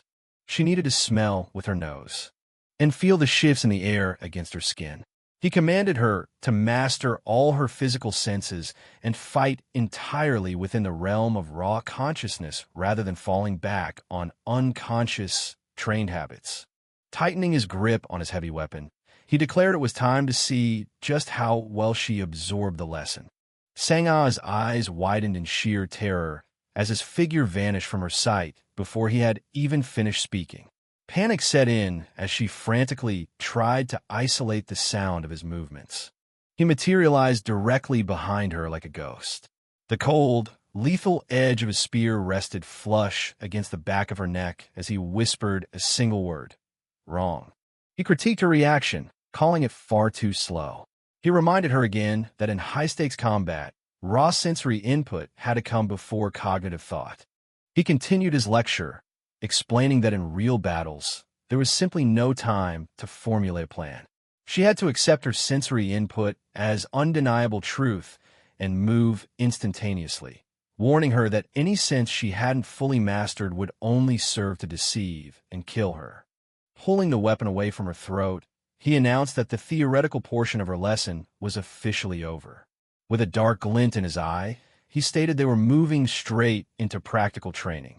A thunderous explosion violently rocked the area, shattering the quiet afternoon as a massive cloud of dust and debris erupted near the medical center. Startled police officers rushed toward the sound. One officer looked around frantically, noting that he had just been wondering where the two hunters had vanished to. A senior officer yelled in panic, demanding to know why he hadn't been alerted to the sudden destruction sooner. Outside, the source of the devastation became clear. Chunks of concrete and rebar rained down from the sky as Chanseok and Sang-ah clashed in a brutal, no-holds-barred sparring match. Sang-ah pushed herself to the brink, her blade whistling through the air as she launched a ferocious, desperate strike at her instructor. Moving with terrifying fluidity, Chanseok ducked effortlessly beneath the lethal arc of her katana. Their weapons collided again, sending violent shockwaves through the ruined structure. Chanseok stood atop a jagged pillar of concrete, easily parrying her relentless assault. Refusing to back down, Sang-ah gritted her teeth, winding up for another heavy swing. But Chanseok was impossibly faster.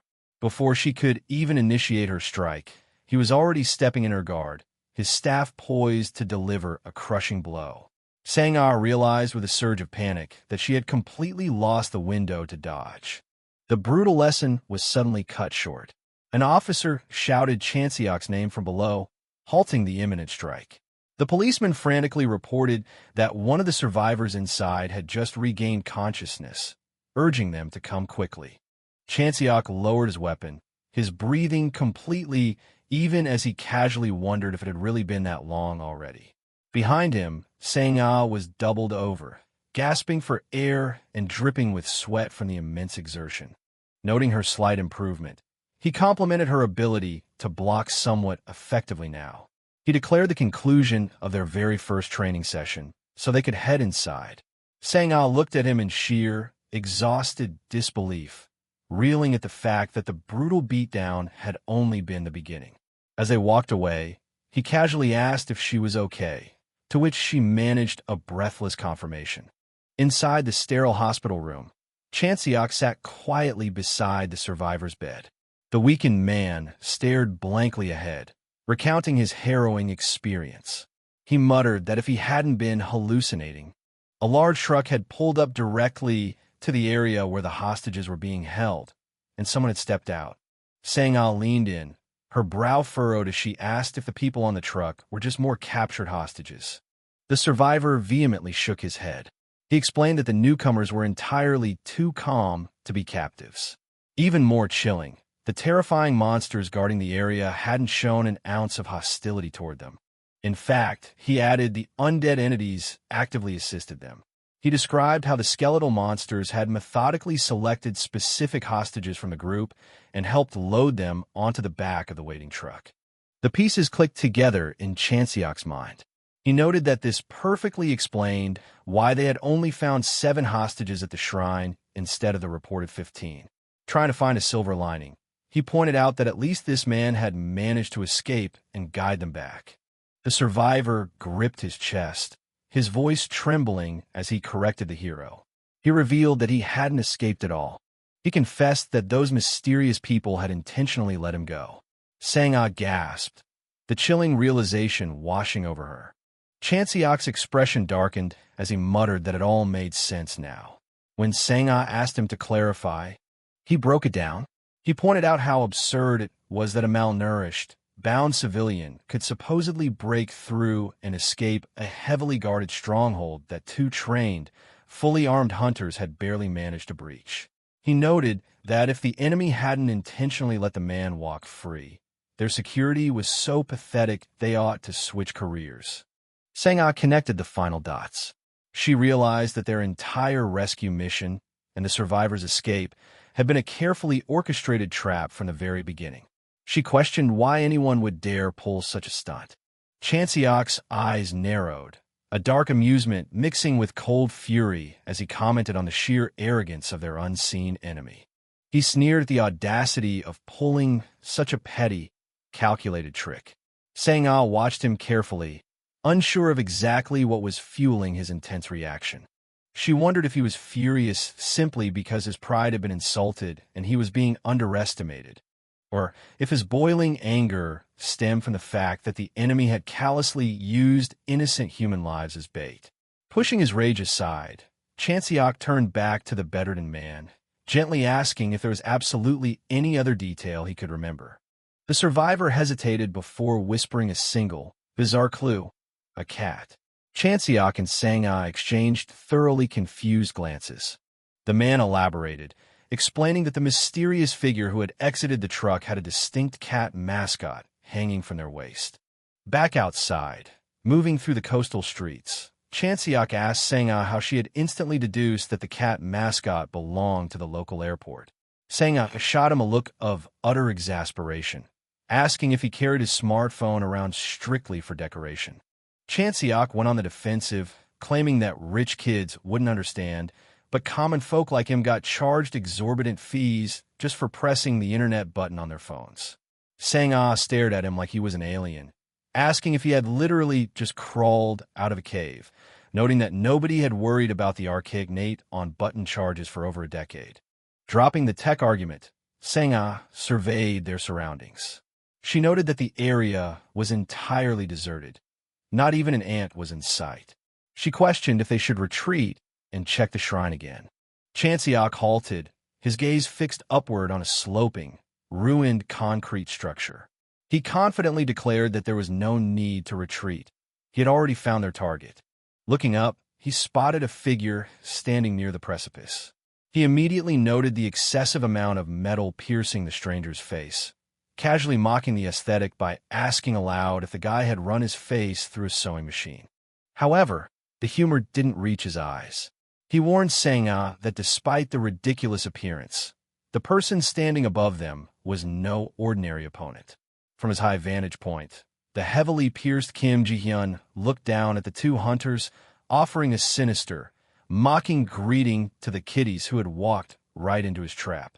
Looking down from the concrete precipice, the heavily pierced man formally introduced himself as Kim Ji-hyun. He stated with a twisted pride that he was the one who had brought them all to this location alive. Hearing the word, Chanseok repeated it with deep skepticism, while Sang-ah glared upward, her hand gripping her sword. Grabbing a bruised and bleeding arm-man by the shirt, Ji-hyun hoisted the terrified man up. He coldly noted that he supposed he should show the two hunters the alternative to being kept alive. With a casual, effortless heave, Ji-hyun hurled the screaming man directly into a swirling, pitch-black rift portal that tore through the fabric of the air. Sang-ah's eyes widened in sheer horror. She asked in disbelief if the fanatic was actually throwing innocent people straight into the erosion zone. She watched the man's desperate fingers claw at the concrete before he was completely submerged. She whispered in dread that victims couldn't escape those zones until the core was destroyed, her eye reflecting the horrifying mutation taking place within the dark energy. The fisherman emerged from the portal, his humanity entirely stripped away. Half of his face had rotted into a skeletal visage with a single, glowing red eye. Sang-ah gasped, realizing the man had been forcibly transformed into an erosion member right in front of them. Ji-hyun sighed in profound disappointment. He remarked that, just as he had suspected, using a weak host yielded absolutely nothing of value as the newly formed zombie shambled aimlessly toward him. In a blur of motion, Ji-hyun delivered a brutal, sweeping kick that completely obliterated the zombie's head, shattering the creature against the concrete. Frozen in shock, Sang-ah whispered that this couldn't be real. She looked at Chanseok, questioning if they were all destined to be turned into those mindless things, unable to fathom why anyone would commit such atrocities. Ji-hyun smirked, explaining smoothly that naturally, sacrificing mere ordinary people was never going to be enough to create a truly satisfactory member of Erosion. The horrifying implication finally dawned on Sang-ah. Chanseok's eyes narrowed as he confirmed her realization, stating that these fanatics weren't holding the survivors for ransom. He grimly clarified that the cult needed the hostages themselves as raw material for their twisted experiments. Addressing the two hunters, Ji-hyun claimed that personally, he didn't care about either of them, but his elder had insisted on transparency. He demanded they listen closely, claiming he was explaining this for the sake of the greater good. With a fanatical gleam in his eye, he proudly declared that they were the heirs of Dangun, a group gathered for a single, monumental purpose that they were now moving to achieve. He explained their ultimate goal was to aggressively maintain and strengthen the hegemony that Korea currently held on the global stage, ensuring that absolutely no one would dare to challenge them.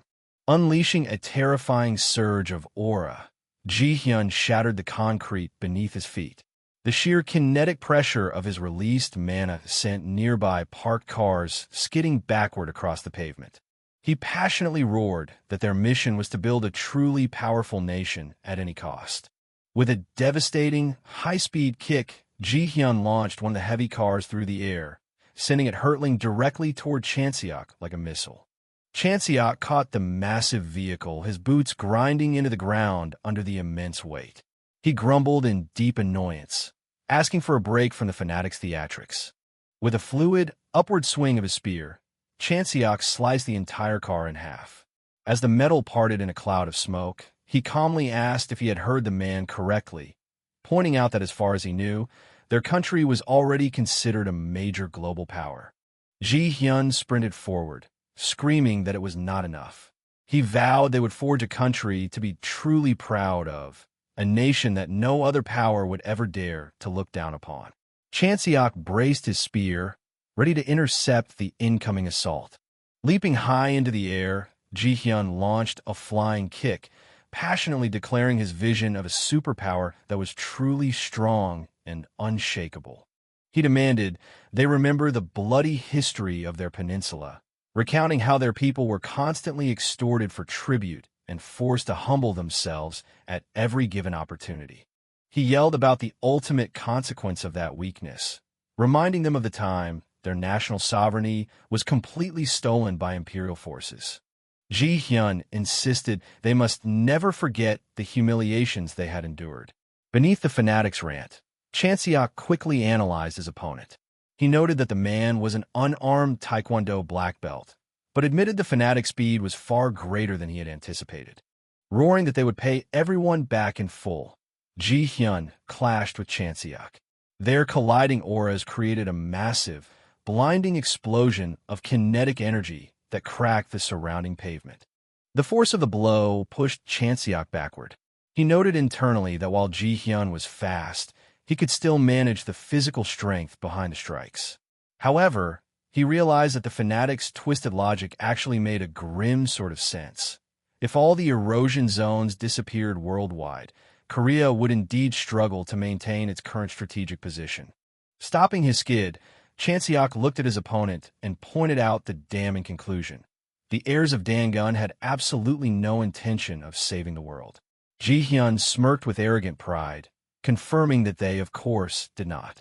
Chanseok's voice turned cold as he reminded the fanatic that countless innocent lives were currently in danger.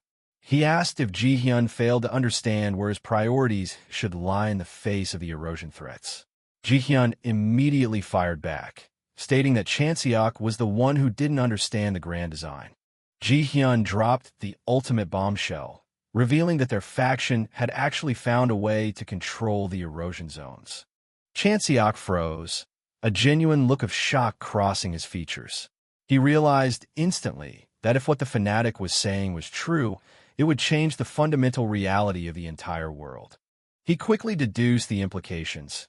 If the zones could be controlled, humanity wouldn't have to risk their lives in endless, bloody subjugations anymore. People could finally live comfortably and safely. Feigning a sudden change of heart, Chanseok held up a hand. He stated that after hearing that revelation, he was willing to cooperate. He casually asked how much control the group actually possessed, offering to hand over Hyeonseok without a fight if the conditions were right. Sang-ah screamed his name in horrified betrayal. Ji-hyun snorted, looking at Chanseok with deep suspicion. He asked why he should ever tell an outsider the details of their operation. The fanatic boasted that they had already achieved sufficient control over the zones. Instantly dropping his cooperative facade, Chanseok mocked the word sufficient, pointing out with a mocking grin that it meant they didn't have full control at all. Chanseok's eyes hardened as he called them all out as frauds. He lectured Ji-hyun that people like him always talked a big game but lacked any real proof, noting that a bunch of thugs merely pretending to have noble goals couldn't possibly wield that kind of absolute power. Infuriated by the precise insult, Ji-hyun screamed for him to shut up. He launched into a devastating, high-angle axe kick aimed directly at the hero's head. Chanseok effortlessly sidestepped the blow. The sheer concussive force of Ji-hyun's missed kick violently split a massive concrete pillar in half behind him. Clicking his tongue, Chanseok wondered if he had overdone the provocation. He admitted internally that he was just trying to buy enough time to recharge his depleted mana reserves, but accepted the escalation. He noted that his current mana was still nowhere near sufficient to unleash the paradoxical phantasm flame. Re-engaging his stance, he decided that with his current limitations, the friction of war technique was the absolute best he could manage against the fanatic's speed. Before Chanseok could strike, the air crackled with intense green lightning. Sang-ah suddenly lunged into the fray, swinging her blade with lethal intent to cut Ji-hyun down. Ji-hyun easily evaded the electrified slash. He clicked his tongue in annoyance, mocking her by saying he thought she would just stand there paralyzed with fear like a good hostage. He taunted her further, asking the pretty girl if she was feeling a bit braver now. Sang-ah refused to answer, her sword radiating volatile, hissing energy. Chanseok urgently ordered her to step back, warning her that she couldn't fight him and shouldn't get involved. He muttered that he had seen her spare gauntlets, knowing full well she was completely out of mana. Sang-ah kept her eyes locked on the enemy.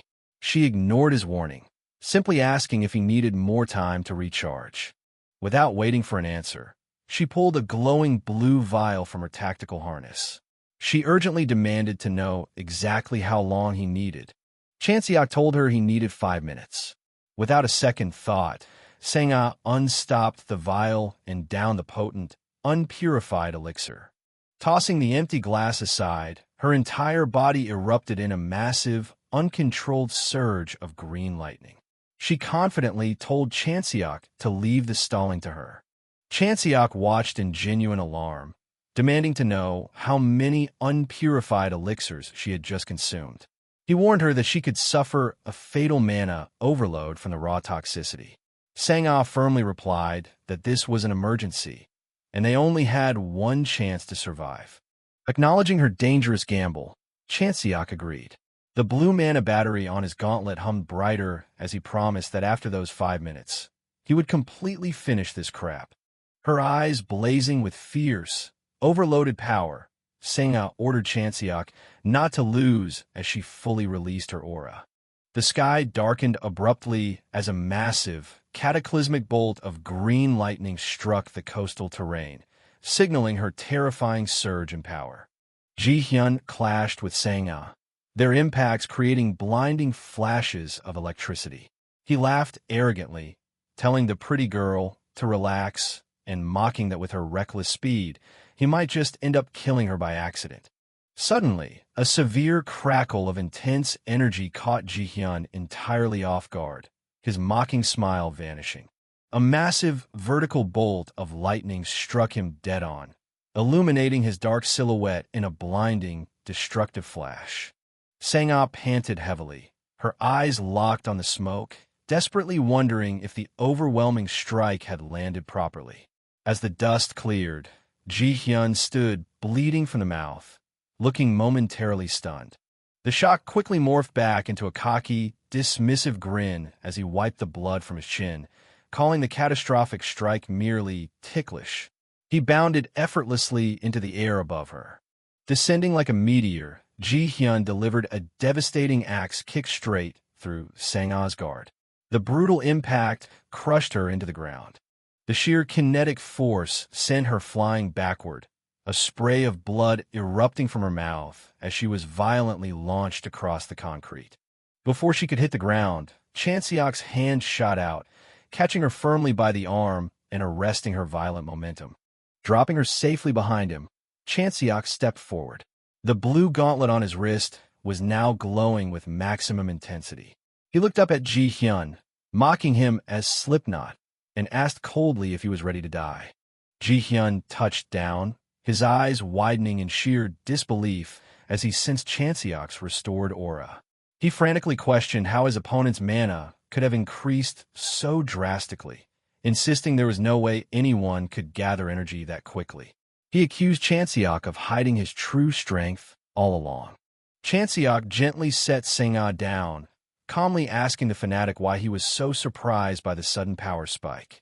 He taunted Ji-hyun, stating it was the exact same principle as his ridiculous piercings. Ji-hyun bristled, demanding to know how Chanseok could possibly understand their methods. Drawing his spear with a sharp metallic ring, Chanseok retorted that someone would have to be a complete fool not to notice it. He advised the fanatic to look around, noting that the air was entirely saturated with purified mana. He explained that because Sang-ah had exhausted far more raw elixir energy than her body could handle, the excess pure mana was leaking everywhere into the surrounding atmosphere. Lifting his spear as his blue aura flared, Chanseok smirked. He declared that thanks to that ambient energy, he had fully restored his mana for the paradoxical phantasm flame, sarcastically adding that he supposed he should thank Ji-hyun for buying them the time. Ji-hyun ground his teeth in furious denial, demanding to know what Chanseok was talking about. He insisted adamantly that there was no such thing as a method to absorb wasted ambient mana. Vanishing from sight, Chanseok instantly appeared directly behind the fanatic.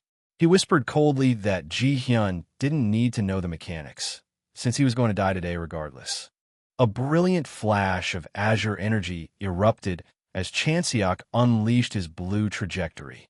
The spear carved through the air in a devastating, high-speed 16-hit chain, completely enveloping Ji-hyun in a relentless storm of lethal strikes. The overwhelming barrage ceased, covered entirely in corrosive black flames. Kim Ji-hyun choked on ash, desperately gasping that he couldn't breathe.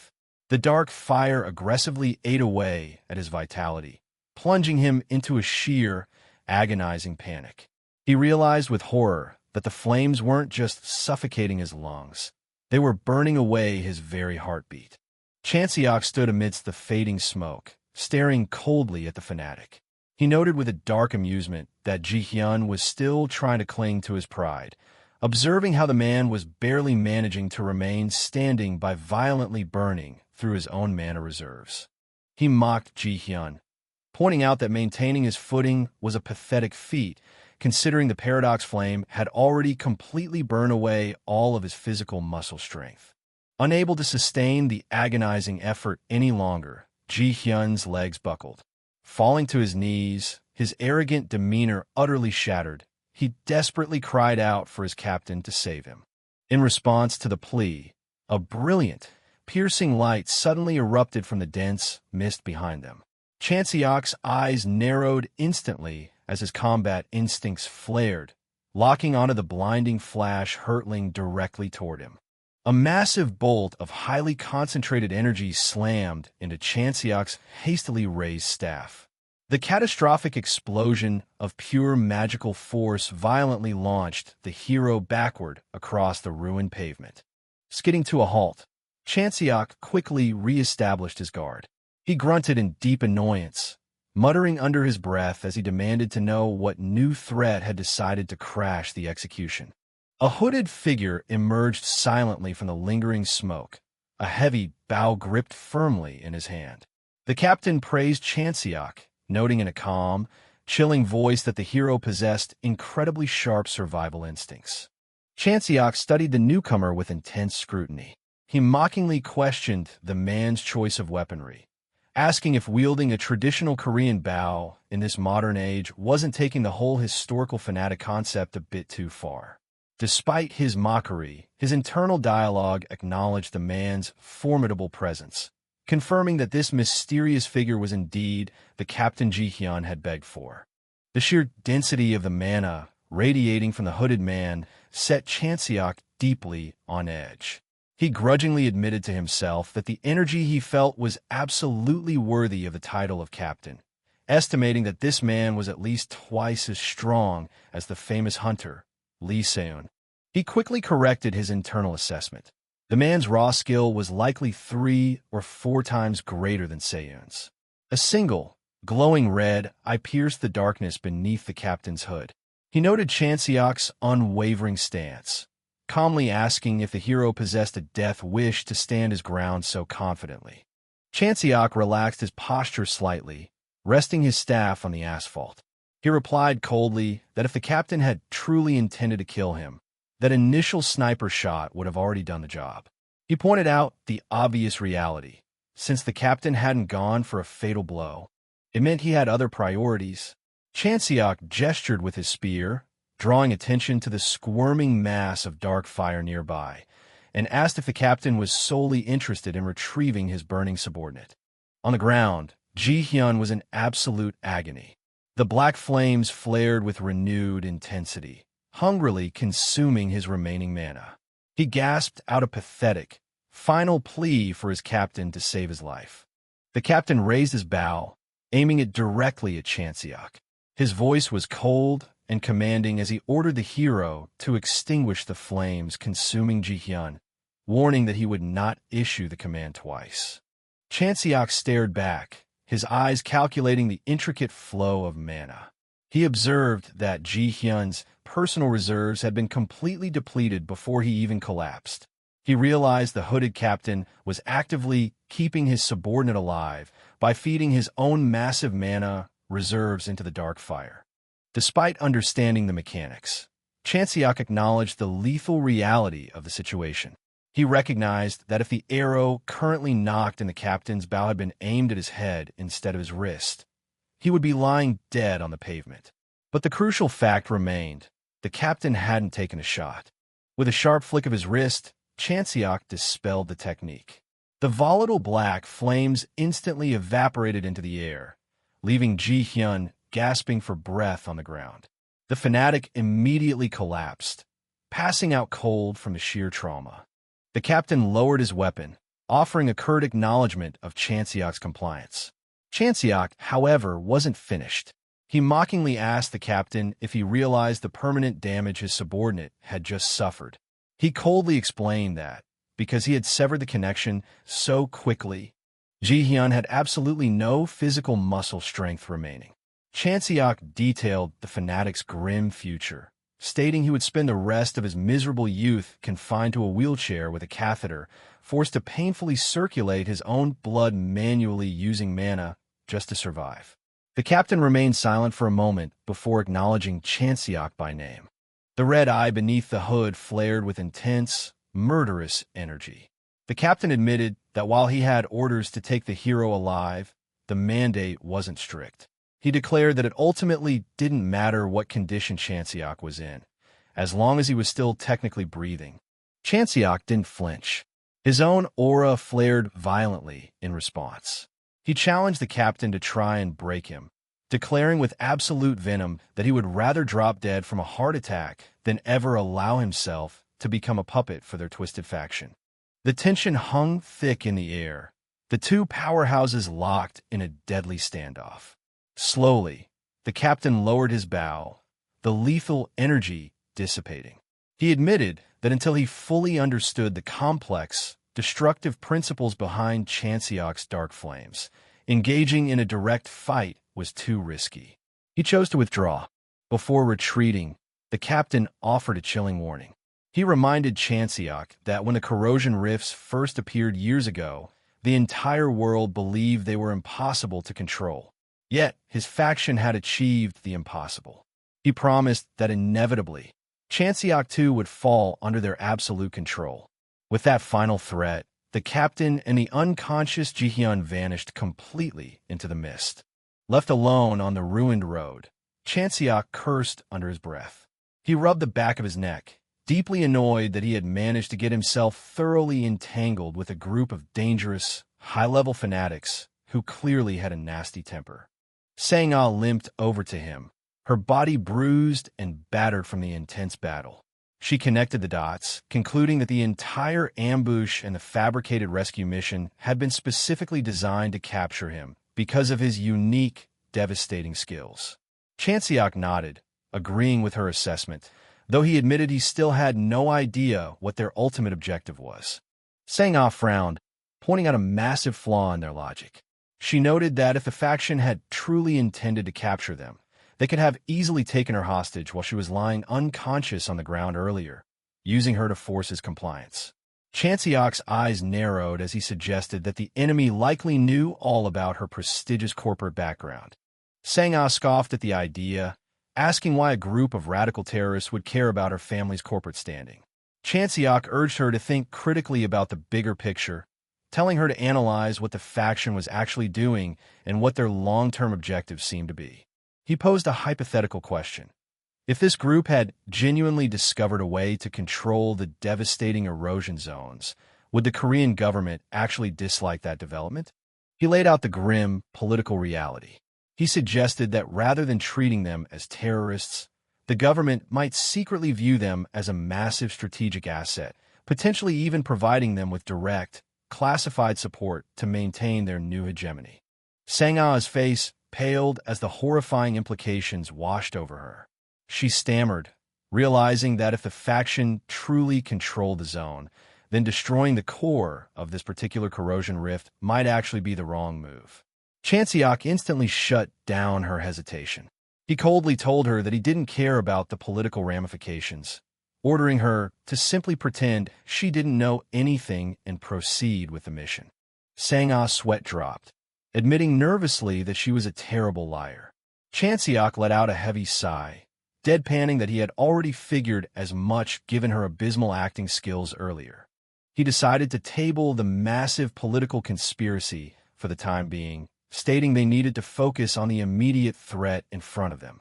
He pointed toward a dark, imposing entranceway and ordered her to stay put, declaring that he would handle the core alone.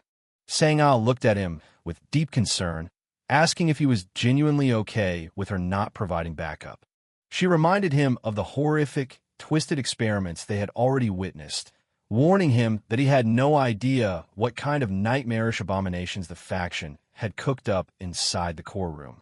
Chanseok remained completely silent, his eyes locked on the heavy doors. Without turning back, he simply stated that he would find out exactly what was waiting for him once he went inside. He gave her one final, strict order to stay back, rest, and recover her exhausted mana until he returned. Without another word, he leaped forward, plunging himself directly into the swirling, toxic energy of the massive rift portal. He descended through the dark, suffocating void, his cloak snapping violently around him as he crossed the threshold between dimensions. He emerged into the heart of the Tsushima Grade 2 corrosion rift. The sky above was a sickly, bruised purple, illuminating a massive, corrupted traditional castle that served as the epicenter of the anomaly. Landing softly on the stone courtyard, he stood before the colossal wooden doors of the main keep, a faint green aura seeping from the cracks. He observed the massive structure, taking in the dense, oppressive atmosphere.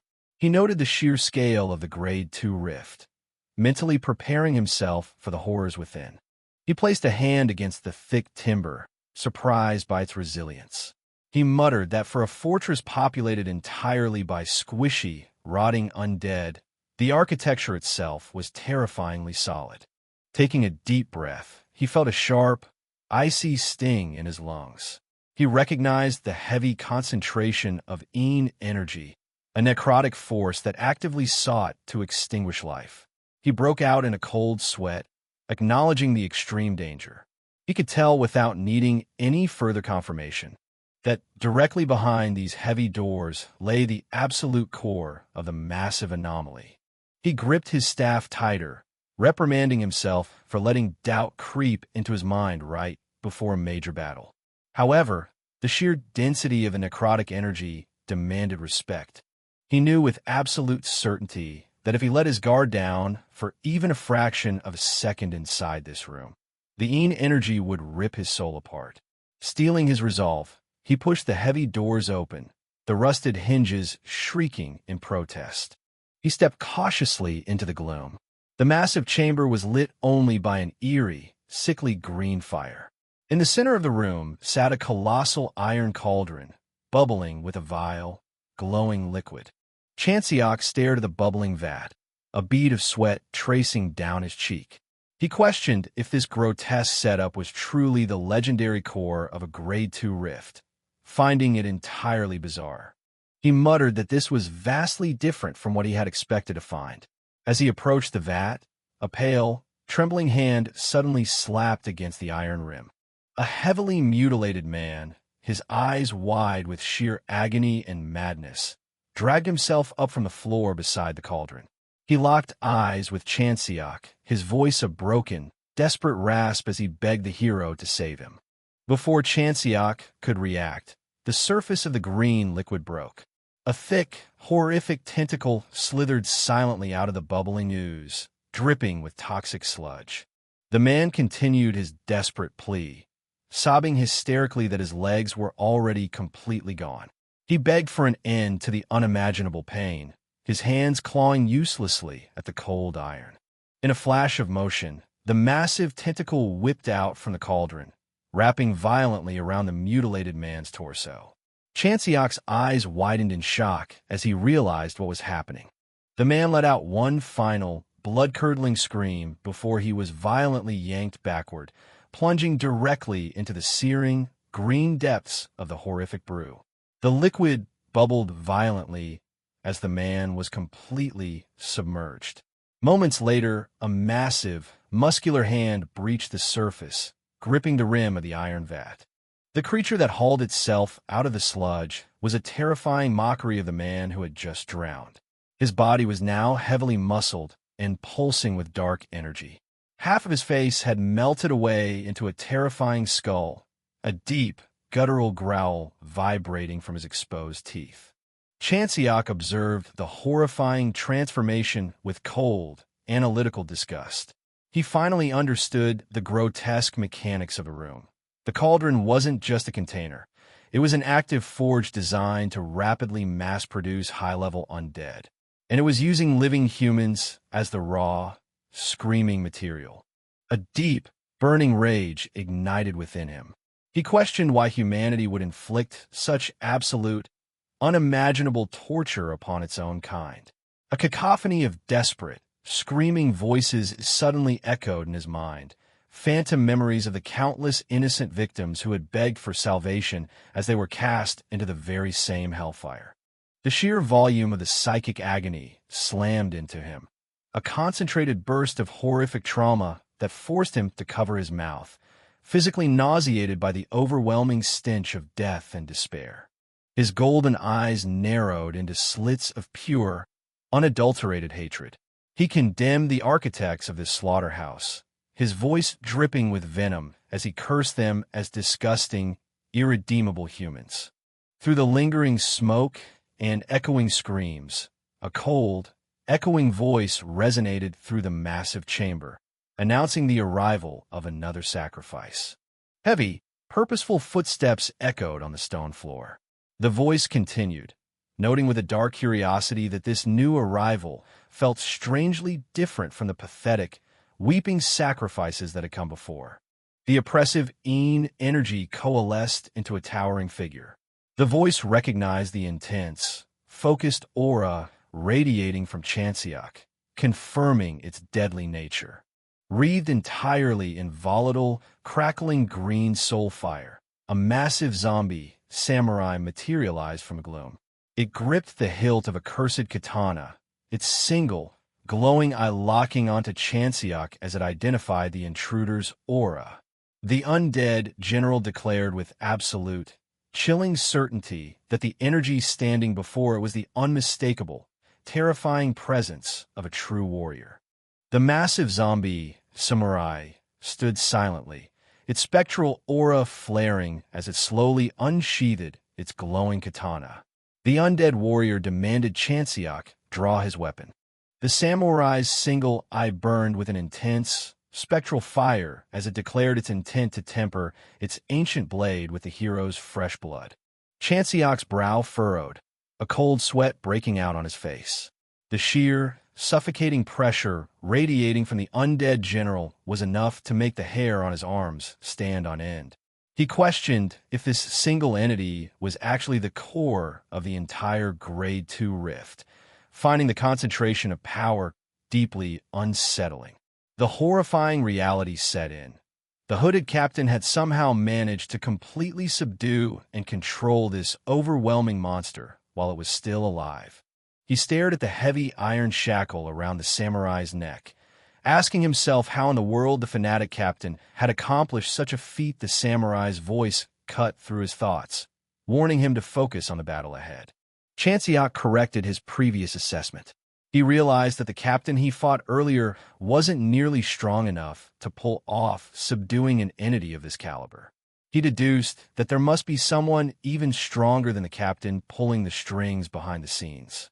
The samurai surged forward, its voice a hollow echo as it warned the hero that any carelessness before its blade would result in instantaneous death.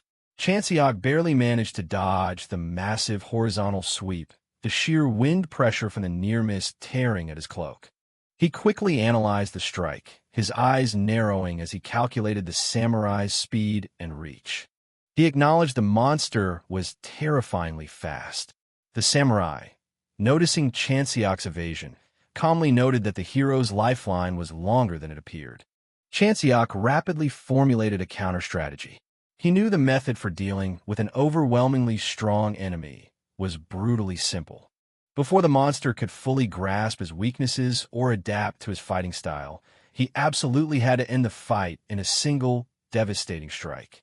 Gripping his spear, he stepped into the samurai's guard, his weapon glowing intensely as he prepared to execute his ultimate counter.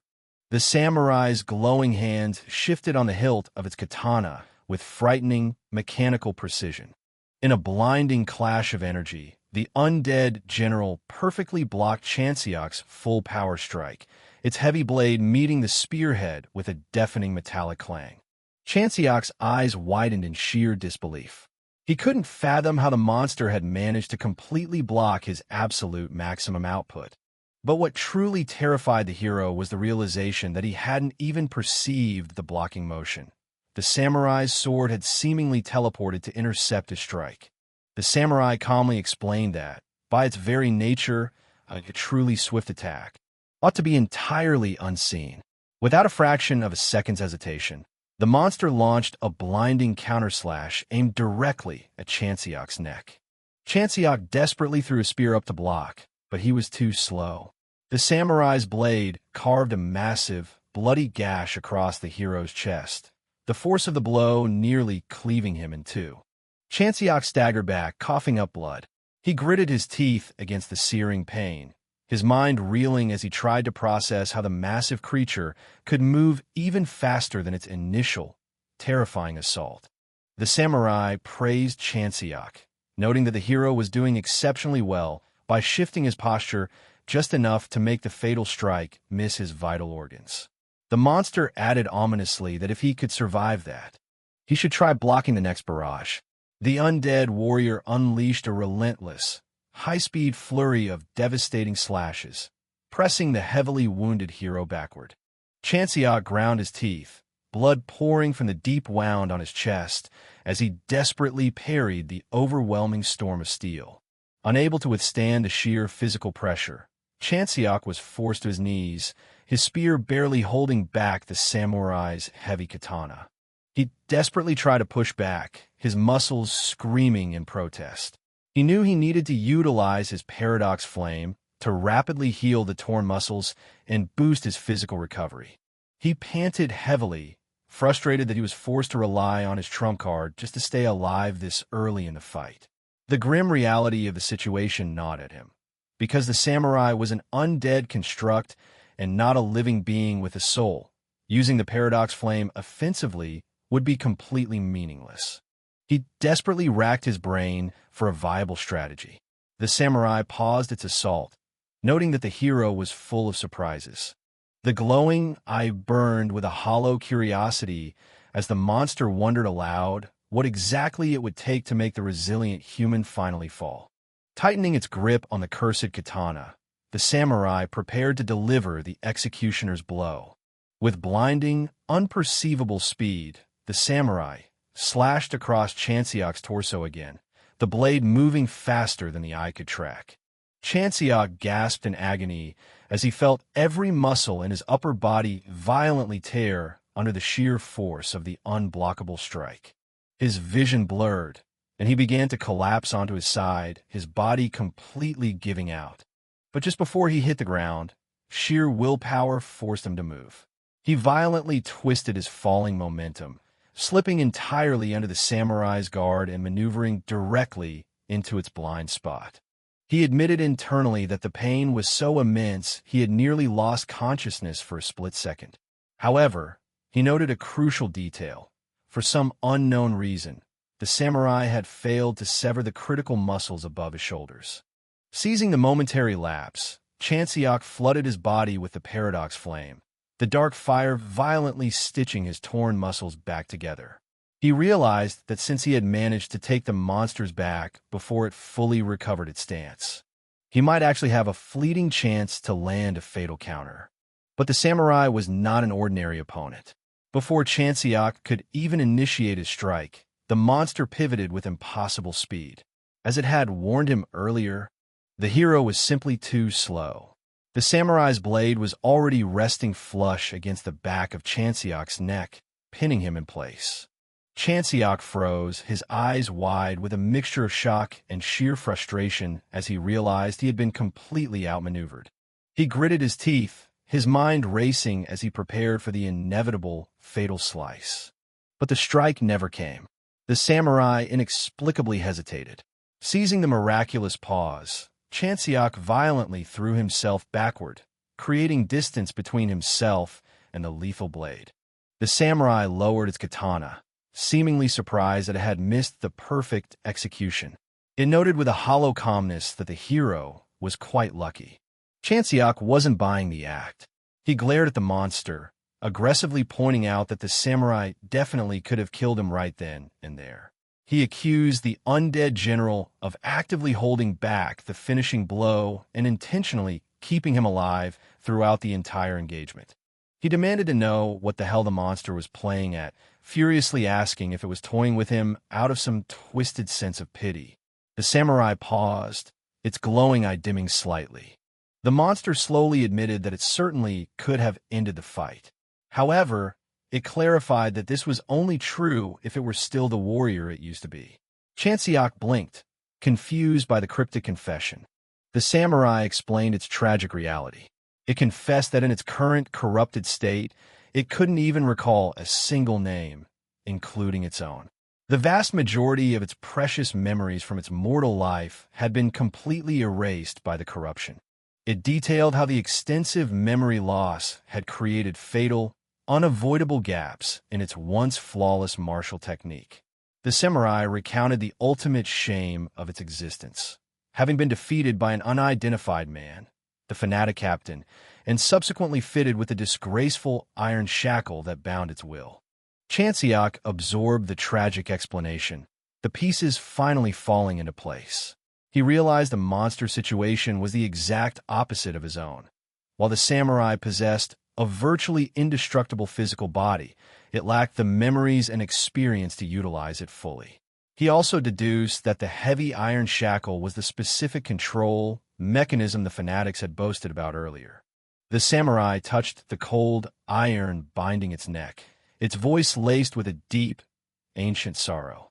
It confessed that it had simply lost too much of itself to the void. It had forgotten its name, its legacy, and the very reason it had ever taken up the sword in the first place. The monster admitted that the only thing remaining within its hollow shell was a deep, bottomless resentment steeped in sorrow. Chanseok cursed under his breath, frustrated by the complex emotional reality of the fight. He wondered how he was supposed to proceed against an opponent who was simultaneously an overwhelming physical threat and a tragic, broken prisoner. The samurai gestured to its corrupted form, asking if its current appearance didn't seem truly pitiful. A dark, necrotic energy began to violently erupt from its body. The creature's face contorted as the last remnants of its fragmented sanity slipped away. Chanseok watched warily, his eyes narrowing as he sensed the massive shift in the atmosphere. He noted that the samurai's aura of resentment had suddenly grown incredibly dense and hostile. He quickly analyzed the new threat level. While the monster's raw, emotional power had spiked, it had simultaneously lost a significant amount of its remaining technique and tactical experience to the blind rage.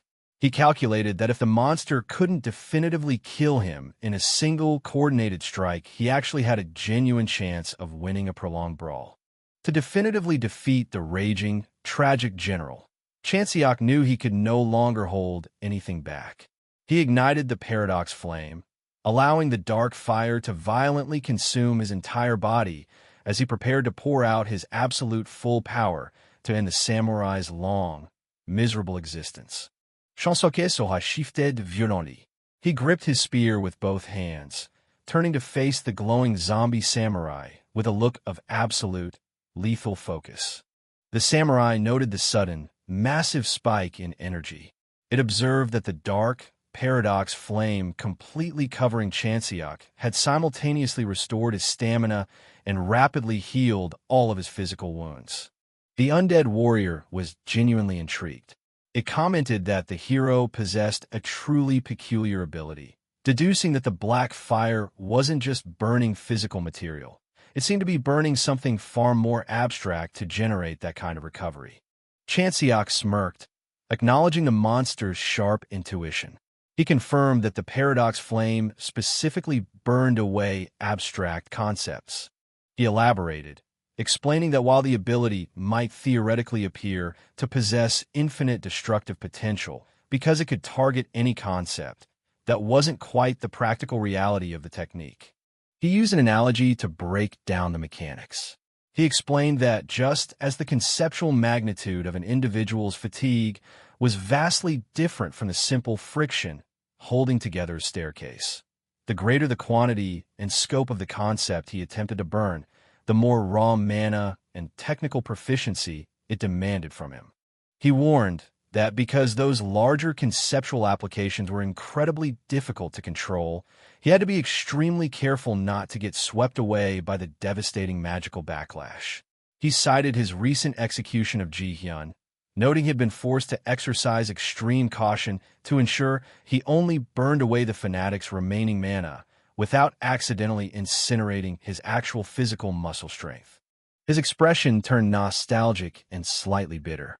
He admitted that if he were still the fully realized hero from his previous life, he wouldn't have needed to worry about such precise control issues.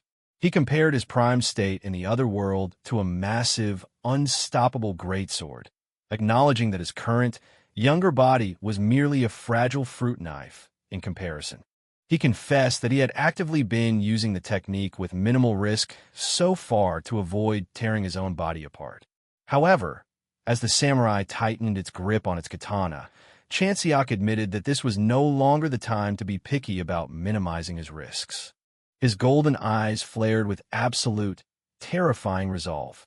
He declared that from this moment on, He was going to burn away the entire concept of the surrounding area's durability. The samurai stared blankly, genuinely confused by the statement. It admitted it did not understand what the hero meant by burning durability. Chanseok waved his hand dismissively, stating he had already done more than enough explaining for one fight and would skip the lecture this time. In a massive explosion of displaced air, Chanseok shot forward, his speed suddenly transcending the limits of human perception as he launched his assault. The heavy impact connected. The samurai let out a surprised grunt as it was forcefully pushed back by the sheer kinetic weight of the blow. Chanseok pressed the advantage, advising the monster to simply try and understand his technique while it was getting hit. He smirked confidently, declaring that since he had accurately gauged the samurai's current physical limitations, the fight was actually playing out perfectly for him. He confessed he had genuinely been curious to see just how far his current, unrefined body could push itself against a true master. Sensing the overwhelming shift in momentum, the samurai's glowing eyes narrowed. It acknowledged the danger and suggested they take the battle elsewhere to avoid destroying the chamber. They burst through the heavy roof of the core room, their high-speed clash tearing the ancient structure apart. Beams of blue and purple light crisscrossed through the air as they engaged in a breathtaking, high-altitude aerial duel, shattering the massive stone pillars that supported the rift's architecture. A colossal explosion of white-hot mana erupted in the sky above the castle, sending blinding streaks of energy cascading down across the ruined courtyard. Mid-air, the samurai brought its katana down in a brutal, two-handed strike. Chanseok met the blow head-on, his reinforced spear perfectly parrying the heavy steel. The sheer force of their collision sent a visible shockwave ripping through the atmosphere. The pressure was so immense that a clean, sharp slice appeared across Chanseok's cheek, drawing fresh blood despite his successful block. The strain on his weapon was too much. The metal shaft of Chanseok's spear suddenly groaned under the apocalyptic pressure and violently snapped cleanly in half, leaving him defenseless. Seizing the massive opening, the samurai immediately went in for the kill. Its blade moved with terrifying precision, aiming to end the fight instantly. The resulting attack was catastrophic. A massive, crescent-shaped wave of pure kinetic energy erupted from the samurai's blade, tearing through the air and obliterating a nearby mountain peak. The sheer force of the slash sheared the massive stone structure completely in half. Chanseok, caught in the devastating crossfire, was sent violently plummeting toward the ground, buried beneath a shower of massive boulders. Before the dust could even settle, a blinding streak of blue energy tore through the falling debris. Chanseok rocketed upward, closing the distance to the airborne samurai in an instant. The undead warrior's eye widened in genuine shock, entirely unprepared for the hero's explosive recovery speed. Chanseok's golden eyes burned with absolute fury. With his spear shattered, he channeled his entire remaining aura directly into his fist, launching a devastating, high-speed strike straight at the monster's chest. The impact was earth-shattering. Chanseok's punch connected with the force of a meteor, driving the samurai backward with explosive, bone-crushing momentum. The monster was sent hurtling through the air, violently skipping across the ruined rooftops of the castle. It desperately dug its feet into the stone tiles, trying to arrest its momentum as it questioned the impossible nature of the strike. The samurai admitted it had never encountered such an overwhelming, concept-destroying force, not even on the bloodiest battlefields of its forgotten past. The creature stared at the hero in awe and terror, demanding to know exactly what kind of monster Chanseok truly was. Before the samurai could recover its stance, Chanseok was already descending upon it again. A brilliant cross of blue mana flared as he readied his final, devastating assault. With his spear broken, Chanseok resorted to raw, unadulterated violence. He swung the jagged, broken half of his weapon with everything he had left. He unleashed a catastrophic barrage, carving a blinding, intersecting grid of pure destructive energy into the sky.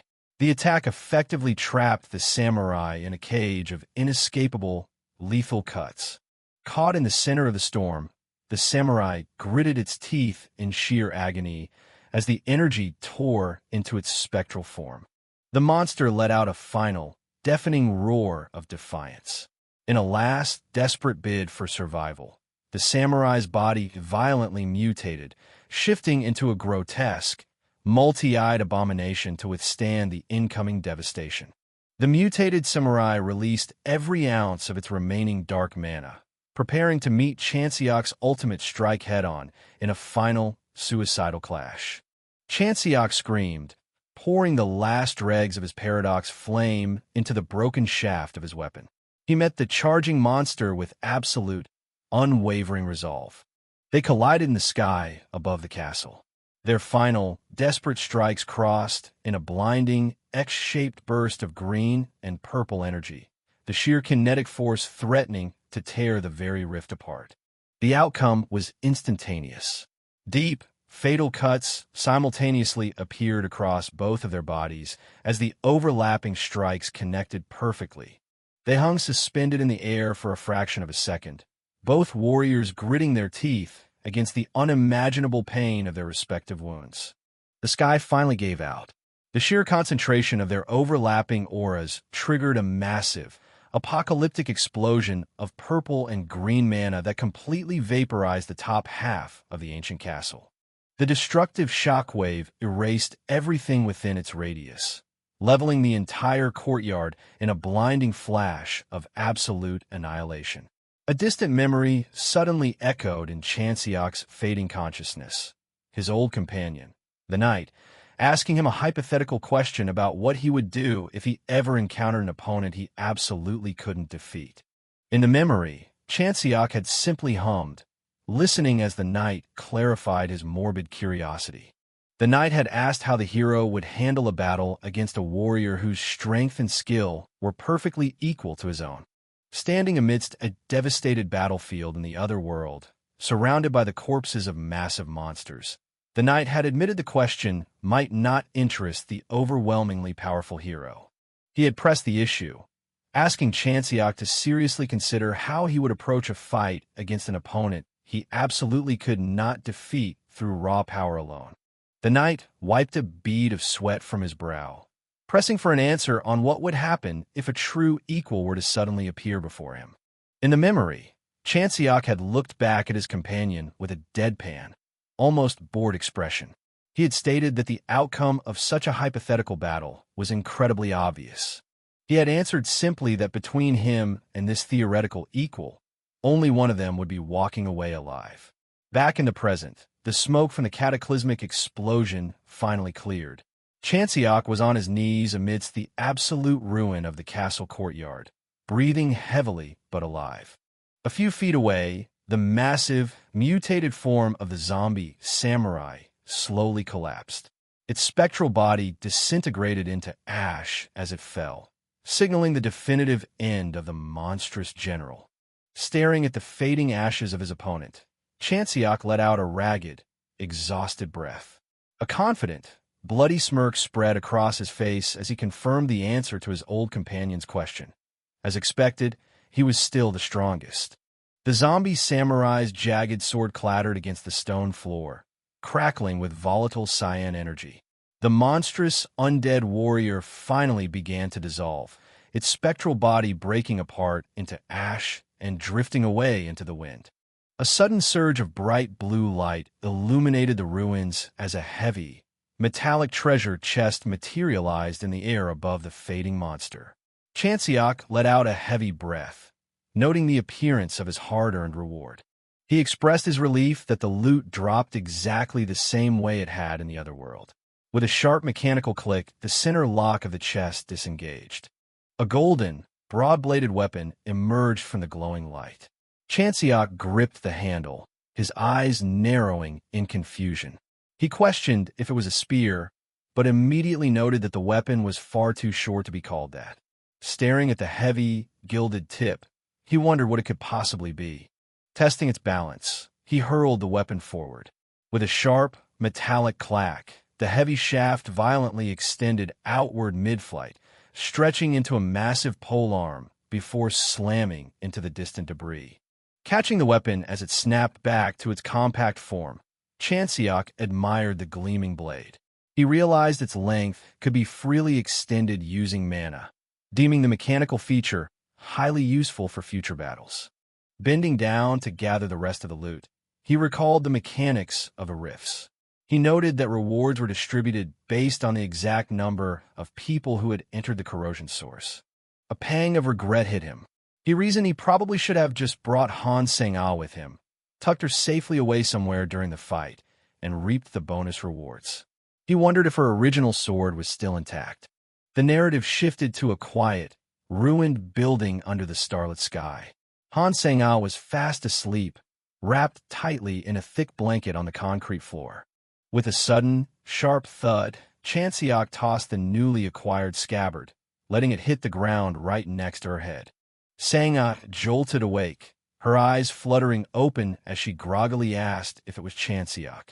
She looked down at the weapon beside her pillow, noting she hadn't seen this sword before. Standing over her in the moonlight, Chanseok casually explained that he picked it up on the way. He added that, judging by the fearsome guy who had used it, it looked like a fine weapon, and suggested she should be the one to use it. Seok drew the blade slightly from its dark scabbard, the polished steel gleaming brilliantly. Her eyes widened in shock as she realized it truly was a fine, masterfully maintained sword. She softly thanked him, but the realization quickly set in. She asked where he could possibly find a sword like this around here, panicking as she demanded to know if it had come from the corrosion source and if he was okay. Chanseok cut her off, stating that was enough chatter, and pointed out that she had rested enough while he was gone. Completely drained of all his stamina, Chanseok announced he was going to get some rest. He immediately collapsed forward, hitting the floor face first with a heavy thud. Seok looked down at his unconscious body in sheer disbelief, utterly shocked to think a monster like him could actually faint from exhaustion. The narrative moved to the bustling city streets in the aftermath of the crisis. Civilians gossiped endlessly. There was an insurmountable wall of difficulty between Grade 3 and Grade 2 rifts.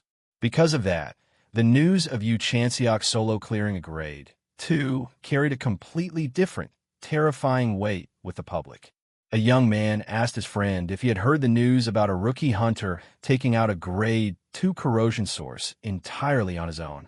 His friend dismissed it as absolute nonsense, arguing that even decently skilled hunter teams found those rifts incredibly difficult to clear. Looking up at the massive skyscraper monitors broadcasting Chanseok's stoic face, the crowd wondered just who this guy was. In his sunlit apartment, Chanseok's phone vibrated endlessly, the screen flooded with 99+ unread notifications. He let out a long sigh, realizing he wouldn't be able to take any important calls or freely wander around outside with this newfound fame. A sharp knock at his door broke his train of thought. He turned toward the entrance. Opening the door, he was greeted by a polite woman with braided hair and round glasses. She addressed him as Mr. Chanseok and introduced herself as Amethyst, a representative from the Secretariat of Embargo Tower. Chanseok invited her in, thanking her for generously covering his hospital bills. He admitted he was surprised, though, as Embargo Tower was a name he was hearing for the first time. Taking a seat in his pristine living room, Amethyst explained that they weren't very well known to the general public because their main field was mostly information and communications technology. Amethyst politely asked him to let her know if anything made him uncomfortable during his stay. Rubbing his chin, Chanseok stated it wasn't that he was uncomfortable, but he certainly had questions. He pointed out that the luxury treatment and expensive hospital room fees didn't look cheap. He deduced with a sharp glare that she must want something major from him. Amethyst offered a knowing, quiet smile. Standing tall, Chanseok told her not to waste time unnecessarily and demanded she get straight to the point. Amethyst's smile widened warmly as she simply asked if he liked cake. A holographic projection flared to life, displaying a thick, metallic disc with a glowing green core, a prototype shield generator designed to defend against corrosive entities. Sitting at the table with a slice of strawberry cake, Chanseok spoke with his mouth full. He asked if she wanted to entrust him with the highly dangerous task of transporting this mana-powered shield generator. Amethyst confirmed his deduction, adding that it was a brand-new prototype manufactured in the U.S. She passionately explained that if mass production succeeded over time, it would surely give at least a little bit of breathing room to places currently out of the hunter's protective reach. She stressed that it was a crucial mission that could genuinely change the fate of humanity. Chanseok remarked that it sounded like a pretty large-scale request. Amethyst agreed, stating they were currently securing cooperation from other elite hunters as well. Chanseok raised an eyebrow, asking exactly who she meant by other hunters. Amethyst revealed that the top-tier Janabi Guild had agreed to help out this time. Looking over the briefing documents, Chanseok was genuinely surprised. He noted that if even a powerhouse like Janabi was involved, this mission was a much bigger deal than he initially thought. He reviewed the logistics. They would transport the shield generator via a heavily armored train. The route showed a departure from Vladivostok, stretching all the way across Eurasia to the Netherlands. From there, he read, the device would be airlifted directly to Dover, UK via helicopter for a live test run. Staring at a glowing map of Europe with influence arrows radiating outward from Italy, Chanseok asked if there was a specific reason to haul the device all the way to the UK. Amethyst explained that Ristorante, one of the Great Eight warlord factions, was located in Naples, Italy, and its iron grip reached from Europe all the way down to North Africa. She highlighted a map of the British Isles, stating that the only relatively safe place to test the prototype was the UK, as it was somewhat protected from the mainland chaos by the sea. Amethyst painted a grim picture of the geopolitical landscape. She detailed how Europe was currently in a state of utter anarchy, with governments failing to function properly and rogue hunter companies dominating each region like ruthless warlords. Because of this horrific instability, they also planned to transport relief supplies alongside the generator at the request of international organizations. Chanseok pieced the deadly puzzle together, concluding aloud that there would be a considerable number of hostile forces targeting the train. Amethyst confirmed his suspicion. She then asked if he had any experience traveling abroad. Chanseok admitted it would be his first time in Europe. Amethyst noted solemnly that they would likely encounter many horrific situations there. Chanseok caught her phrasing, questioning her use of the word we.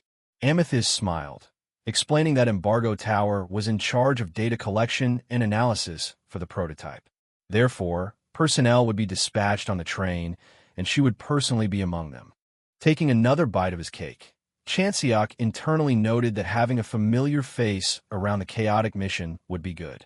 He also realized she was speaking as if his participation in this deadly request was already an absolute certainty. Setting his fork down with a sharp clink, Chanseok stated he had one non-negotiable condition. He demanded that Hunter Hyeonseok accompany them on the journey as well. Amethyst recognized the name, recalling that Hyeonseok had accompanied him during the Tsushima Island incident. Chanseok affirmed this, stating he had made a promise to her and considered her a highly trustworthy friend. Amethyst happily agreed, noting that since she was a hunter Chanseok trusted with his life, they would be more than happy to have her on board. Chanseok chuckled, thanking her for the accommodation. Internally, he admitted that this wasn't a bad request for him either. He extended his hand for a formal handshake, stating he looked forward to working with her. Behind his polite smile, he was thrilled, realizing this massive cross-continental mission would allow him to grow his own influence much faster than he had originally planned. Later that evening, a black military helicopter descended onto a high-rise helipad, its rotors cutting through the fiery orange sunset. Chanseok waited calmly on the landing zone. As the chopper touched down, Chanseok mused over the sheer absurdity of mobilizing military assets just for a civilian meeting. He figured that soloing a Grade 2 corrosion source truly put him on a completely different, untouchable level compared to a mere Grade 3. The association president, an older man leaning heavily on a cane, stepped out of the aircraft. He told Chanseok that, of course, he was treated differently. It was the moment the world's expectations of him turned into absolute certainty. He promised that the association would do its best to support Chanseok's future activities as much as possible. Chanseok smiled, calling it great news. As he walked toward the waiting chopper, he thought to himself that proving his overwhelming skills really did make navigating this new world much easier. But looking at the old man, Chanseok's thoughts darkened. He wondered if the association president knew about the radical terrorist group, the heirs of Dangun, and if he did, what kind of reaction the old man would show. He questioned the president's true motives. Would an established leader like him want this shitty, monster-infested reality to end someday? Or would he actively want to stay this way to maintain his own absolute power? Stepping inside the luxurious cabin of the helicopter, Chanseok was startled to find Hunter Lee Se-eun sitting across from him with her arms crossed. She greeted him coolly, noting it had been a while since they last spoke. As the helicopter lifted off into the golden sky, Se-eun remarked that wild rumors about his solo victory had spread all the way to her post in Chorwon. Chanseok laughed it off, boasting that it would probably be faster to find someone who didn't know about him by now. Staring out the window at the shrinking city, he asked where they were heading. Se-eun bluntly replied that they were heading to an army base. Chanseok looked confused, questioning why they were going to the military. Se-eun explained that the South Korean military was also scheduled to participate in Embargo Tower's train request this time. Chanseok processed the information, realizing it made perfect sense.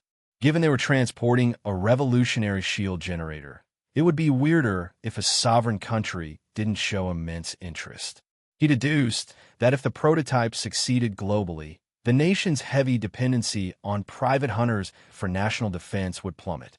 Tapping his finger thoughtfully against his leg, Chanseok pointed out that from South Korea's perspective, the government probably wouldn't be very happy about losing that vital dependency. Changing the subject, he casually asked Se-eun if she happened to know an organization called the Heirs of Dangun. Se-eun's expression hardened into a serious glare. She recognized them immediately as an overly patriotic terrorist group, expressing surprise that Chanseok even knew they existed. Chanseok explained he had briefly encountered them while handling the dangerous request on Tsushima Island. Se-eun detailed the terrorist operations, explaining that the heirs of Dangun were composed entirely of Koreans and showed up all over the globe.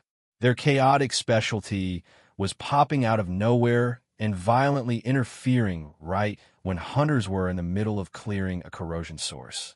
Chanseok remembered the pierced, fanatical martial artist from group. He rubbed his chin, admitting that despite their extreme methods, he could completely understand the political point they were trying to make, and it wasn't like he didn't get why they thought that way. Se-eun listened in intense silence. Suddenly, Se-eun tossed a small, wrapped candy into his lap. Chanseok looked down, bewildered to find yet another piece of pumpkin taffy. He asked her why she was giving him this specific candy again. Leaning forward, her gaze piercing, Se-eun asked if it was true that he hadn't ever been abroad before. Chanseok internally questioned why everyone, including the Embargo Tower representative, kept asking about his overseas experience.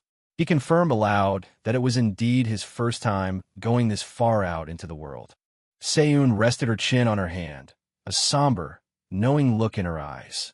She stated that it made sense he still thought that naively then, but ominously promised that probably through this upcoming Eurasian mission, he would come to realize many horrific truths about the current state of humanity.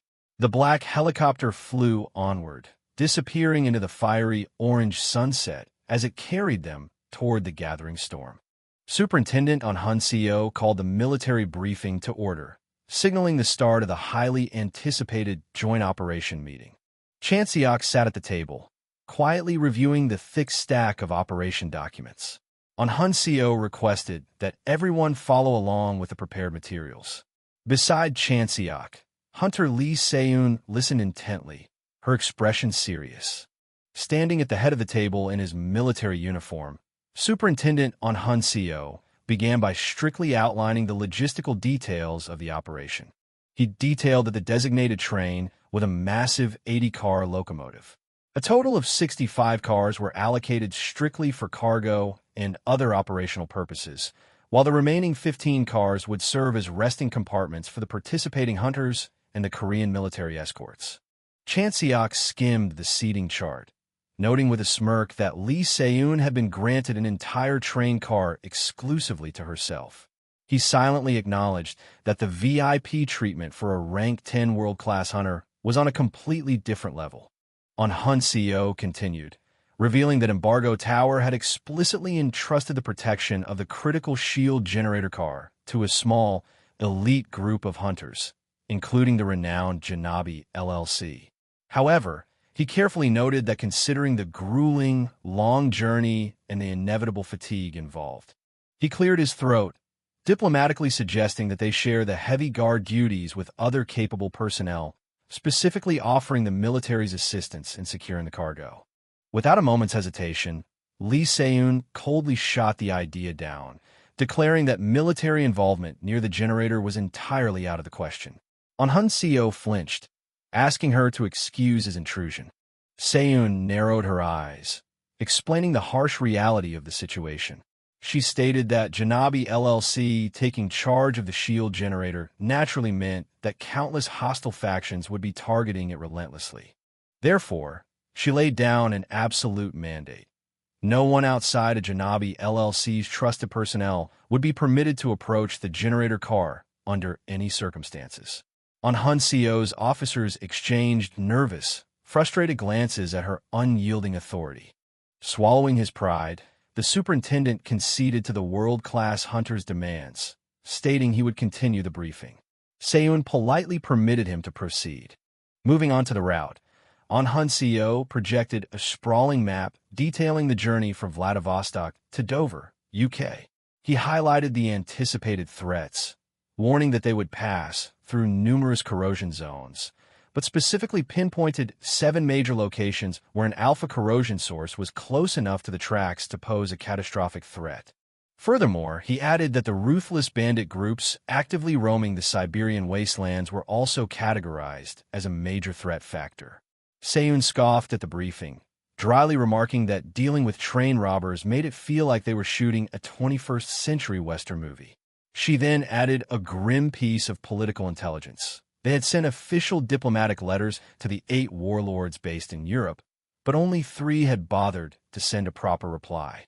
Chanseok's eyes darkened as he instantly did the math, deducing aloud that the remaining 5 European warlords were officially considered enemies of the operation. A heavy silence fell over the room before the military officers and Hunter Association members began murmuring anxiously among themselves. One soldier openly questioned how many enemies they were realistically going to face during the 2-week mission, listing off the terrifying gauntlet of corrosion creatures, bandits, and actual warlord armies. The tension peaked as one official bleakly asked if surviving this gauntlet was even possible to pull off, only to be met with a grim response that they should probably assume it was impossible. Sensing the rising panic in the room, Lee Se-eun stood up, her voice cutting clearly through the chatter. She told the room not to worry. With a fierce, unshakable confidence gleaming in her eyes, she promised the assembly that she would personally make sure the train arrived safely, no matter what it took. Operation D-Day finally arrived. Heavy snow fell over the sprawling, icy tracks of Vladivostok Station in Russia as the massive armored train sat idling. Military officers directed the boarding personnel, gesturing toward the second-class cars and urging everyone to board quickly to escape the freezing cold. Walking through the heavy snowfall, Chanseok pulled his dark cloak tighter around his shoulders. He complained to himself about having to walk quite a ways just to reach the first-class section, recalling the briefing that the armored train was over 1 kilometer long. A familiar voice called out to him over the wind. Hyeonseok stood nearby, looking relieved as she noted that he hadn't forgotten their promise. Chanseok greeted her, surprised to see her already there. Bundled in a thick winter coat and carrying her new sword, Sang-ah promised him that once the dangerous mission was over, she would hand over her share of the elixirs exactly as they had agreed. Chanseok asked where she had been, mentioning he hadn't seen her around the station at all. Sang-ah playfully retorted that since he was riding in a luxury first-class car, of course he wouldn't have noticed her down with the regular personnel. Chanseok chuckled, admitting that was a fair point. He then noted that he hadn't seen Hunter Lee Se-eun on his way up either. He mused over the intense special treatment she commanded, observing that the stark divide between a merely decent hunter and a true world-class powerhouse was highly apparent. Amethyst's voice suddenly chimed in from behind them, enthusiastically commenting that seeing the massive train in person was incredibly intimidating. Chanseok turned to greet the Embargo Tower representative. Smiling warmly through the falling snow, Amethyst noted that Chanseok had arrived early and asked if he had taken the time to look around the armored transport. Chanseok shook his head, stating he had only just arrived himself. However, he acknowledged the sheer scale of the operation, commenting that Embargo Tower had truly gone all out for this transport. He gestured toward the massive, heavily fortified metallic doors sealing one of the cargo cars, describing the thick plating as literal ironclad security. But his tactical mind saw a flaw. He questioned Amethyst, pointing out that such heavy, obvious fortification would make the cargo stand out too much, potentially making it more dangerous by drawing enemy fire. Amethyst calmly countered that even if it drew attention, it was mathematically much safer, as the cars were built with military-grade depleted uranium armor. Sang-ah listened to the exchange, feeling slightly reassured. She looked at Chanseok and stated that with the legendary Lee Se-eun on their side, the mission was highly unlikely to fail. Her optimism was shattered instantly. A chaotic swarm of flying, eyeball-shaped corrosion monsters suddenly descended from the snowy sky, violently crashing into the roof of the moving train. Alarms blared across the intercom as a bloodied, frantic hunter screamed for support, begging anyone with time to spare to immediately rush to Car 57. Chanseok didn't hesitate. Drawing his weapon, he cursed under his breath and sprinted down the icy roof of the train, shouting into his comms that he was on his way. Sliding across the freezing metal as the flying creatures swarmed around him, he angrily noted the sheer absurdity of the situation. It hadn't even been 10 minutes since the train departed Vladivostok, and the corrosion creatures were already actively breaching their defenses. He swung his spear, cutting down the flying eyeballs, but quickly realized the swarm was endless no matter how many he killed. He gritted his teeth, shouting over the wind that this defense would be so much easier if Lee Se-eun were actually here fighting alongside them. The narrative explained the dire tactical situation. The Trans-Siberian Railway was currently heavily damaged from years of neglect and monster attacks.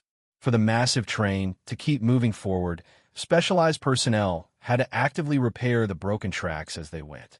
However, the vulnerable repair crews couldn't fend off the relentless corrosion creatures on their own. Therefore, a powerhouse hunter had to stick close and completely protect them. Out of all the available personnel, Lee Se-eun had taken on that critical, stationary role. Chanseok furiously deflected another attack, raging at the tactical stupidity of the plan. He couldn't believe Command had chosen to tie down their absolute best fighter in one spot without even letting her actively engage the main enemy swarm. He aggressively declared that if he were the commander, he would have blown the head off the bastard who came up with this defensive strategy. Cursing his luck, he stood tall against the endless, swarming horde of red, winged eyeballs descending from the dark clouds, realizing it was going to be an incredibly long and brutal day. Far ahead on the snowy plains of Khabarovsk, Russia, a massive, bipedal shark-like monster was violently thrown backward, leaving a thick trail of dark blood across the pristine white snow. The heavily armored, bald fighter, Nikolai Baranov, stood over the beast, a star-shaped scar prominent on his head. He scoffed, demanding to know what the hell that weak creature was. Looking up through the falling snow, Nikolai spotted a man in traditional robes standing near a small campfire. Recognizing the figure, he groaned, complaining about why this particular bastard was showing up again. Before he could fully complain, the giant shark monster recovered and launched a desperate, jaws-wide ambush directly at Nikolai's blind spot. Without even looking, Nikolai casually raised his heavy, gauntlet fist. In a blinding flash of concussive force, he completely obliterated the monster, reducing it to a bloody mist that scattered across the snow. He casually brushed the gore off his armor, loudly complaining to the robe man, Lee Hyun, about his annoying habit of pulling this crazy shit and dropping by without a word. Hyun simply smiled warmly, noting it had been a while since they last saw each other. Hyun explained his sudden appearance, stating he was here because he had a highly specific job for Nikolai. He chuckled, adding that he was treated to an interesting sight the moment he arrived to meet the infamous ruler of Khabarovsk. Nikolai spit in the snow, cursing that he had caught the beast for his dinner and went through the trouble of simply knocking it out, but Hyun's sudden arrival had woken it up. Hyun suggested they wipe the blood off first, curiously asking if Russians actually ate mutated things like that as food. Nikolai sneered, retorting that Korean bastards must be arrogant because they had plenty to eat in their safe zones. Getting down to business, Nikolai crossed his heavy arms and asked what kind of job Hyun had for him, proudly stating that it wasn't like he actually needed the money. Ayunisha smila widanadnuingli. He assured the warlord that he was well aware of his wealth, but promised Nikolai would definitely find this particular job highly interesting. He revealed that a massive armor train that had just departed from Vladivostok was scheduled to pass through their territory in a few days, maybe even a day or two. Nikolai scoffed, calling a bad joke. He aggressively asked if Hyun knew exactly how long the Trans-Siberian Railway had been completely destroyed and impassable. Hyun calmly explained the mechanics of the modern world. He detailed that among those whose mana patterns had awakened, there were some rare individuals who could instantly repair broken infrastructure as long as they had the raw materials, acting like living construction tools. Nikolai's scarred face shifted in surprise, realizing the train was actually moving while simultaneously repairing the tracks. Intrigued by the sheer effort involved, he asked what they were transporting that required such extreme measures. Hyun dismissed the cargo, stating that what was inside wasn't important to a ruler like him. He ominously added that who was actively guarding the cargo was what truly mattered. Nikolai took the bait, asking who was on guard duty. Hyun delivered the punchline, revealing that the Candy Lady of Janabi LLC was personally on board. Nikolai's eyes widened in sheer shock at the mention of Lee Seun. Recovering his composure, Nikolai grinned fiercely. He pointed out that if Hyun knew she was coming, he must have thought of a solid countermeasure to deal with a rank 10 hunter. Hyun closed his eyes, his smile turning sinister as he confirmed he had a plan. The massive Russian warlord laughed out loud, thoroughly entertained by the prospect of robbing a heavily fortified train protected by Lee Seun. However, he quickly corrected himself. He noted that since Janabi LLC's specific contract was strictly to protect one specific car on that train, he just needed to blow it up to ruin her perfect record. Hyun's gentle demeanor vanished, his eyes snapping open with a terrifying, cold glare. He harshly insulted Nikolai, calling him inferior scum, and strictly clarified that he was not asking him to simply blow the train up. Pulling a small, sleek black terminal from his robes, Hyun issued his actual orders. He commanded Nikolai to violently break into that specific train car and physically connect the terminal directly to the equipment stored inside. Nikolai grinned wickedly, accepting the complex task. However, he asked if it was okay to completely destroy the cargo after he finished connecting the terminal. Hyun's cruel smile returned as he confirmed that he would actually prefer it if Nikolai did exactly that. Filled with absolute bloodlust, Nikolai pounded his heavy fists together, enthusiastically accepting the job. He promised that he wouldn't just destroy the precious cargo. He was going to violently slaughter all the remaining hunters on board. And he was going to do it right in front of Lee Seun. He threw his head back, his manic laughter echoing across the bloody, snow-covered plains as he prepared for the massacre. High atop the moving armored train, Chanseok wielded his dark, extended spear with lethal precision. He swung the massive weapon in a wide arc, brutally slicing through another wave of the flying, red-eyed creatures as blood sprayed into the freezing wind. The defending hunter team watched the display in sheer disbelief. One seasoned hunter shouted over the comms that it made absolutely no sense that this guy was supposedly just a rookie. He pointed out in awe that Chanseok had already slaughtered hundreds of the monsters entirely by himself. With a heavy thud, Chanseok slammed the butt of his spear onto the icy roof.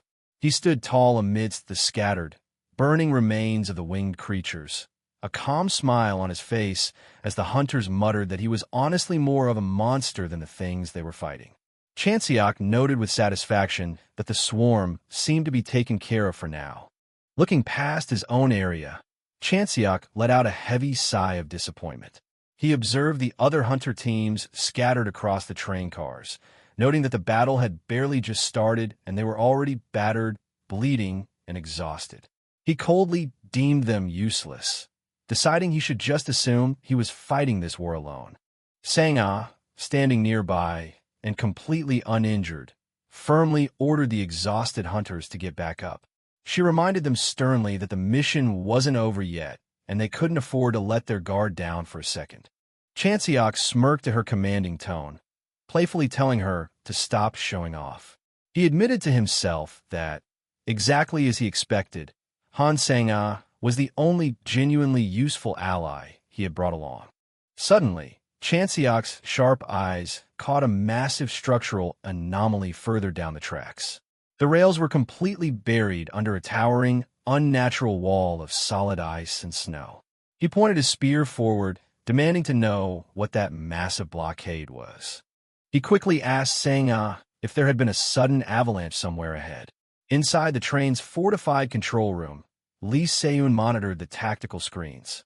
She calmly reported over the comms that they had spotted an obstacle on the tracks, but ordered the conductor to proceed at normal speed regardless.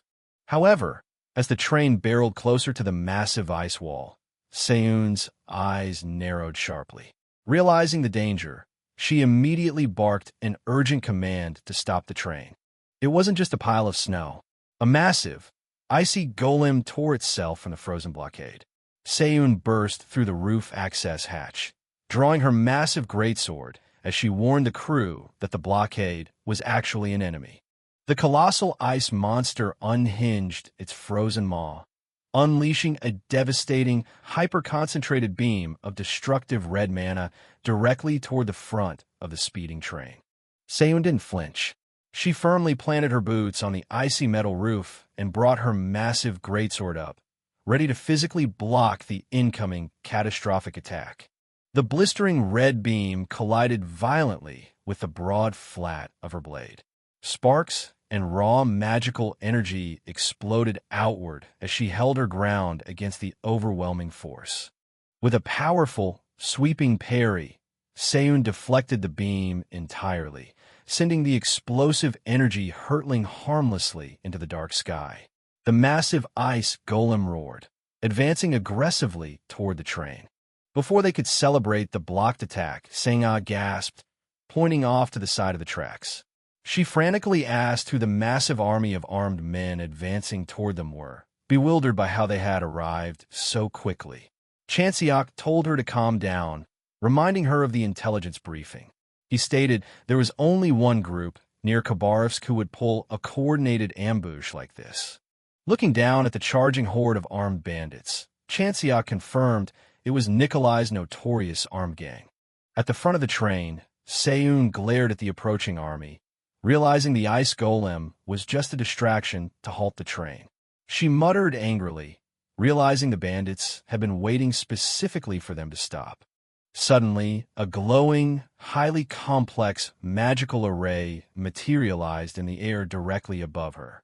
Se-eun looked up in surprise as a series of intricate, glowing talismans fluttered down, rapidly forming a dense, shimmering barrier around her body. Before she could break free, the magical array detonated with a blinding flash of volatile purple lightning, completely engulfing the rank 10 hunter in a localized, paralyzing explosion. Further back on the train, Sang-ah flinched as the bright flash illuminated the night sky. She quickly tapped her comms, worriedly asking Seun if something was wrong at the front. Inside the smoking, crackling barrier, Seun struggled to move. She gritted her teeth, formally reporting over the radio that her powers had been completely sealed by an advanced magical trap. The tactical situation had just become a nightmare. An automated voice blared across the train's PA system, demanding the attention of all hunters. The system confirmed they were under a massive flank attack from the side of the train and officially announced that Commander Lee Seun was currently incapacitated and unable to fight. The remaining hunters looked at each other in absolute, wide-eyed terror. The system delivered the final, crushing blow. It estimated the advancing enemy numbers at 500 heavily armed bandits, a force exactly 10 times larger than their current, exhausted defending numbers. As panic threatened to break the defensive line, Chanseok stepped forward, his eyes burning with cold authority. He loudly declared that even though their commander was out, there would be absolutely no retreat. He ordered the remaining hunters to defend the train with their lives. From inside her glowing prison, Seun's voice crackled fiercely over the comms, backing up his order. She commanded her forces to actively hunt the attackers down. Without waiting for backup, Chanseok leaped off the side of the speeding train, drawing a tactical combat knife from his belt. As he plummeted toward the snow, he ordered Sang-ah to follow him directly into the fray. Startled but loyal, she quickly agreed. The defending hunters watched in utter shock as Chanseok and Sang-ah sprinted alone across the snowy plains toward the massive army. One man screamed that Chanseok was a crazy bastard for jumping right into a 50 against 500 meat grinder. Seeing the two rookies charge the army alone ignited a spark of desperate courage in the veteran hunters. One man cursed, drawing his weapon and shouting that they couldn't just sit back and let the rookies fight the war alone. Still trapped within the glowing seal, Seun promised her team over the radio that she would break free and return to the front lines as quickly as physically possible. However, a calm, arrogant voice drifted through the freezing wind, assuring her that escaping wouldn't be easy. The man in traditional robes, Lee Hyun, stepped out from behind a snowy ridge. Seun glared at him, demanding to know if this complex magical seal was his doing. Hyun smiled pleasantly, formally introducing himself as a member of the radical descendants of Dangun. He noted with a sickening familiarity that, just like Seun, he was also from the prestigious Prince Yangmyeong branch of their shared lineage. He casually did the genealogical math, concluding that he was technically her distant nephew. His eyes crinkled into a cruel, mocking smile as he asked if it wasn't simply wonderful to run in a family in such a freezing, foreign land. Infuriated by the familial taunt, Sun violently swung her greatsword against the inner wall of the glowing barrier. The massive blade sparked against the magical shield, but the talisman array held firm. Hyun sighed, mockingly advising her that it wasn't a seal she could break that easily with brute force. He suggested she be better off just surrendering now before she exhausted herself. Seun scoffed at his arrogance. She coldly asked why he was making such a triumphant fuss over her single, blocked sword strike. With a swift, practiced motion, she twisted a sleek, silver ring on her finger. Hyun's smug smile instantly vanished, replaced by a sharp scowl as he realized what she was doing. He cursed under his breath, genuinely shocked that she had actually brought that specific legendary artifact with her on a simple escort mission. Inside the barrier, Seun held her empty hand forward. A brilliant, pixelated light gathered in her palm, rapidly reforming the exact same massive greatsword she was currently holding in her other hand. She smirked, asking if he recognized the weapon. The narrative detailed the artifact, the mirror ring. It was a Grade 1 artifact Seun had obtained after eliminating a massive erosion core. The ring allowed the user to register exactly one piece of equipment. The absolute moment that registered item was broken, it was instantly duplicated and placed right back into the owner's hand in perfect condition. Watching her dual-wield the massive weapons, Hyun clicked his tongue, calling her tactics brutish. He asked if she seriously planned to just keep endlessly smashing the barrier with duplicated swords until the complex seal finally broke from raw kinetic overload. Seun raised an eyebrow, mockingly repeating the word brutish.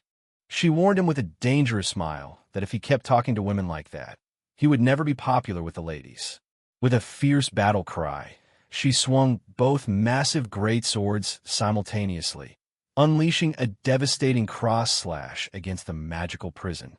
The sheer, overwhelming physical force of the dual strike shattered the talisman barrier instantly, sending violent shockwaves of purple mana exploding across the snowy battlefield. Free from her prison, Seun turned her furious gaze toward her nephew.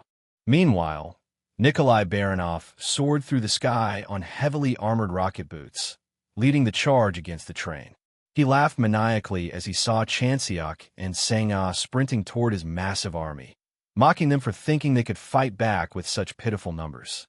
Hovering above the carnage, Nikolai arrogantly declared that as the ruler of this frozen wasteland, he alone decided who made it out of here alive. He loudly commanded the defending hunters to drop their weapons and completely surrender, promising he might just spare their lives if they obeyed.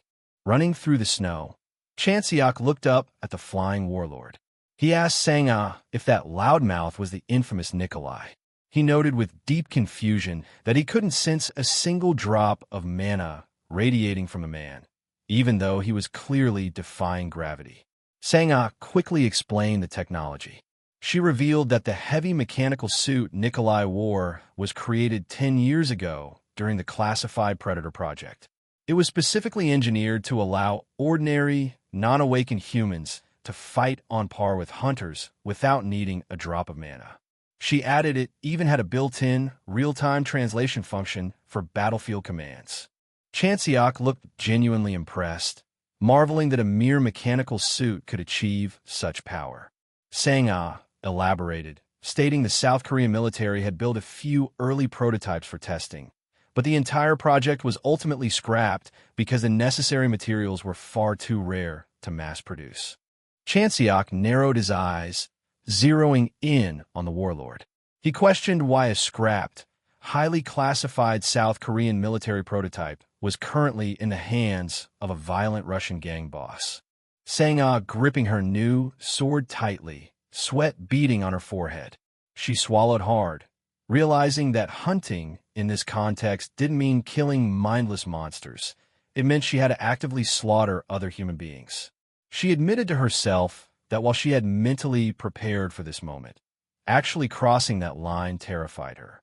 Sensing her hesitation, Chanseok spoke without breaking his sprint.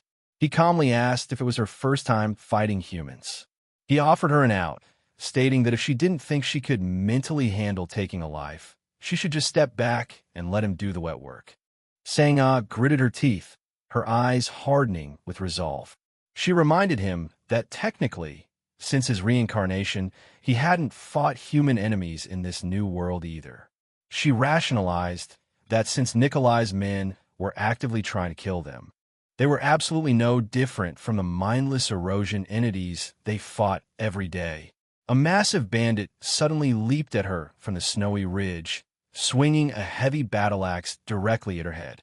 Before Sang-ah could even raise her blade to block, Chanseok moved with blinding speed. In a single, fluid motion, he swung his combat knife, cleanly severing the bandit's head from his shoulders in a violent spray of crimson blood.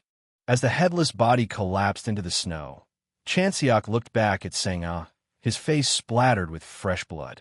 His eyes were cold and devoid of any hesitation. He told her to follow through with her resolve if she truly thought she could handle it. But he offered one final, chilling piece of advice from a man who had fought a 20-year war. He warned her not to let the guilt of taking a human life eat her alive, coldly assuring her that the trauma would naturally fade away in a few days, or maybe a month anyway. Amidst the howling blizzard, Chanseok stood motionless as the sounds of slaughter washed over him. He listened to the desperate screams, the sharp clash of steel, and the sickening thud of guts spilling onto the snow as Nikolai's mercenaries ruthlessly cut down the defending hunters. It was a murky, violent whirlwind of human emotion and flowing blood. Closing his eyes against the biting wind, Chanseok felt a deep, instinctual revulsion toward the carnage surrounding him. He noted grimly that the entire display was truly disgusting. Yet, as he opened his eyes and stared at the piles of mutilated corpses, a dark realization settled over him. He admitted to himself that the worst part was how a piece of trash like himself felt right at home in the middle of a bloodbath. The Russian mercenaries barked with cruel laughter as they pressed their assault. Surveying the battlefield, Chanseok observed that while the defending hunters possessed superior individual skill, they were heavily outnumbered and actively being pushed back by the sheer, overwhelming momentum of the ambush. With the defenders losing ground by the second, Chanseok's golden eyes narrowed. He deduced that there was only one effective way to turn the tide of such a chaotic skirmish. The strategy was simple. He had to take down the enemy commander.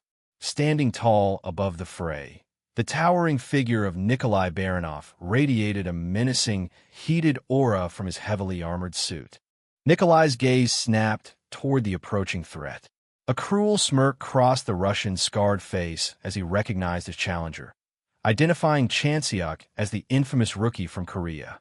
Chanseok maintained a deadpan expression, mildly amused that even Russian thugs were fully aware of his identity now. He noted internally that word of his exploits certainly traveled fast. Without another word, Chanseok closed the distance in a blur of motion, bringing his blade down in a vicious, blinding strike. The heavy impact sent sparks flying into the snowy air as Nikolai flawlessly caught the blow with his own blazing, superheated sword.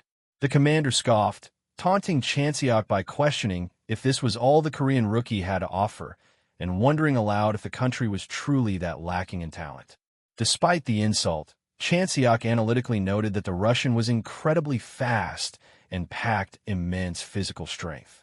As their weapons ground together, Chanseok quickly assessed the enemy's gear.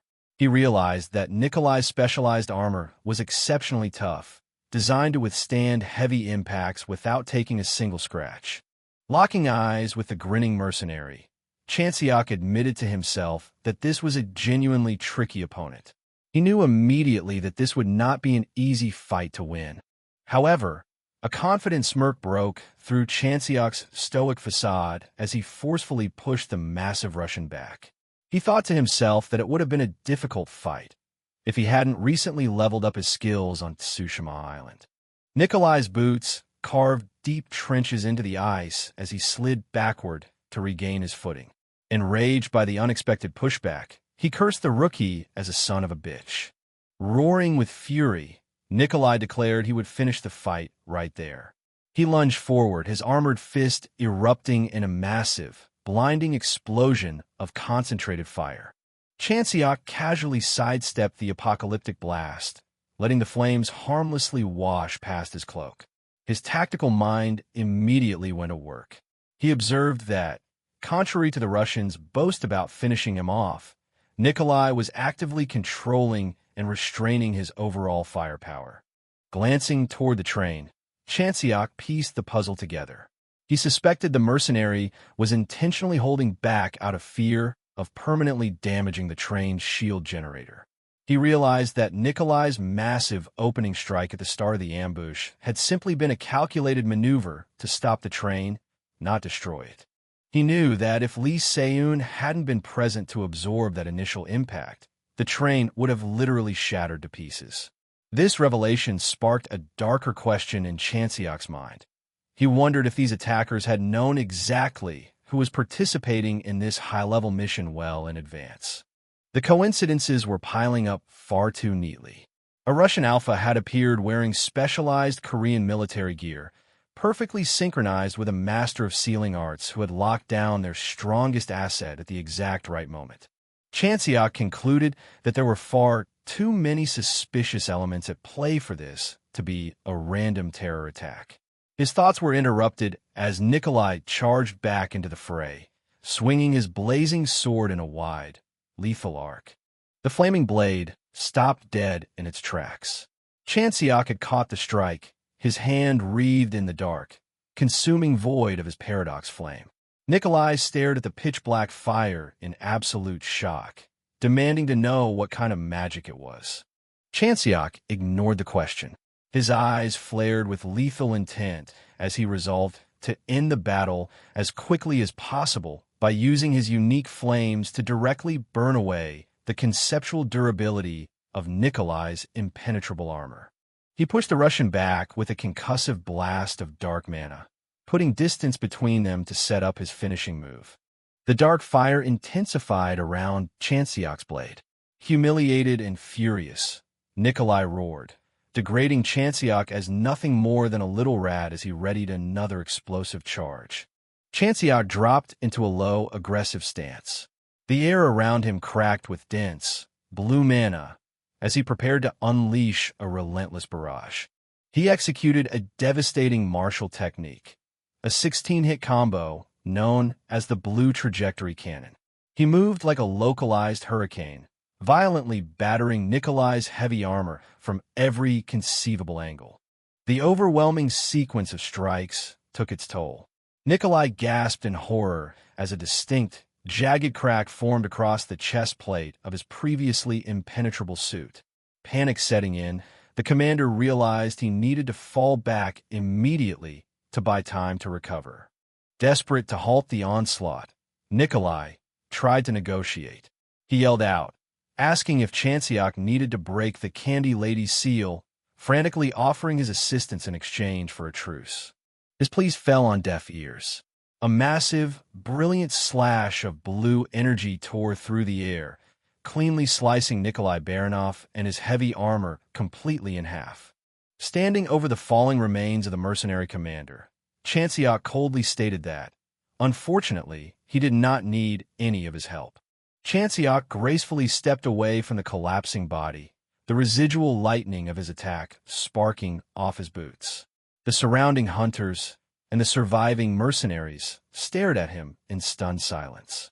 Glancing over his shoulder toward the train, Chanseok noted that Lee Se-eun could clearly handle the magical lockdown all by herself.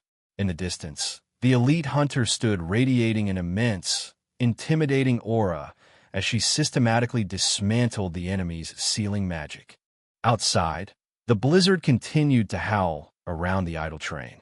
The snow was painted crimson, completely littered with the piling bodies of the defeated ambushers. With the battle won, the defending hunters began to regroup and catch their breath. Lee Se-eun approached Chanseok with a warm, genuine smile. She praised his incredible work, admitting that his performance had far exceeded her expectations, and graciously handed him a small, pink-wrapped candy as a token of appreciation. Chanseok accepted it with a polite, if confused, nod. Tucking the candy away, Chanseok shifted his focus back to the tactical situation.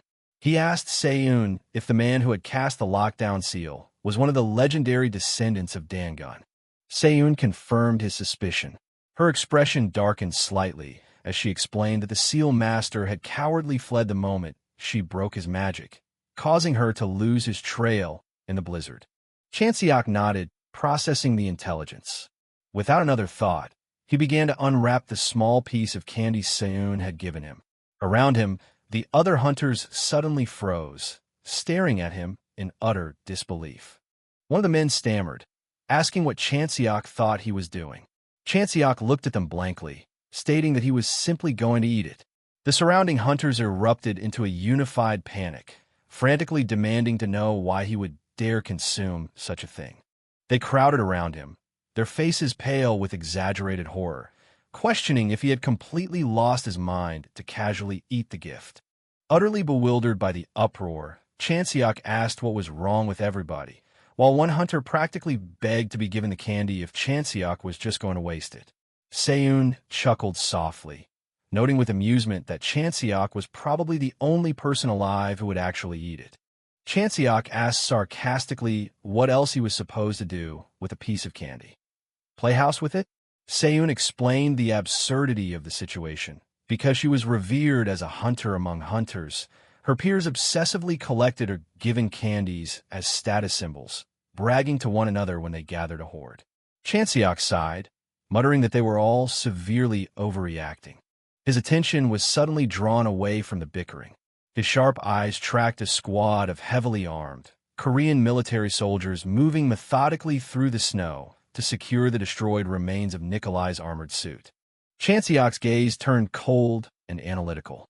He reiterated to himself that Nikolai, a Russian mercenary, had somehow acquired and operated highly classified special equipment that was strictly handled by the Korean military.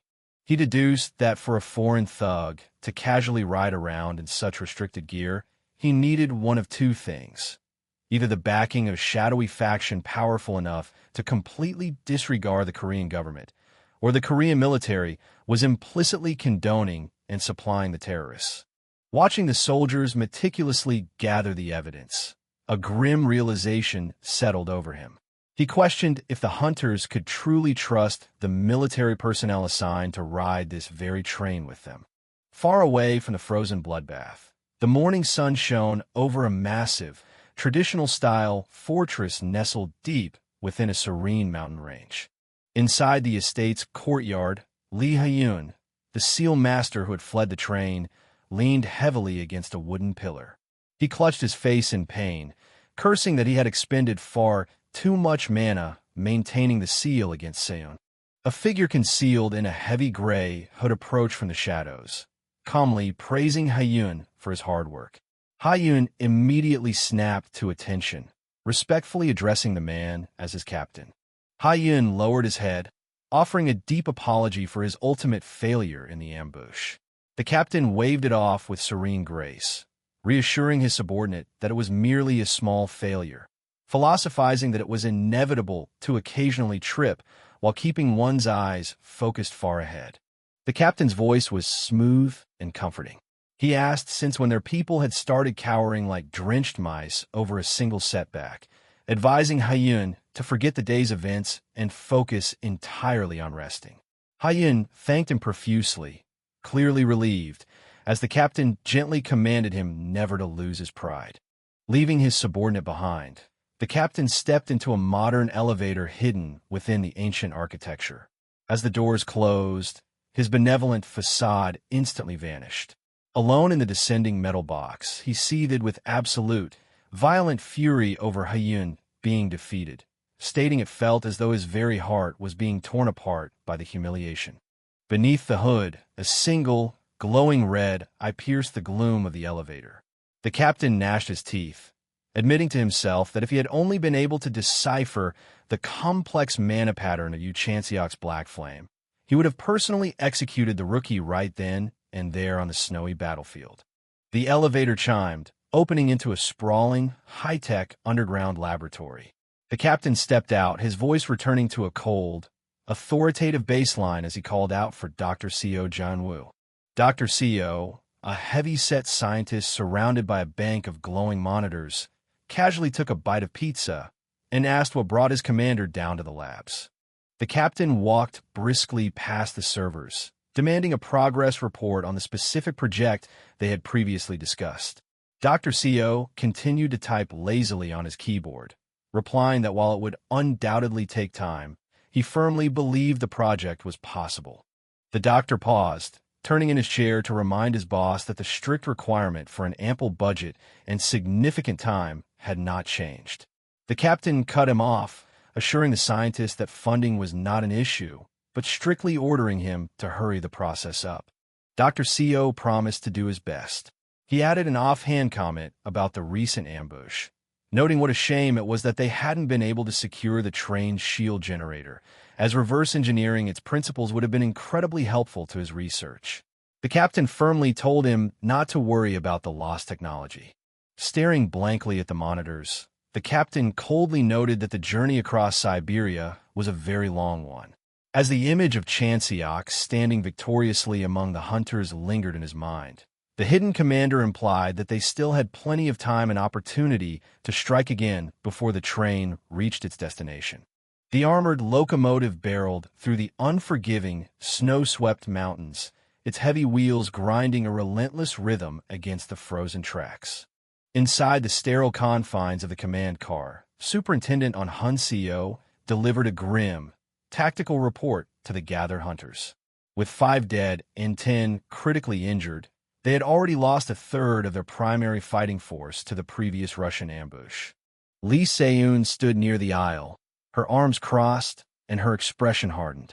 She noted grimly that suffering such a high casualty rate right out of the gate was a devastating blow to the mission's logistics. Taking charge, Se-eun ordered the medics to prioritize first aid for the wounded hunters to stabilize them. Knowing that proper, life-saving medical treatment would only be available once they crossed the border into Warsaw, Poland, she instructed the communications officer to contact the city in advance and prep emergency triage. She then asked for the identity of the warlord faction currently controlling the Polish territory. The officer quickly confirmed the reigning syndicate was known as Mazurka. Se-eun nodded, ordering him to immediately reach out to the Hunter Guild contracted under Mazurka to formally request their cooperation and secure safe passage through their borders. The officer hesitated, rubbing his chin nervously. He expressed doubt over whether a notoriously stubborn and territorial warlord faction would comply with a sudden transit request so easily. Se-eun's eyes narrowed with absolute, chilling confidence. She stated flatly that they would have to cooperate, especially if they ever wanted the future backing of her blade or the immense, global resources of Monkey LLC. Miles away in Poland, the towering glass headquarters of the Esprit Hunter Guild pierced the gray winter sky. Inside, the atmosphere was volatile. Robert Digny, a high-ranking partner hunter of Esprit, slammed his foot down in absolute fury. He barked at his subordinates to reject the cooperation request immediately, outraged that a foreign entity like Monkey LLC thought they could just barge into their territory and start issuing demands. His fellow hunters frantically tried to talk him down, trailing closely behind him as he stormed down the pristine hallway. They pleaded with him to reconsider, stressing that this wasn't just a standard bureaucratic request. It was a direct appeal from Korea's legendary Candy Lady. They warned that rejecting a powerhouse who had single-handedly cleared over 5 grade, 1 erosion cores without a rock-solid reason would be a political disaster. Robert scoffed, violently dismissing her historic achievements. He argued aggressively that, at the end of the day, she was still just one hunter, challenging his peers by asking if they would blindly jump into a roaring fire just because the infamous Candy Lady told them to. One of the veteran hunters stepped forward, his face dead serious, and boldly declared that if it were necessary, he was prepared to do exactly that. Robert threw his hands up in sheer exasperation, cursing his colleague as an absolute idiot for idolizing a woman who, in his eyes, was just another mercenary making a living off clearing high-end commissions. He stopped dead in his tracks. The entire hallway was blocked by a wall of Esprit's most seasoned and elite hunters, all standing with their arms crossed, their expressions hardened in unified defiance against his orders. Startled by the sudden blockade, Robert demanded to know why the entire guild had suddenly gathered to stand against him. A fierce female hunter at the front of the pack stepped forward, delivering a devastating ultimatum. She stated flatly that if Robert officially refused the Candy Lady's request, she would rather pay her exorbitant contract penalty fee and leave Esprit entirely. Veins popped along Robert's forehead as he ground his teeth. He screamed that no matter how famous or powerful she was, the Korean woman was still just a mortal hunter like the rest of them. The veteran hunter shook his head, his voice echoing with profound, unshakable respect as he corrected Robert. The Candy Lady was different. The crowd erupted into a passionate chorus of deep gratitude. One hunter declared that without the financial support of the foundation Se-eun had established, he would have never survived his training. Another credited her directly for funding his mother's life-saving surgery in Korea, while a third recounted with haunted eyes how she had personally dragged him from the jaws of death inside a collapsing erosion core when everyone else had abandoned him. The veteran leaned in close to Robert, whispering a harsh, undeniable truth. If this many top-tier hunters walked out on the guild in protest, Esprit would go bankrupt overnight. He strongly advised the furious commander to swallow his pride, apologize for his arrogant remarks, and comply with the escort request. Robert trembled with impotent rage, cursing Lee Se-eun's name as he finally realized the terrifying global extent of her influence. Back on the train, completely oblivious to the political storm she had just effortlessly quelled across the continent, Se-eun sat by the window, her brow furrowed with deep worry. The condition of the injured men in the medical car was deteriorating much faster than anticipated. She calculated the grim logistics. They still had at least 5 brutal days of travel through the frozen wasteland before reaching the safety of Warsaw, and she heavily doubted the critically wounded could hold on that long. Staring out into the endless white expanse, she muttered a quiet prayer that they wouldn't encounter any more sudden delays on the tracks. As if summoned by her fears, the emergency intercom crackled to life, blaring a frantic, high-alert warning to all hunters aboard regarding an incoming erosion entity. The conductor screamed over the radio that a massive monster was actively pursuing the train from the rear. It was a slime. Massive, translucent blue spheres of acidic gelatin bounded across the snow, effortlessly keeping pace with the speeding locomotive as the crew desperately called all hands to battle stations. Panic erupted in the passenger cars. Hunters scrambled for their weapons, horrified by the nature of the threat as they rushed toward the roof access hatches to defend the rear. Se-eun grabbed her massive greatsword, her mind racing. Slimes were incredibly rare in this specific region, leading her to a terrifying conclusion about the shifting geography of the threat they were facing. She ordered the men to hold their nerve and prepare for immediate contact. Beside her, Chanseok casually equipped his gear, calmly asking what exactly a slime was in this modern era's terminology. Se-eun quickly briefed him, explaining that it was a devastating entity originating from a grade, one erosion core located in Bratsk, a frozen wasteland city notoriously dubbed the refrigerator. Chanseok's eyes sharpened significantly at the mention of a grade, one threat. His tactical mind spotted the geographical inconsistency immediately. He pointed out that Bratsk was over 600 kilometers away, questioning how they had managed to stumble into the monster's hunting radius so far from its original manifestation point. Vaulting up the access ladder toward the roof, Se-eun gritted her teeth, deducing that the grade, one erosion zone, must have rapidly and aggressively expanded while they were traveling off the grid. She cursed their luck, knowing that fighting a disaster-class monster with a battered, exhausted crew was an absolute nightmare scenario.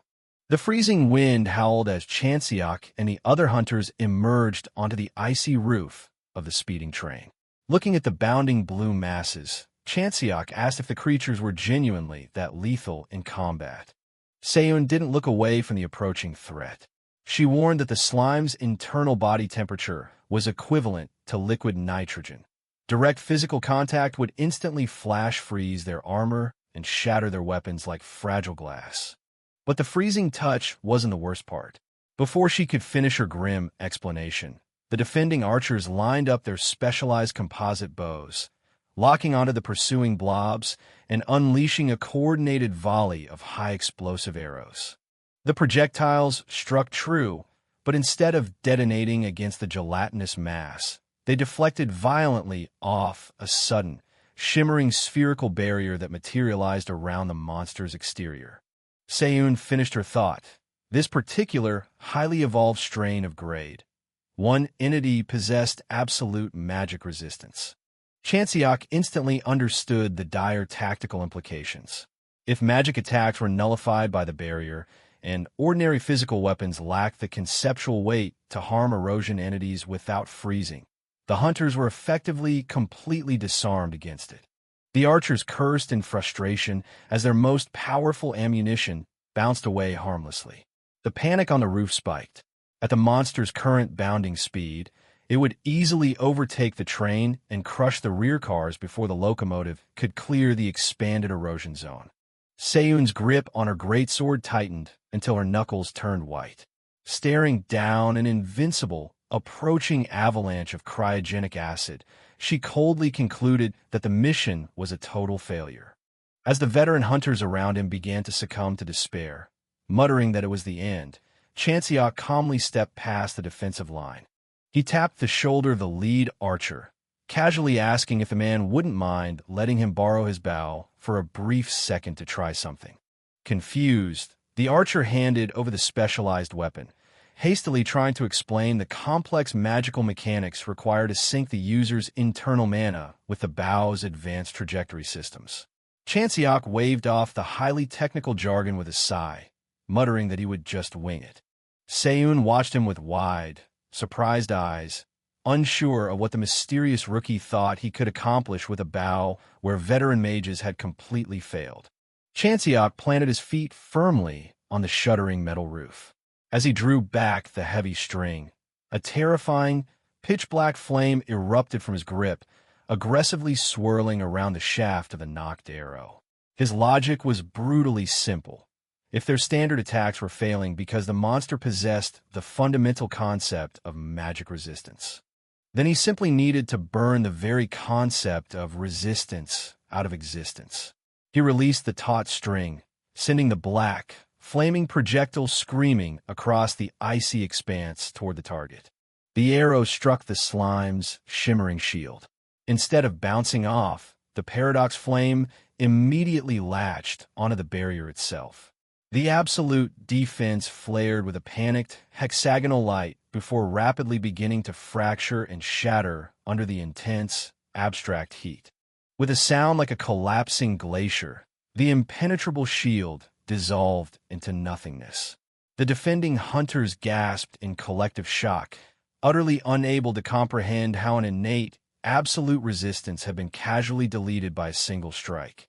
Lowering the bow, Chanseok analyzed his own limitations. He admitted internally that it would have been vastly easier to just engulf the entire snowy plain in his paradox flame and erase the monster directly, but his current vessel lacked the precision to guarantee the train wouldn't be caught in the conceptual crossfire. Setting up an opening for his allies was the far safer bet. He handed the smoking bow back to the stunned archer, casually instructing the squad to resume their barrage the moment his black flames died down to avoid tangling their attacks. The archer stammered, asking if deleting a monster's fundamental defensive trait was even physically possible. Chanseok shrugged, noting flatly that it was just the kind of broken ability he happened to possess.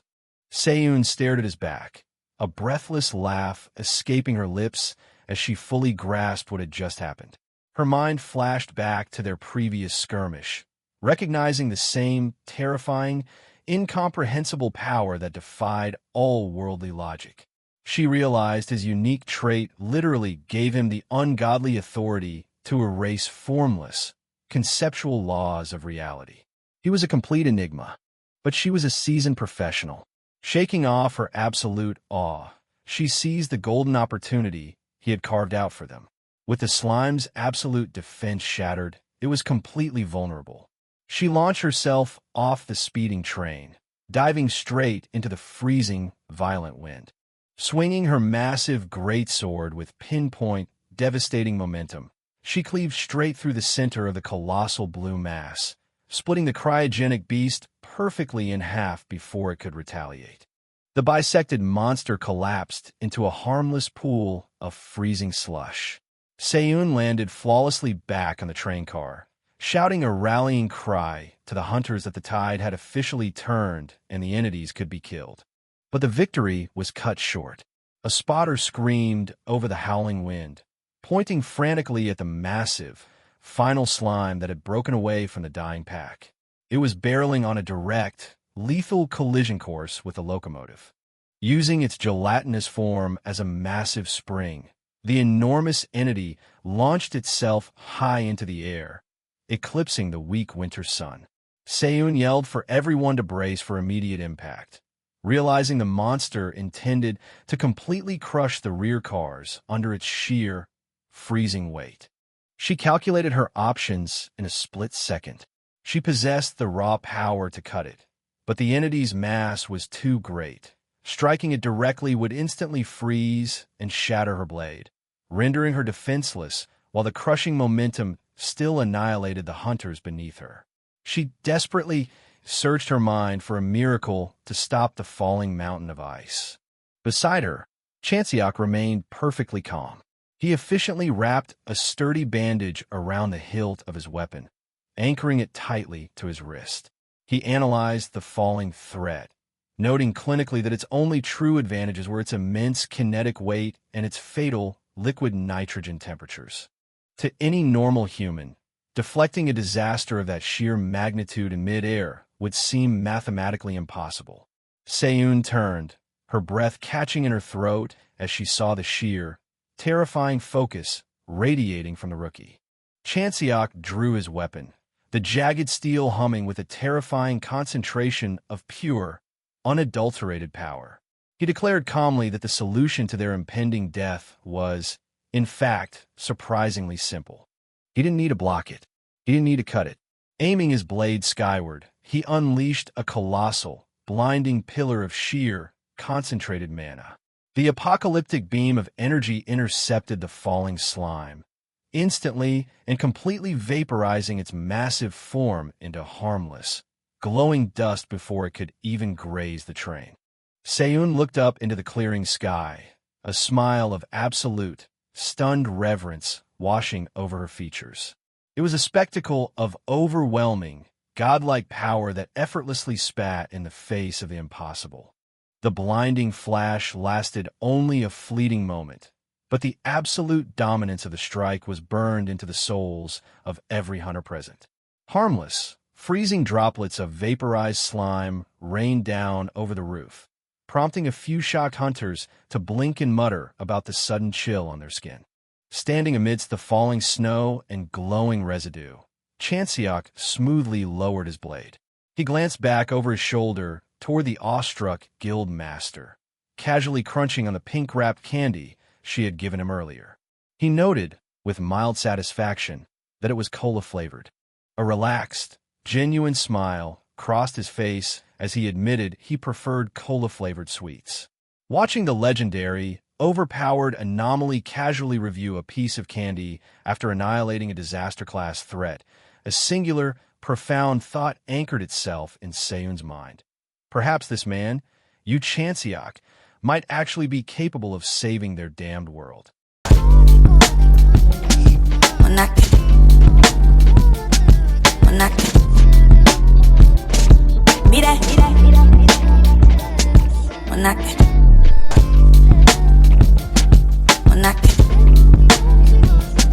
Monarch.